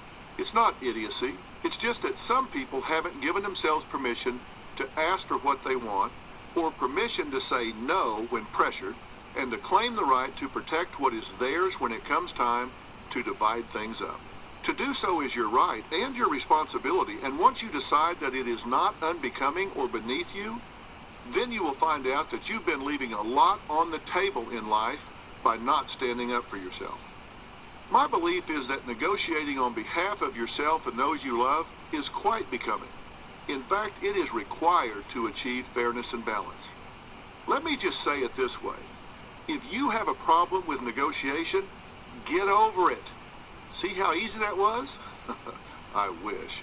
But take it from me, it is okay to negotiate, especially since negotiation isn't just about buying things and giving yourself permission to do so. It isn't just for high-powered lawyers haggling with movie studios over a star's contract for that next blockbuster. It isn't just for business people and politicians cutting a deal on the terms for a construction project. It isn't just for merchants bargaining with vendors or customers. And it isn't just for what you do at the flea market on Sunday afternoon. If you're going to win anything in the real world, you must learn how to successfully negotiate. Everything in your life is a negotiation. You negotiate with your children, your significant other, your in-laws, your coworkers, your boss, other mothers in the carpool, and many other people all the time. You're engaged in some kind of negotiation practically every hour of every day. How do you get your spouse to spend more quality time with you? Not by nagging. How do you get your children to go to bed or clean up their rooms? Not by yelling. How do you get that raise you deserve? Not by sitting around and hoping for it. All of these interactions you have and many, many more involve some kind of negotiation, even if you don't think of it that way. And if you timidly shrink from that reality when it comes to people who get it and don't have your best interest in mind, you'll be surrendering before the fight even begins. In fact, you'll be wearing a big sign that says, "I'm a pushover. Take advantage of me." You need to think about negotiation in a new way, as part of the new life code. Negotiation isn't haggling, it's asserting your rights. Your rights across the board for your whole life and that of your family. When it comes to what you pay for something, how your relationship is defined, how much you get paid for working, or whatever it might be, you are entitled to have a say in your life. And when you decide to get tough and you begin to express that, you have started the process of negotiation. Because then you'll have some idea of how things should be and how you can get what you want when you're dealing with someone else. Think of it this way. The world and the people in it are prepared to take from you and your family that which you allow them to take. When you finish negotiating, I want you to have such things as money, time, peace, and safety left over for you and yours, and not always for them and theirs. Someone will get it. I just think it should be you. Really, the only person who can deny you is you, by being passive. How is the other person going to know what you want unless you make it clear? You're going to have to live with the marriage or the work relationship or the way your children behave or don't, or you're going to have to pay the price, so you better be willing to negotiate and make a deal that you can be at peace with. And I know for absolute certain that you like to get a good deal, or you wouldn't always be talking about getting something on sale. Think about it. You will wait to buy something until Thursday if you know Thursday is the day it goes on sale, right? Why is the day after Thanksgiving often the biggest retail day of the year? It's because things go on sale. You want a good deal, and all I'm saying is to not be so passive that you wait until they decide to give it to you. Because if you don't ask, they just might not ever offer. By the way, I'm negotiating with you right now. I'm trying to get you to move your position on this critically important issue. But first, let's get some more misconceptions out of the way. Negotiation isn't about screwing the other person. You could try to get a one-sided deal where you get all the money while the other person has to do all the work, just because they're so happy to have the privilege of hanging out with you. But if you're really honest, you know that nobody is that charming. So that's not a good deal even for you, because it isn't going to work. Not long term, it isn't. Any deal that lasts, that meets the test of time, has to prove fair to everybody involved. If not, they will bail out on you and the deal, and they'll do it sooner rather than later. What you should be looking for is a deal where both sides feel like they wound up, not with 100% of the good stuff, but instead with something they can live with. So negotiation isn't about lying or deceiving, or trying to cheat somebody, or withholding information, because the truth will almost always come out. You'll know soon enough if that car you bought is a lemon. In fact, that's why there are lemon laws, which give buyers a chance to live with their purchase and return them if something is wrong. But that's not to say that using some psychology is out of bounds. Another study I ran across found that contrary to what many women believe, Women can actually succeed at negotiations precisely because they are women. In a controlled experiment, women who use their social charm were able to get more than $100 off the price of a used car that a male seller had priced at $1,200. I've been a student of negotiation for decades. Herb Cohen is a negotiation master, and his book, You Can Negotiate Anything, is just superb. I negotiate every day of my life. I do it on my show, with my friends, with my family, with those with whom I do business, and they negotiate right back. I've had many women tell me how disappointed they feel after what they might not even realize was a negotiation with someone. Remember, I said you're negotiating on a daily basis with just about everyone in your life. But they're not just disappointed in what they didn't get out of it. They're disappointed in the other person, as if that person should have had their best interest at heart during the negotiation instead of their own. You can't go to the table expecting the person across from you to roll right over for you and then lose all faith in humanity when they don't. No one has your best interest at heart aside from you. So stand up for yourself. You have to realize that you hold the power to lead the situation and guide the other person so you don't leave feeling defeated. You can't go in being passive and put all your hope, faith, and expectations in the other person and then cry foul when you lose. That's just not how the real world works. And if you hang on to that misconception, I guarantee you the disappointments will continue. I'm going to share some of the strategic steps I personally go through when I negotiate, in at least a rough order. You should consider these your new rules of negotiation so you can feel prepared. And pretty soon you just might start to enjoy this process. Strategic step number 1. When I enter a negotiation, I always try to outfare the other side. I don't want to have to cross the street a year from now if I see someone coming because I put the britches on them in a deal we made. Life is too short, and negotiation is not about cheating people. Strategic step 2. I always look first at what they want. Seriously, I do. It's not because I'm some grandiose benefactor. I do it because to the extent I can find a way for them to get more of what they want, they are going to be much more inclined to give me more of what I want. You will be amazed how often you think you both want the same things, when in fact you don't at all.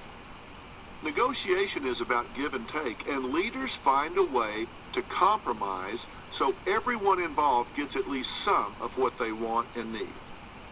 You're being a leader and actually helping them if you can figure out what they really want, even if they're not quite sure themselves.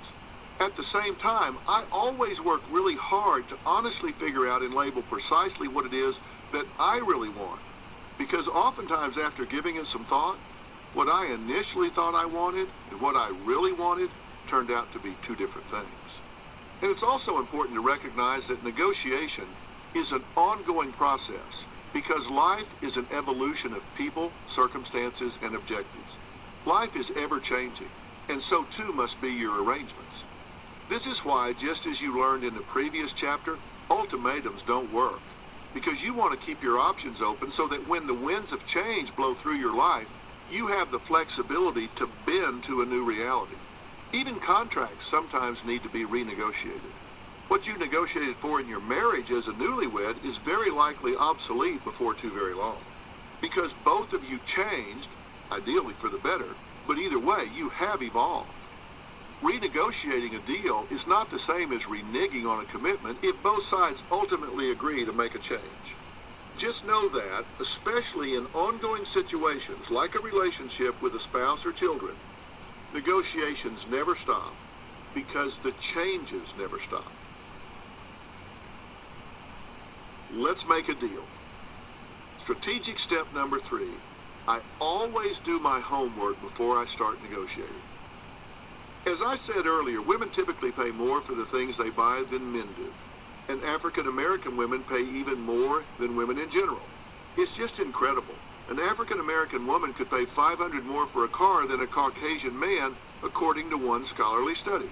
She would never pay that amount if she knew they were offering it to him for substantially less. This is why you need to do your research before you start talking. If you want to buy a used car for your 16-year-old to drive to school and work, you have to start with research-based parameters. Decide on a category of car and establish the criteria you want. Say you want to buy a 5-year-old compact with 30,000 miles or less. You have to start by finding out the average selling price. Do your homework. There are plenty of sites to check on the web. With those markers in mind, you should be able to say you're willing to pay no more than, say, $12,000 and settle for no less than a certain measure of quality. Because you've done your research, you'll know whether those are reasonable expectations before you even go to the car dealer's lot. Strategic step 4. Know your boundaries and limits. If you don't trust yourself to be a good negotiator, at least do your research and set your parameters firmly ahead of time.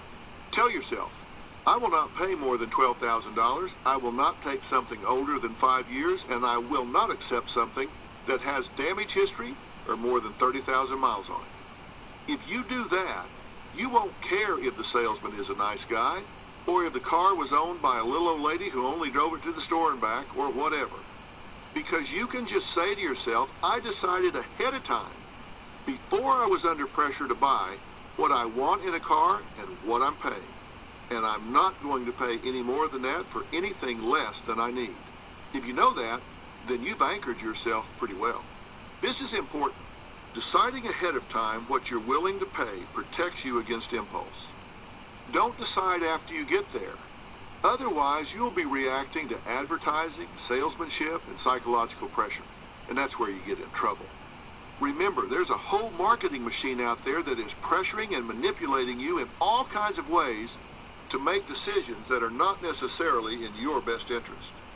You'll find out soon enough if you're being realistic in your expectations. If you look for 30 days and you can't find a car that fits your category and meets your criteria, then you'll have to modify them. You'll say to yourself, well, okay, I'm going to have to take something 6 years old, or I'm going to have to pay $12,500. Trust me, it's okay not to be a sucker. In fact, it's more than okay. That's the only way to protect yourself and your interest. But let's be clear about one thing. I'm not telling you to behave like a predator. I'm not saying you should try to take advantage of people. I'm not trying to teach you how to screw people over. I'm teaching you how to cut a deal. I'm not telling you how to cut the other party's throat. Step 5. Understand people's currency. In strategic step 2, we dealt with figuring out a way to give the other side as much of what they want as possible. So how do you do that? For negotiation to be successful, you have to understand the currency that the other side values. You have to know what's really important to them and to yourself. There are multiple forms of currency. There's monetary currency, of course, that's obvious. But there's also social currency and emotional currency. And you need to find out what the person you're negotiating with really values and wants. I said that it may look like you both value and want the same thing when you really don't. If you both want the same thing, it's harder, but not impossible, to compromise or give them what you want to keep. But if you can figure out how that isn't necessarily the case, then you can be a leader and guide the negotiation out of an apparent impasse. Remember, think of negotiation as synonymous with compromise, not confrontation. Anybody can butt heads, but it takes a leader to lead. For example, if your teenage son wants to stay out until 2 a.m., and you want him to come home at midnight, you're going to reach an impasse pretty quickly when you start demanding a midnight curfew and he starts insisting that's too early. Of course, you could always compromise on, say, 1 a.m., but I'll bet that wouldn't make either one of you happy. Instead, I want you to step back and ask yourself what you both really want. Does it really matter what the clock says when he walks in? Or are the stakes much different and much higher? With parents, what usually matters is safety, not time. Although it is time that becomes the battleground. If you think about it, you'll probably say something like this. I don't want him out at 1:30 in the morning. There's nothing he can get into at 1:30 but trouble.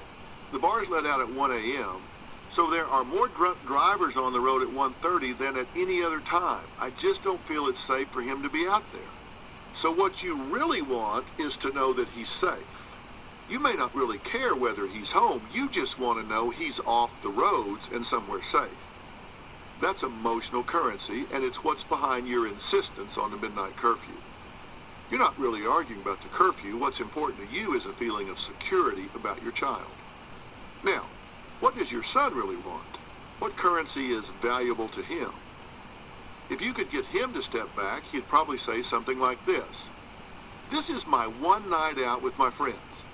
To be home at midnight, I'd have to leave at 11:30. We can't even go to a movie and then out to eat and over to someone's house to hang out. Just when everyone is kicking back and relaxing, I have to leave. I don't want to spend every night at home being left out. I want to be somewhere else, and I don't want to have you tell me where I have to be at whatever hour. Okay, if you see it from his point of view, you'll understand that his currency is emotional as well. It's not the exact hour that's the issue. It's freedom that's important to him and the ability to participate. Now, you can see the point. If you just pick a little bit later time, it doesn't address the emotional currency that's important to both of you. You want the security of knowing that he's safe, and he wants the freedom to spend time out of the house with his friends. You can find a way for both of you to get what you want. This isn't a difficult compromise if you lead the discussion in the direction of what you both really want, which is not what the clock reads. Approaching the curfew from this standpoint shows that what you thought you were fighting about isn't really what's at stake. Your security and his freedom can be compatible. Neither one of you has to sacrifice everything. You've narrowed the area of your dispute, so your negotiation can proceed from the starting point of what you have in common. Now, this understanding isn't something he's going to arrive at on his own.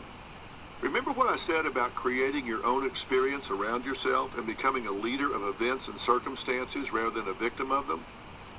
The point is not to issue ultimatums and take uncompromising stances, but to find common ground. Here's an opportunity for you to lead the negotiation instead of getting trapped in a cycle of two people making demands and each building resentment for the other. Suppose you both stick to what's really important, your security and his freedom. And you say something like this to your son. Would you agree that by 1 a.m., you don't have to be home, but you will be off the road and somewhere supervised and verifiable? At your friend's house, for example, where you let me know you'll be spending the night and you'll be answering the phone. And every third or fourth weekend, you and your friends can hang out here at our house.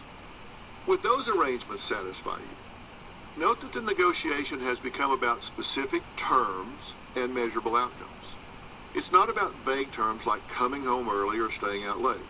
It's about a specific time and a specific action, making a phone call. And with that, your negotiation can reach a closure instead of a constant battle every weekend.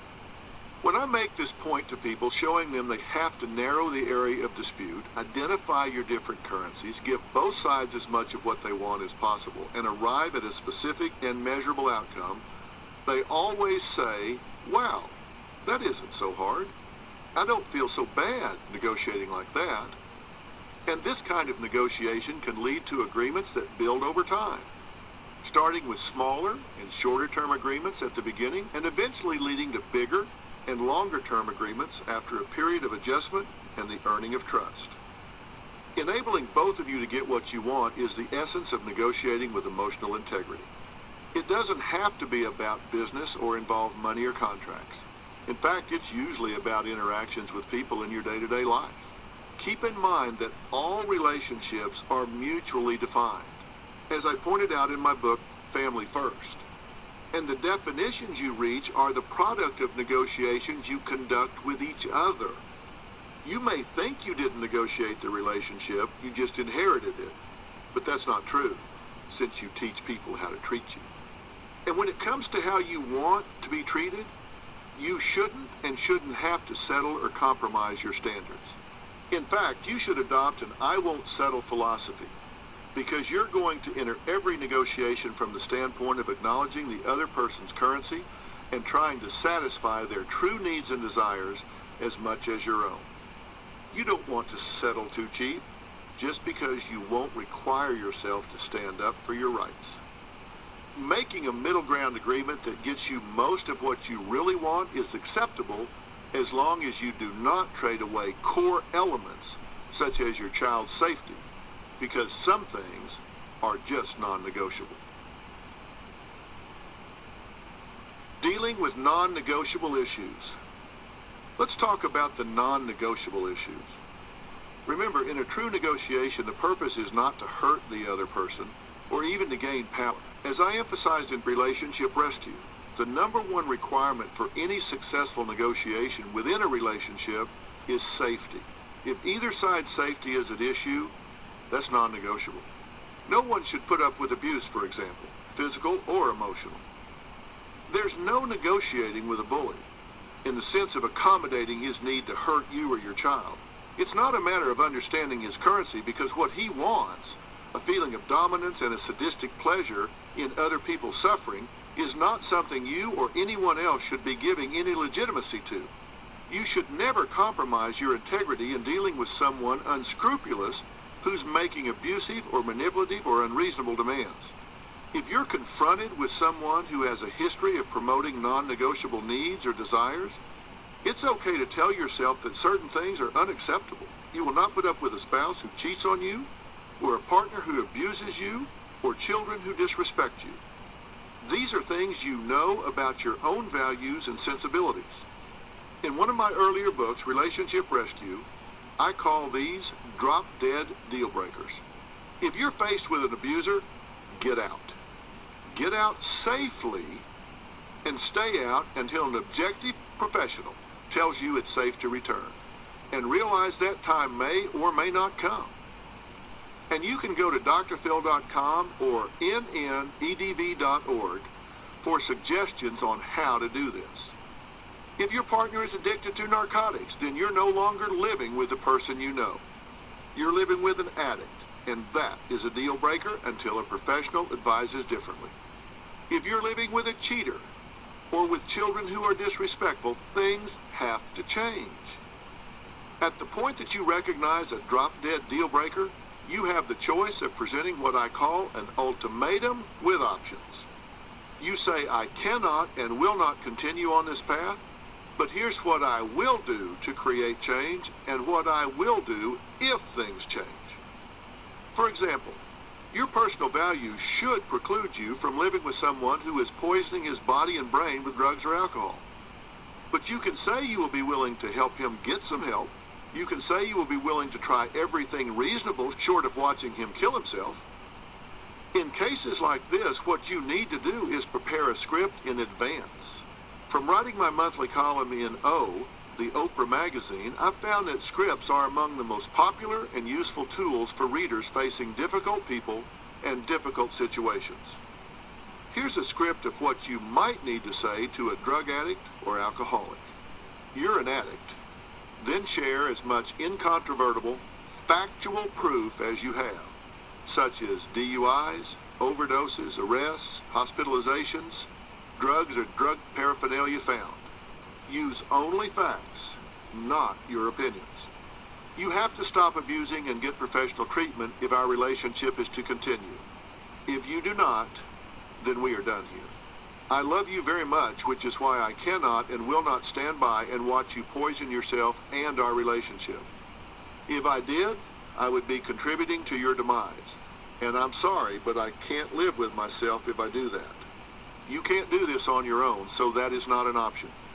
We are past that. Addiction is a disease. If you had pneumonia or cancer, you would not treat that on your own, and this is no different. Understand, this is a deal breaker. You may choose to drink or drug yourself to death, and if so, that is your choice. But I will not watch it happen. But let me tell you what I will do. I will do any number of things. I will put you in the car right now and take you to get professional help. If we need to move to get away from your drug contacts, your dealers, or your alcoholic or drug-addicted friends, I will do whatever I can that's reasonable. This is an ultimatum, but an ultimatum with options. I respect you enough to allow you to make the decision, but understand that every decision has consequences. It's up to you. Either you can embrace me and my options, or you can embrace your drugs. That's the end of the script, and Stephen Covey said it best when he said, begin with the end in mind. If you are forced to deal with this harsh reality, have a plan before you intervene. If your spouse says they will do it, that they will get help, you need to be spring-loaded to take them up on the offer. If they say no, you need to be spring-loaded in that direction as well. Do not bluff here. Mean what you say and say what you mean. Can negotiations save a marriage? The same is true if you're dealing with an unfaithful spouse. One of the questions I get asked most frequently is, can a marriage survive infidelity? And the answer is yes, it can. But that doesn't mean it will or even that it should. It all depends on how you negotiate to move forward. You need to require some things of yourself, and you need to require some things of him. Let me give you a script of how that would go. You have to sit down with your husband and say something along the lines of, okay, when you did what you did, and then when you say it meant nothing, that it was just a passing fancy, a weak moment, it may have meant nothing to you, but you need to understand that it speaks volumes to me. Here's what your behavior says to me. It says, I don't respect you. I don't take your thoughts and feelings into consideration when I make certain decisions. And it says to me that I simply don't count to you. I'm telling you this because I want you to know that if you ever do this again, you will do it knowing full well the message that you're sending to me. And that will make my decision very simple then, because you will have consciously made a decision knowing that your decision said to me that I don't matter to you. So if you do it again, we'll both know what that message is. And then there won't be anything more to talk about. Maybe you didn't think of it that way the first time, which is why I'm giving you a second chance. But I want you to know what it will mean if it happens again. And now you have to hear me out. I need for you to understand what your behavior did to me. So I'm going to talk about this, and you're going to listen to me until I fully believe that you get it. I'm going to require myself to give a voice to my feelings long enough to be certain that you get it. Because if we go forward, I have to forgive you. Because the reason I'm going through this is that I don't want this to be a life sentence for you or for me. So I want to negotiate a really fresh start where I know you now have insight and I can with confidence forgive you and not punish you for this every day for the rest of your life. You ran this off in the ditch, and it's your job to get it out. I want to be very clear that trust is going to have to be earned back. People who have nothing to hide, hide nothing, so I will expect total transparency from you going forward. I will undoubtedly check to test your honesty, and that is my right, and I claim it. If that is too high a price to pay, I understand. If you want to be with someone else, I understand. Do what you have to do. But if you want a life with me, those are the terms. There will be no more second chances. So if you don't want that reality, then at least tell me now. If you're willing to step up and own this, then I'm willing to try. Remember what I said earlier about negotiation being an ongoing process because relationships evolve? Well, marriage is a constant negotiation. And the negotiation window never closes. It's always open.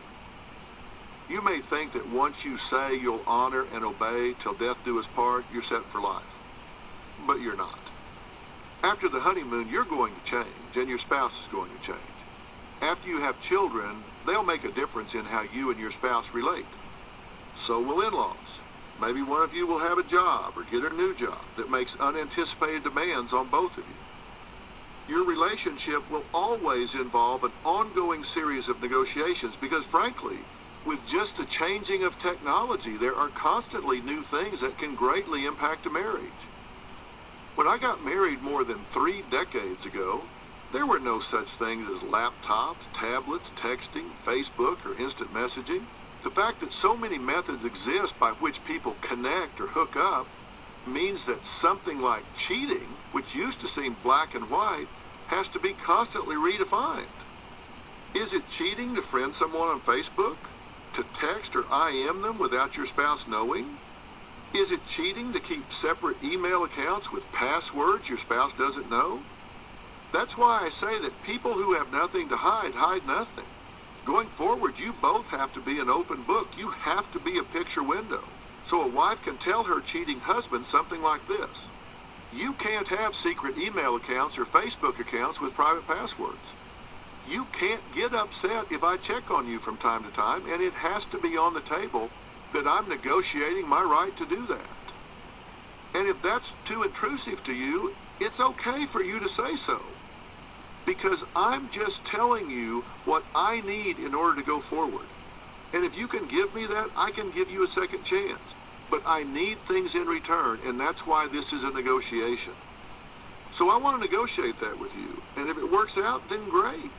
And if there's any part of this that's just too high a price for you to pay, I fully understand that. But you need to understand that I cannot live with a serial cheater. If you made a mistake, we'll do the reparative things we need to do. But we have to have a better plan going forward. And these are the terms and conditions that I want from you. And if you need some things from me, then I'm all ears. We all need to work on definitions of things that are important to us, and our negotiations should not be combat. They should be collaboration. But you need to understand that when you start this process, you have to have a goal, particularly in relationships. Your goal should be that your partner understands what you feel is important. When you get into an argument, sometimes you think your goal is to win, when in fact your goal should be to be understood. You should be saying this. You don't have to agree with me, you just need to understand how I feel. And that will be the basis of our relationship and a measure of where we are at any given point.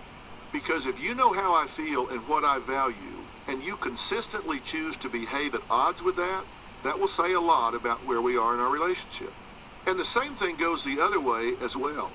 If I behave at odds with what you hold dear, but if we trust each other, trust that we love each other, trust that we have a marriage in which we're committed to a common future and to our family, we'll find ways to accommodate whatever happens in whole or in part. Maybe some serious changes in behavior will have to be made, but that will be possible as long as we understand what's important to the other person. So think about that if you're wondering whether your marriage could survive infidelity. Once you get over the shock and anger, what do you want to express in a negotiation to move forward? Not just to express your anger, not just to punish your spouse. If your marriage is to survive, you have to start your negotiation with the goal of being understood and giving understanding. Of course, understanding can get sticky long before the point of infidelity. I can't tell you the number of women over the years that have told me that they don't care if they ever have sex again. Now imagine you're a husband who 7 or 8 years into a marriage hears his wife say, "You know what, I'm kind of done with that." Now you're in a position of forced celibacy. What do? She's saying honestly, "I really don't want to." And he's saying, "I didn't sign up for a life of celibacy. What are you going to do?" Well, this is obviously a very important negotiation. The only way it can proceed is by moving in steps. A husband has to begin by saying, "All right, my first goal is for you to just want to have sex. You don't actually have to want to have sex, but I would like for you to work with me so that you at least wished you did, if for no other reason than for me." And the wife has to be willing to say, "Well, I don't really want to have sex, but I wish I did." Okay, that's a starting point. If the wife can say, "I can understand why that's important to you, and I want to have a sex drive," she doesn't have to lie. She isn't going to pretend that she does when she doesn't. That's something you can both work with. As long as she says she wants to, she's open to figuring out what to do. Is the problem hormonal? Is it psychological? Is it physical? Is it him? Maybe it's something about the way her husband behaves. Do they need to seek counseling? Then both partners can agree on something. Let's see if we can make a list of obstacles, and we can work on those things together. Despite best efforts, if you can't ever get there, then that might be a deal breaker. But there are a lot of things you can do before you get to that point. You don't jump all the way from A to Z, from 0 to 60, from not wanting sex at all to wanting it all the time. Negotiations can take place over time in successive approximations. That's why I say a marriage is a constant negotiation, and the negotiation window is always open. And there are a lot more problems in marriages besides infidelity and sex. For instance, you might say to your husband, I want to make sure you have a job where you're at home every night. But is that what you really want? As I said in strategic step 2, it is critically important to figure out what you really want so you don't spend time working for what you don't want. Do you really want your husband to give up that $200,000 a year dream job that he's worked his whole career to get? Think about it. Are you afraid he's married to his job? Maybe what you really want is for him to strike a different balance. Maybe you want him to spend more time with you and with your children. Or maybe you just want some more peace of mind. Maybe you want him to treat you better when you are together. So what you really want is better quality, not more quantity. Don't make your negotiation about quitting his job when you're really negotiating about something else entirely. You need to find ways for him to keep his job and for you to get your peace of mind. That's what negotiating is about. It's not about delivering an ultimatum like, you need to quit that job. Be sure you're going after what you want instead of what you don't want, and then going after it with a vengeance. Figure out a way. Be creative. Try this, do that, trade this, take this, give that. Be flexible. Setting boundaries. When you're negotiating within a marriage, you can at least hope that you're working toward a common definition of a shared goal. But when you aren't dealing with someone who has committed to spending their entire life with you based on an undying love, you can't assume there is a common goal or even a basic respect for your rights. For example, at your workplace, you might have to deal with a coworker who you know is bad-mouthing you or talking behind your back or gossiping about you. Once again, you have to decide what you want. Do you want her to stop? To let her know that you know? To end your relationship with her entirely? You have to figure out what it is you want before you approach her, because what you don't want is to just vent or complain. You don't want to have an argument if arguing is her comfort zone. And if she is out there spewing venom, trust me, this is her comfort zone. As I've said, when you roll with pigs, you're going to get muddy, and the pigs like it. So decide what you're going to do and what you're after. Here's an example of how such a conversation, negotiation, might go. You need to shut your big mouth or I'm going to sneak up and shave your head. Whoa, just kidding. Just kidding. That's probably what you would want to say. Here is what I would want you to say. I need to share something with you, and it's really not even important that you respond, because I'm not going to get into an argument with you here. I know that you have gone behind my back, slandered my good name, and said ugly things about me. I want you to know that I know that. Wait, listen, please, and just don't interrupt me. Despite what you say, I know it's true. I have incontrovertible proof because I did my homework before I decided to have this conversation. And I need to share with you that what you did is not okay with me. I'm not someone who will avoid taking steps if your behavior continues. So you've got a clear choice here, a chance to stop what you're doing. Please do me a favor. Write down the date, and the time. That will be your reminder that I have told you that I know what you're doing and that I would deal with it if it continued. I would be cheating you if I failed to communicate to you the seriousness with which I regard this inappropriate behavior or the passion with which I will pursue remedy if it continues. In any event, you can say what you want, but when I walk away, you will know that I know and that I intend to hold you accountable if it continues. You do whatever you feel is in your best interest. I hope it doesn't continue, and best of luck to you in your life. And don't say, well, I just want us to be friends. You know that's not really an option here. This doesn't mean I'm your enemy. You just need to take my name out of your vocabulary And then we'll both move on parallel tracks and not have a problem at all. And I hope that's what you choose to do, but if you don't, understand that every choice comes with consequences. I appreciate your time and thank you. Now, this is an example of both setting boundaries, letting people know what you're not willing to do, and telling them in the most straightforward manner what your issues are. Notice you haven't told them how you know, you haven't told them what you're going to do, and you haven't told them what the consequences will be.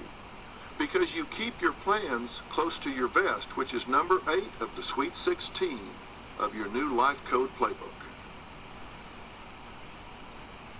Standing up for your children.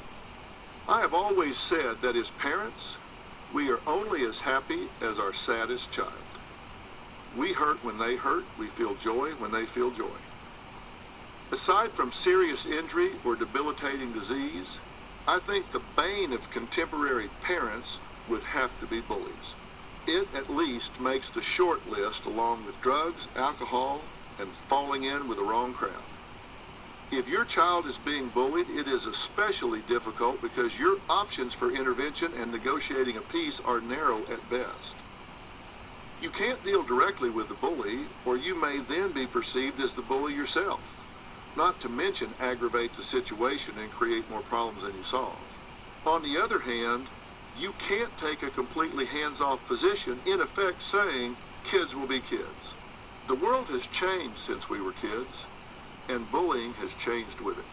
Where bullying was once largely confined to the schoolyard or the bus, with the explosion of the internet and all the social platforms where kids interact, the bullies can follow your kid home. Keyboard bullies, as I call them, can be extremely brutal because of the impersonal nature of the medium. The distance that technology creates makes it easier for bullies to take their abuse to extremes, completely removing feelings of empathy. When a child is being bullied, it can be, and typically is, one of the loneliest times in his or her life.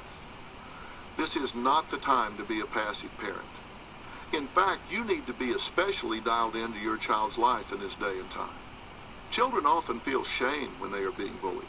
They are embarrassed that no one likes them. They feel weak if they're being picked on, and they may hide the realities of their lives from you for fear that you will either judge them or go nuts and make it worse. So how do you handle the situation, and who, if not the bully, do you negotiate with? It begins with finding out the truth from your child.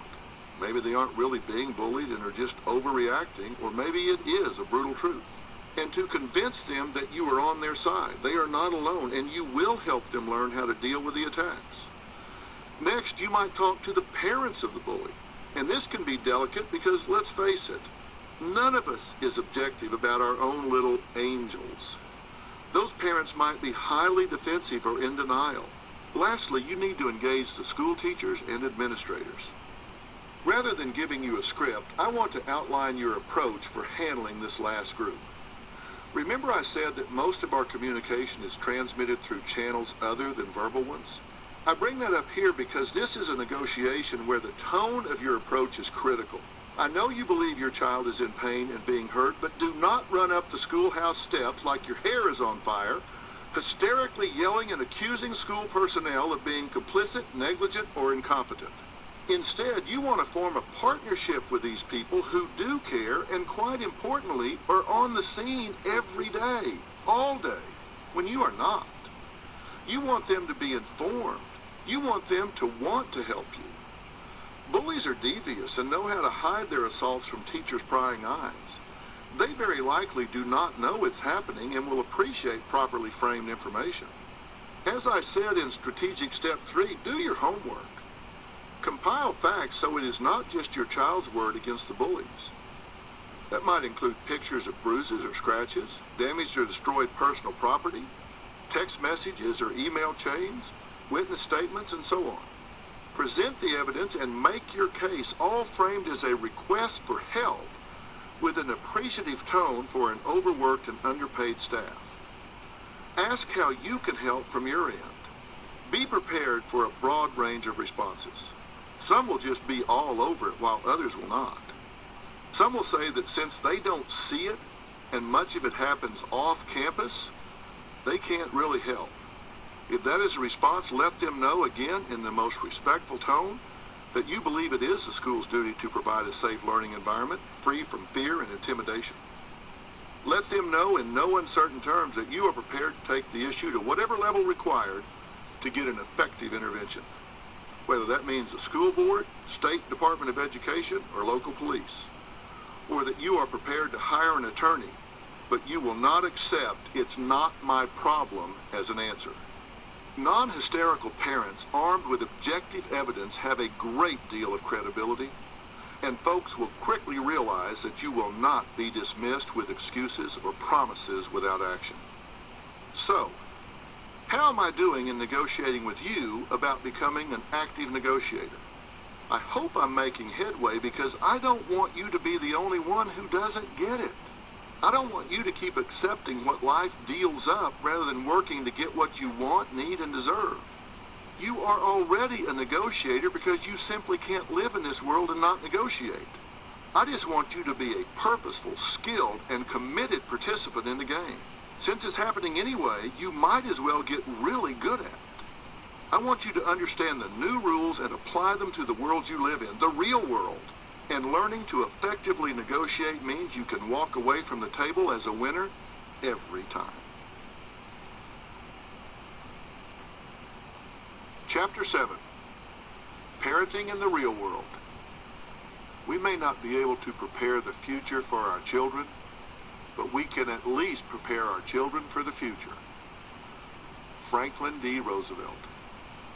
Now it's time to talk about how the new life code applies not only to you, but also to your family and your role as a parent. I put this chapter at the end of the book because I first needed time to show you that you do, in fact, need a new life code to survive and thrive in the real world of today. Your children were born into a very different world from the one you were born into and grew up in. And just as you needed an urgent awareness to change your understanding of how this new world affects you, now you have to learn how it affects your children and your ability to protect and nurture them. You had to gain some new insights about today's real world before you could share them with your children and change how you go about preparing them to live independently. Now that you know about the evil 8, the nefarious 15, and the sweet 16, you ideally have different points of view, a different awareness, different insights, and different understandings of the real world and what your child is going to have to deal with than you did when you started listening to this book. Every one of these lessons can be conveyed to your children in age-appropriate ways. When the game changes, so do the rules. And boy, oh boy, has the game changed for your children. That means your challenges and responsibilities as a parent have changed. So your tactics, including what you have to do to prepare them to survive and succeed, have to change as well.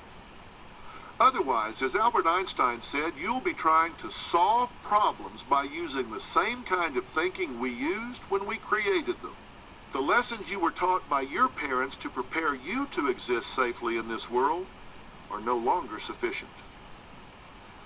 To begin with, the family paradigm has changed radically. When I grew up, the typical family was still a working dad, a stay-at-home mom, and 2 or 3 children in a neighborhood full of intact families. Today, the divorce rate is around 40%, and children living with a single parent or in a blended family are common. And this creates a whole new environment of risk for children.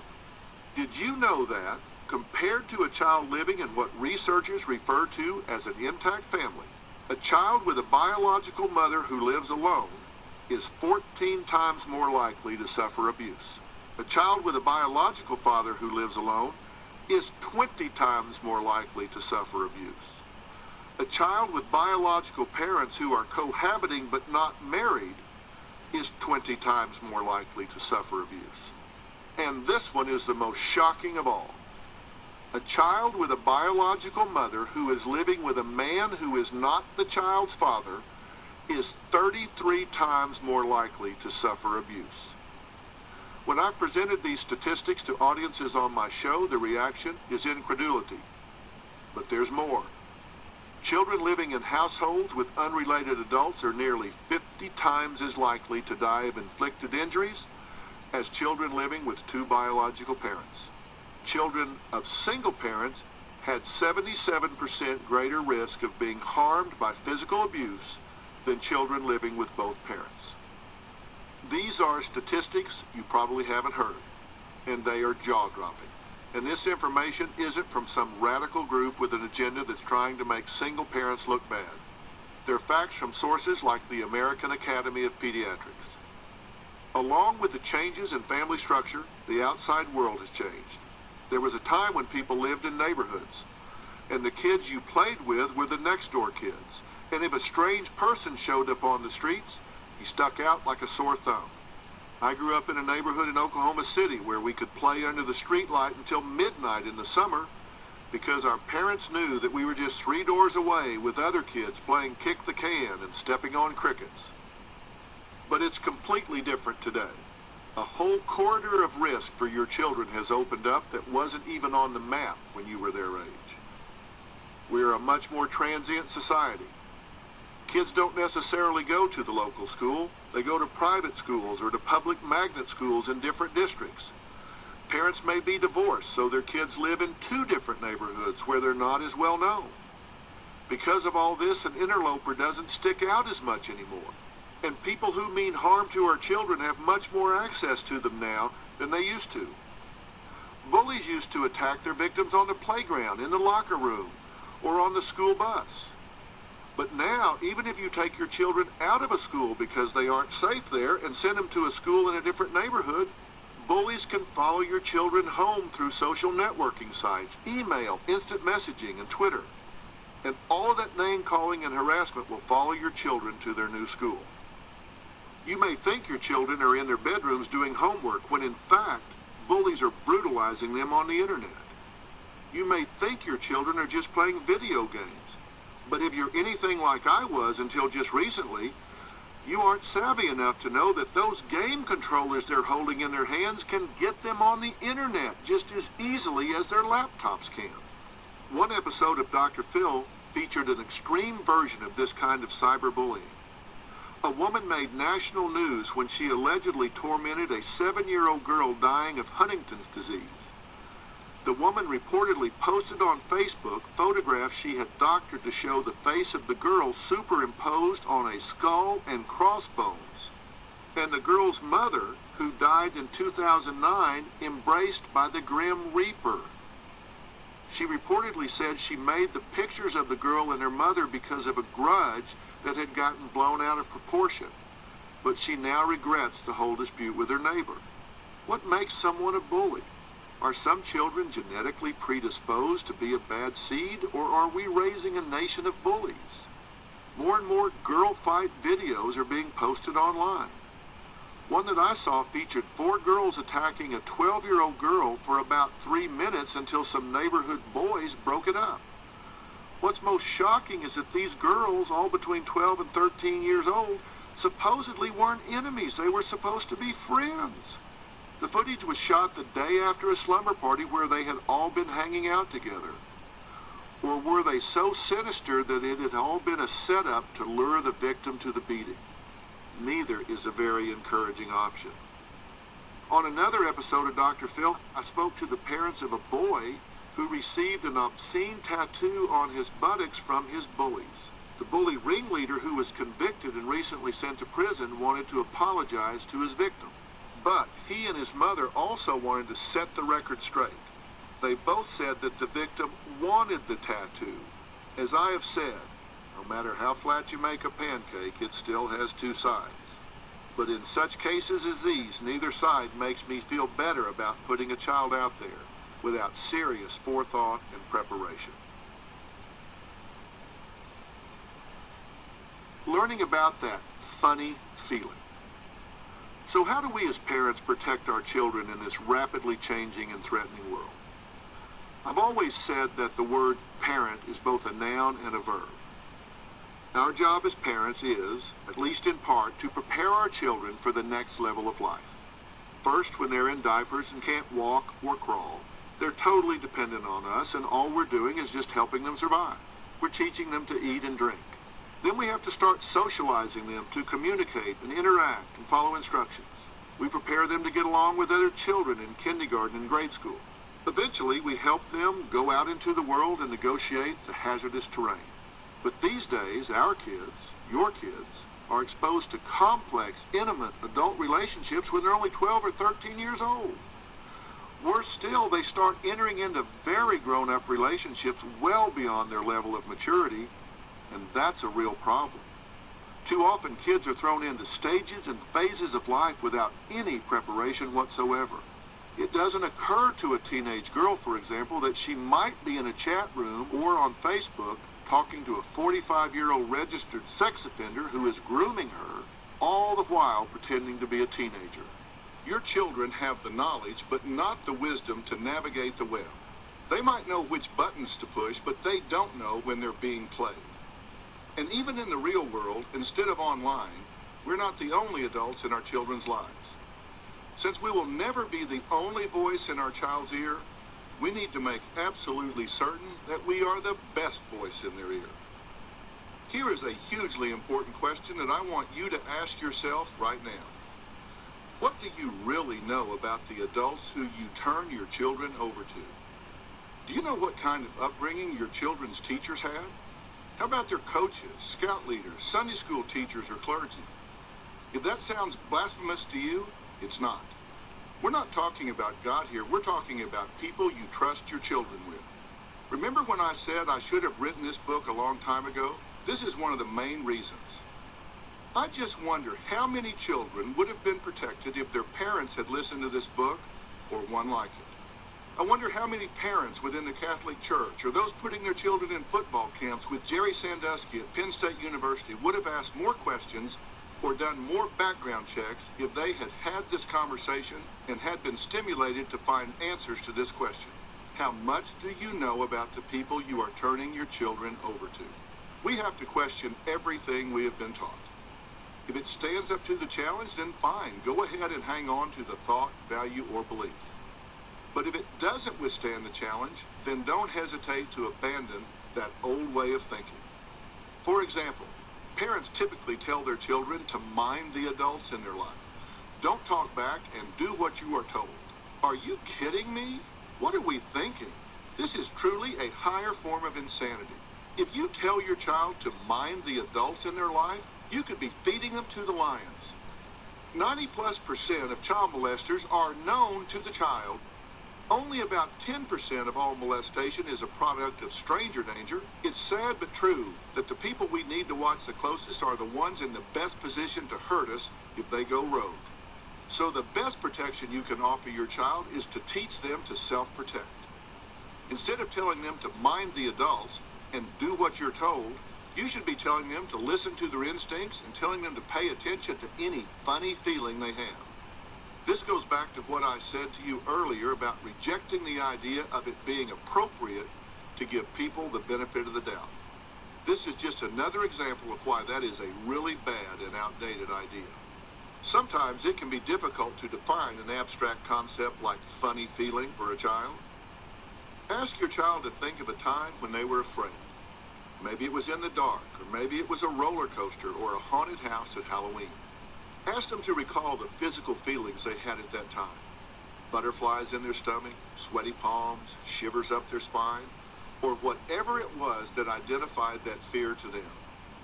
That is what you want them to watch for and react to. Identifying physical symptoms makes this concept concrete enough for even young children to understand. Let those symptoms be the trigger for them to recognize that they are in danger. Teach your child about boundaries and make your communication age appropriate. As a parent, you don't talk the same to a 5-year-old as you do to a 15-year-old. You don't need to have the sex talk to explain to a young child where the physical lines should be drawn. Just tell them, for example, that it's not okay for anyone to touch them where their swimsuit would cover them. Teach them to listen to their bodies and listen to their instincts. It may be a sad commentary on our current society, but we need to teach our children to self-protect and not just blindly do as they're told by people. They need to learn that they have your full permission to say, "No way am I doing that. Call my parents, send me to the principal, send me home, put me in detention.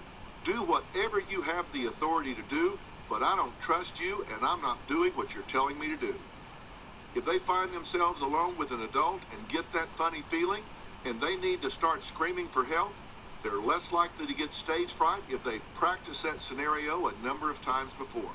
We should actually rehearse it with them so they don't freeze up and fail to do what we want them to do. I mean, really, I have had kids yell and scream in their front yard with their parents. So then, if something bad happens, they can do it because Daddy told me to scream louder. And they've done it 10 times before. They need to know that if their instincts are telling them that they are in danger, or if they feel uncomfortable, it is okay to go to another adult and ask for help or to just leave. For example, if a stranger pulls up beside them in a car as they're walking or riding their bike on the street, teach them to turn around and walk, ride, or run the other way against traffic. They can take themselves out of harm's way in the first 50 feet. Teach them to make a U-turn and go back because they're more agile than a car is. The most important thing is to let your child know that it's okay for them to say no. If they're wrong, they won't get in trouble. They need to know you are behind them 100%. Can they use this permission to make some excuse to get out of doing something they don't want to do? Yes, they can, and you'll have to deal with that if and when it arises. But I would rather get manipulated by my child than set them up to be an easy target for baiters. Parenting in the real world. At least for me, one measure of myself as a man, as an individual, has been how well I have parented my children. Compared to that, how much money I've made, how many awards I've won, or how many degrees I've earned are insignificant details. And it hasn't been enough for me to just be a parent. I had to learn how to parent. Protecting and nurturing your children and preparing them for the next level of their lives compel a new understanding of the responsibility of parenting. Everything your children will ever be, they are now becoming. You are raising adults, not children. You are writing on the blank slate of your children. Sure, they inherited a lot, maybe your skin color or the color of your eyes or your body type. But so much of what they will become is a function of what they learn, and so much of that is what they learn from you. Your job is to prepare them to do well in this world when you're no longer around to help them. If you always entertain your children when they're bored, they will never learn to entertain themselves. If you comfort them every time they cry, they'll never learn to self-soothe and take care of themselves. You have to teach your child to live without you. This means that the best way to protect them is to teach them to protect themselves when you're not around, since you won't be there forever. After all, baiters are unlikely to approach your children when you're there, hovering over them. Predators will carve your child out from the herd and then take advantage of them when they're isolated.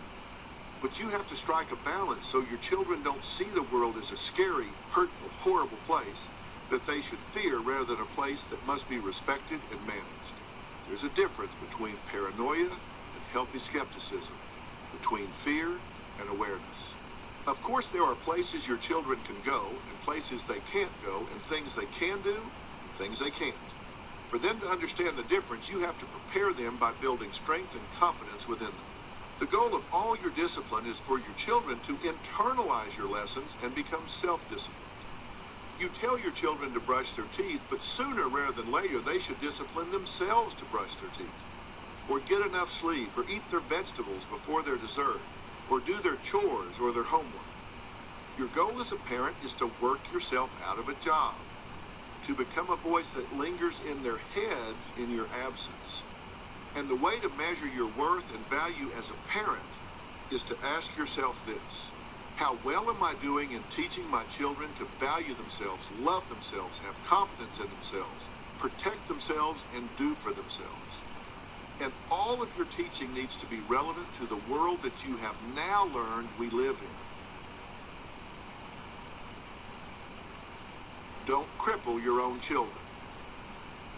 Knowledge like this has to be learned and earned. That's why you had to listen to the rest of this audiobook before you got to this chapter. If you haven't taught your children what you've learned and what they have to do to protect themselves, then you've cheated and crippled them. You might as well pitch them the car keys and teach them to go on red and stop on green. If you put them out in the world like that, they'll get slammed. But preparing your child for a full contact sport of life goes beyond just teaching that there are some evil, unfair, exploitive, dangerous people out there. It's not enough just for your children to learn how to spot baiters. If you don't help your children understand their tactics when approaching a social or work situation, then your children are just lambs being led to the slaughter. Let me tell you right up front, I'm here to try to manipulate your thinking, and I think you need to manipulate your children's thinking. The difference between me and those who would manipulate you for their own evil ends is that I'm transparent about it. I'm telling you that I want to change the way you approach things. I'm telling you what and why. Challenge me, look things up, talk to others, but when my message rings true and can't be discounted, then act on it for you and your family.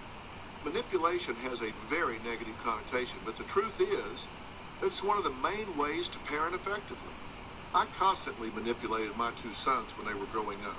I manipulated them to get better grades or to practice basketball harder.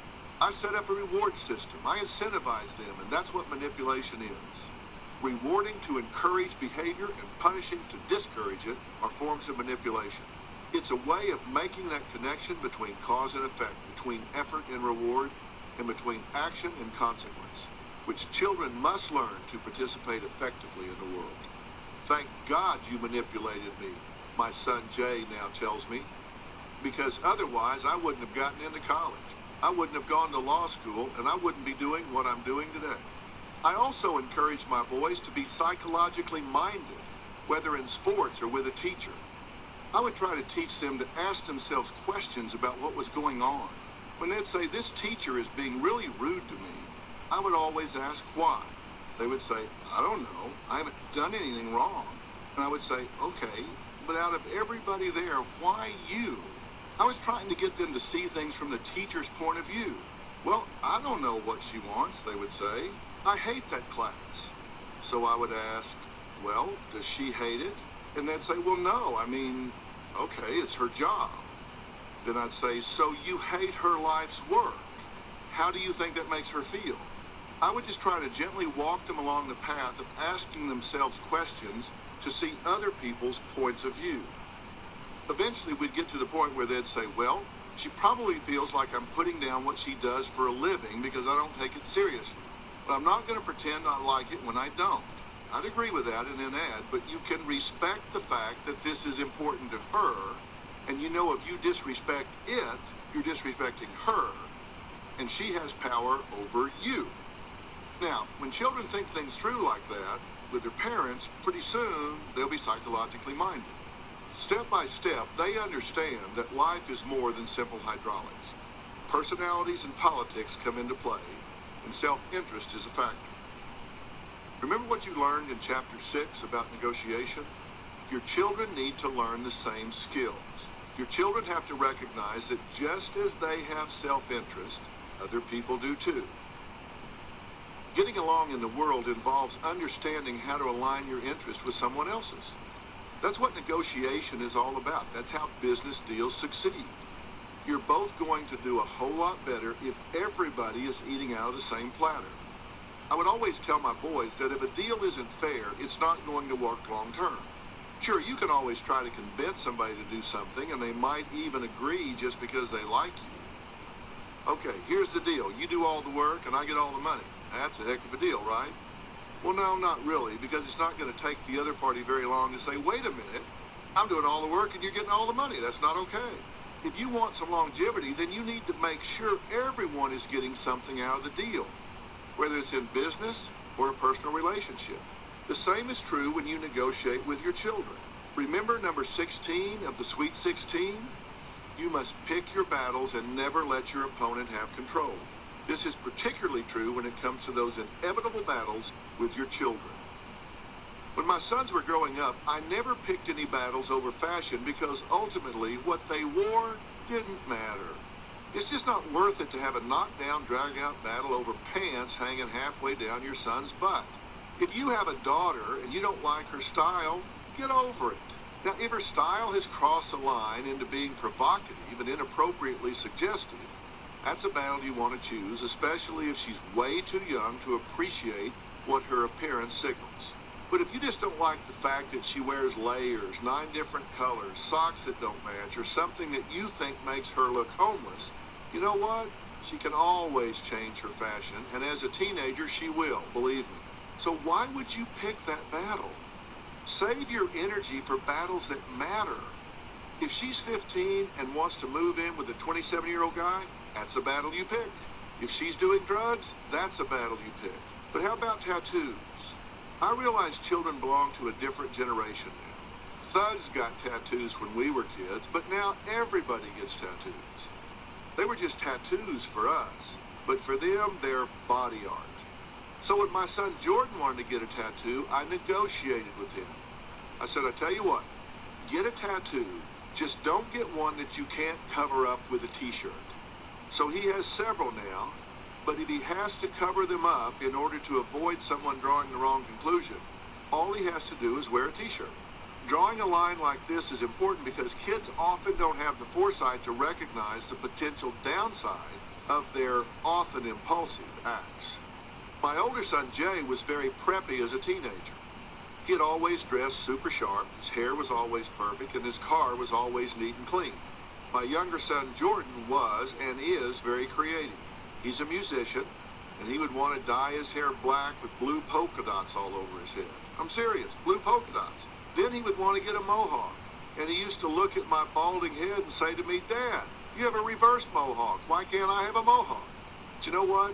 As much as I didn't like his hairstyles, I never picked that battle. You know why? You can wash it out or shave it off. It doesn't matter how stupid your kid gets in the moment. If you just wait a little while, it'll pass.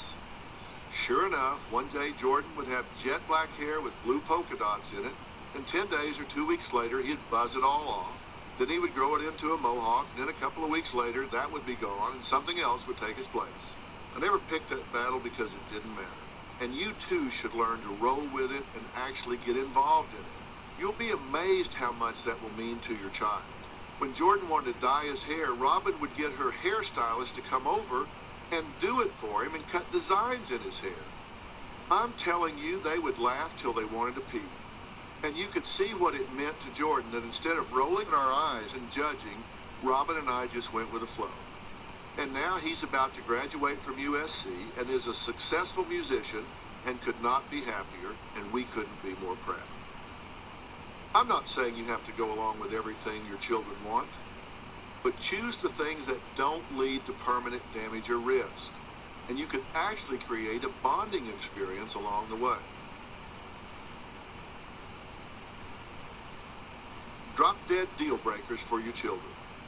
Of course, there are some things you just can't ever stand by and let your kids do, like drugs or sex at too early of an age.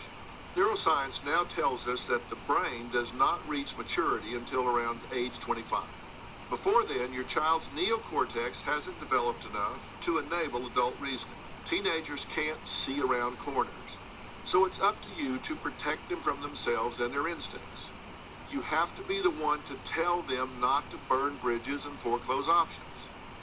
Both research and 35 years of experience have taught me that one of the best strategies for doing so is to appeal to your children's self-interest.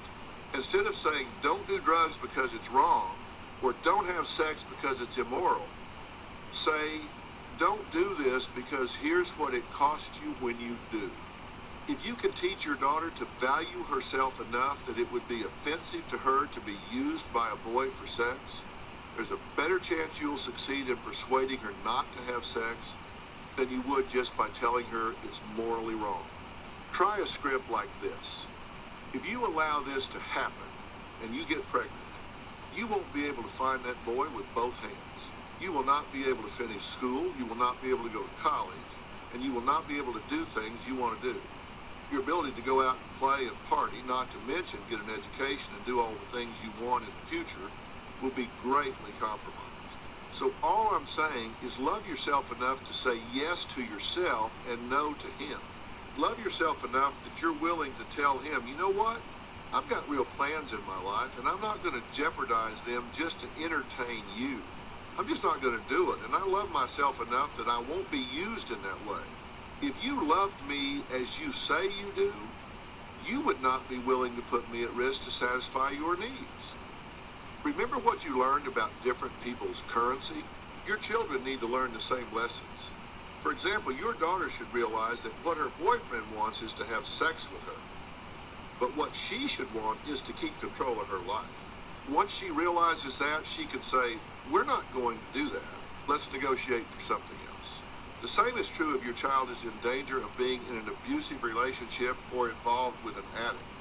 Help them to understand that they should value themselves enough to say, I will not let you hit me, I will not let you yell at me, and I will not let you give me toxic substances to put in my body. If I have to do those things for you to be interested in me, then goodbye. I love myself, and I'm not going to indulge you. If you can teach your child to value themselves enough to say that, then you're going to have a lot better chance of getting them to have some boundaries they simply won't cross than you would just by lecturing and nagging them. Remember what you learned about drop-dead deal breakers? Your children need to draw the same lines when it comes to self-protection. Just as you did, your children have to understand that if they're faced with an abuser, they need to get out. It isn't just physical abuse. Just as you learned in Chapter 6, your children need to learn that if a relationship is not two-way, if it's always them doing things for someone else, it won't work. It has to be two-way. You need to teach your children this. If the other person has nothing to offer you, never does anything for you, can never meet your needs, or you can't ever rely on them for anything, you're in a one-way relationship. Again, as a parent, you have to appeal to your children's self-interest.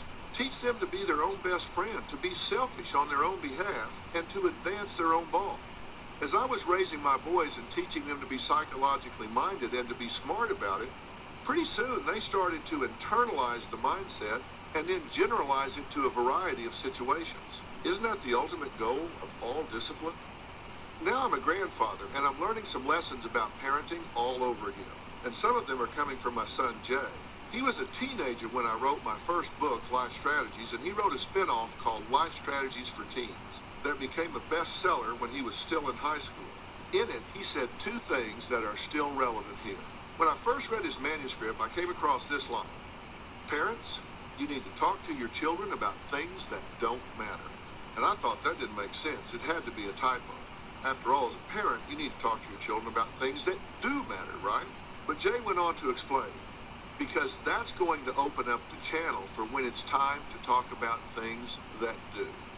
What Jay meant was that parents should be talking to their children about sports, music, fashion, or whatever their children want to talk about, even if it strikes parents as trivial or a passing interest. Just keeping an open channel of communication meant that talking would be possible later when it's time to discuss things that do matter. His point makes sense if you think of an analogy. If you've ever been in an emergency room or even seen one on TV or in a movie, you know the first thing someone yells is, "Get me an IV." They stick a needle into a vein and get some saline flowing from a bag. The point is to be ready for whatever happens so they don't have to try to insert a needle when the patient is thrashing around or in a code red. Likewise, if the first time you try to talk with your children is when they have something difficult to talk about, you may have a tough time getting a conversation going. It's better to have an open channel ready and waiting. Remember, there are a lot of things that children can be ashamed of and find really hard to talk about, such as being bullied or teased or made fun of or being cast out, isolated, or excluded. You know it's not their fault, but to children, the message is, nobody likes me. They feel like the bottom line is they're losers. They're also afraid you'll make it worse by tattling to the principal of their school or other authorities. This could be the loneliest moment in your children's life.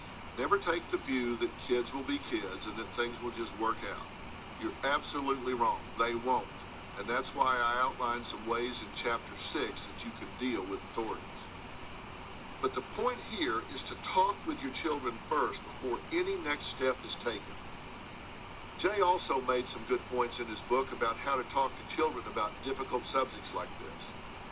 For example, in his book, he talked to two groups of kids, one that used drugs and alcohol and one that didn't. He asked the kids who were on drugs why they used them.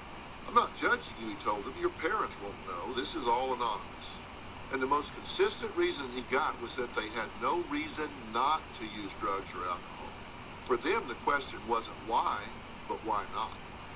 That didn't make a lot of sense to Jay until he asked the kids who weren't users why they weren't.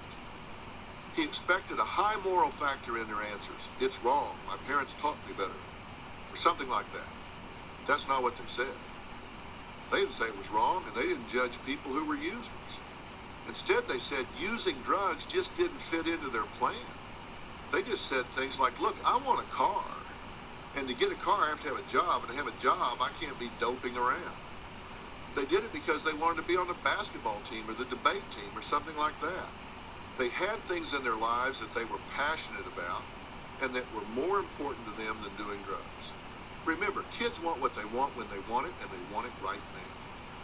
So right now, they want to be on the debate team, to be on the basketball team, and to get their driver's license.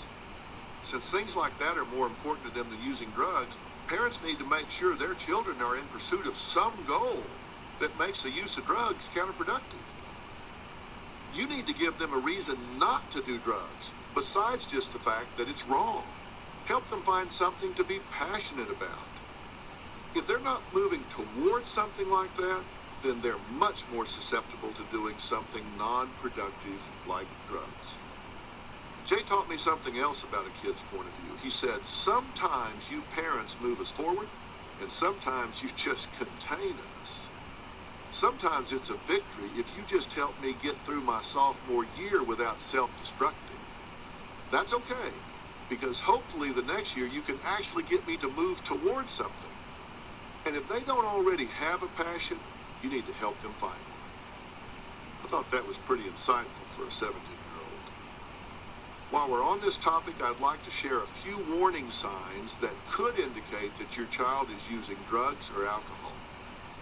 They include rapid weight loss, paleness of skin, discoloration, dark circles under the eyes, shaky hands, dropping grades, more absences from school than you know about, sudden mood changes, rise in anger at family members. Furthermore, some signs that your child could be a victim of bullying include a pattern of withdrawal, shame, or fearfulness, the onset of depression, anxiety, low self-esteem, persistent, vague, unexplained physical complaints, damaged or missing belongings, unexplained bruises or injuries, diminished social contacts, excuses to avoid school, decline in grades, trouble sleeping or eating. And lastly, some signs that your child might actually be a bully are that he or she angers easily, demonstrates a need to dominate, acts out impulsively, lacks empathy towards others, defiant towards adults, aggressive behavior, has unexplained belongings, makes hypercritical remarks about other students. Teaching by example. But parents need to do more for their children than just talk to them. The biggest influence on a child's development is the behavior of the same-sex parent. And the lessons they learn from watching how their parents behave, for good or ill, will last them a lifetime. Remember that stranger danger accounts for only 10% of child abuse? 90% results from people that parents bring into their children's lives or who are already there. Think back to number 1 of the nefarious 15. Baiters infiltrate your life, seducing you with promises and flattery. We've already talked about how they groom and isolate potential victims and infiltrate your family. Recall the shocking statistic. A child is 33 times more likely to suffer abuse with a biological mother who is living with a man who is not the child's father. So you need to look at all the risk factors facing your children. What are the risk factors that the world brings to the situation? What are the risk factors that your family structure brings? What are the risk factors that you bring to the situation? If you're a single mother, it's pretty clear to me you do not have the right to have your boyfriend move in with you. You absolutely, unequivocally should not have a man living in your house. You are putting your child at risk. I don't care who it is. You may say, oh, but he's the exception. I know him. No, you don't.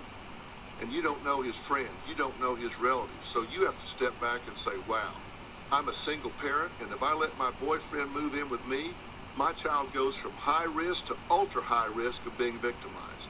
And you simply do not have the right to do that. That is a sacrifice you must make. You could be living with someone who could victimize your child or put your child in harm's way indirectly. Maybe he's not a baiter, but what about his drinking buddies? His cousin whom you've never met? Or people who might come around that your boyfriend does not even know because they're a friend of a friend. Remember, your primary responsibility is to protect, nurture, and prepare your children for their lives as adults.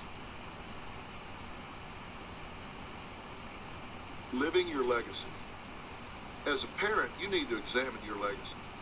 All families have legacies. What was passed on to you, and what are you passing along to your children? What are your family values, practices, strengths, weaknesses, dysfunction? They all tend to be passed on from generation to generation until somebody makes a conscious decision to change. So if you have a legacy of abuse, molestation, or alcohol or drug addiction, you have to make a conscious decision to break that generational pass-through. You need to ask yourself what you experienced as a child that you don't want to pass on to your children, as well as what you have to do in order to make sure that you don't. Start by acknowledging that you are at risk, that you are a carrier, or that you learned what you live and you are at risk of teaching your children what you live. Acknowledge what could contaminate your children so that you can deal with it before they start forming relationships, getting married, and having children. Seriously, are you a baiter parent? Are you one of those parents who maybe was too young when you had children? Are you relationship dependent to the point that you fear being alone and rotate partners in and out of your life and therefore the lives of your children, creating confusion and modeling bad behavior? Do you drink too much or mess around with drugs? Are you putting your wants, needs, and desires ahead of what's in your child's best interest? Are you fighting in front of your children or allowing them to see you being abused? If you answered yes to any of those questions I just asked, then you need to have a serious talk with yourself about what your priorities are and what they should be. Maybe you were hurt as a child. And if so, I'm sorry. I really am, because no child deserves that. But, and this is a big but, that was then and this is now. You're the adult now and you get to choose, so choose wisely. Stop it now. Make the decision. This stops now. If I need professional help, I will get it. If you can't afford it, go to your community mental health center. Go find what the resources are, because in every community, there are resources available to you, either pro bono or based on your ability to pay. You don't need to have insurance. You don't need to have the money for a private therapist. There are groups, support groups, parenting classes, and therapists who work on a sliding scale. Do what you have to do to stop this legacy.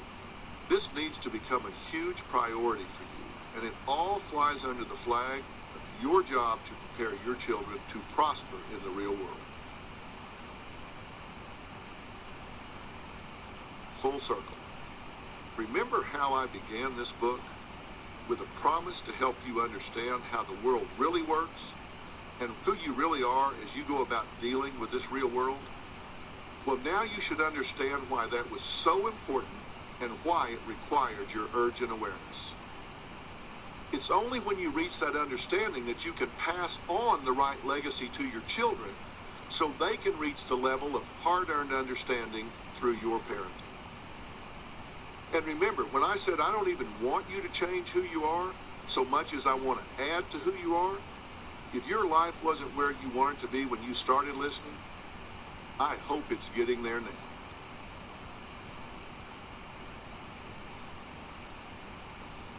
Chapter 8. Conclusion. Now you know.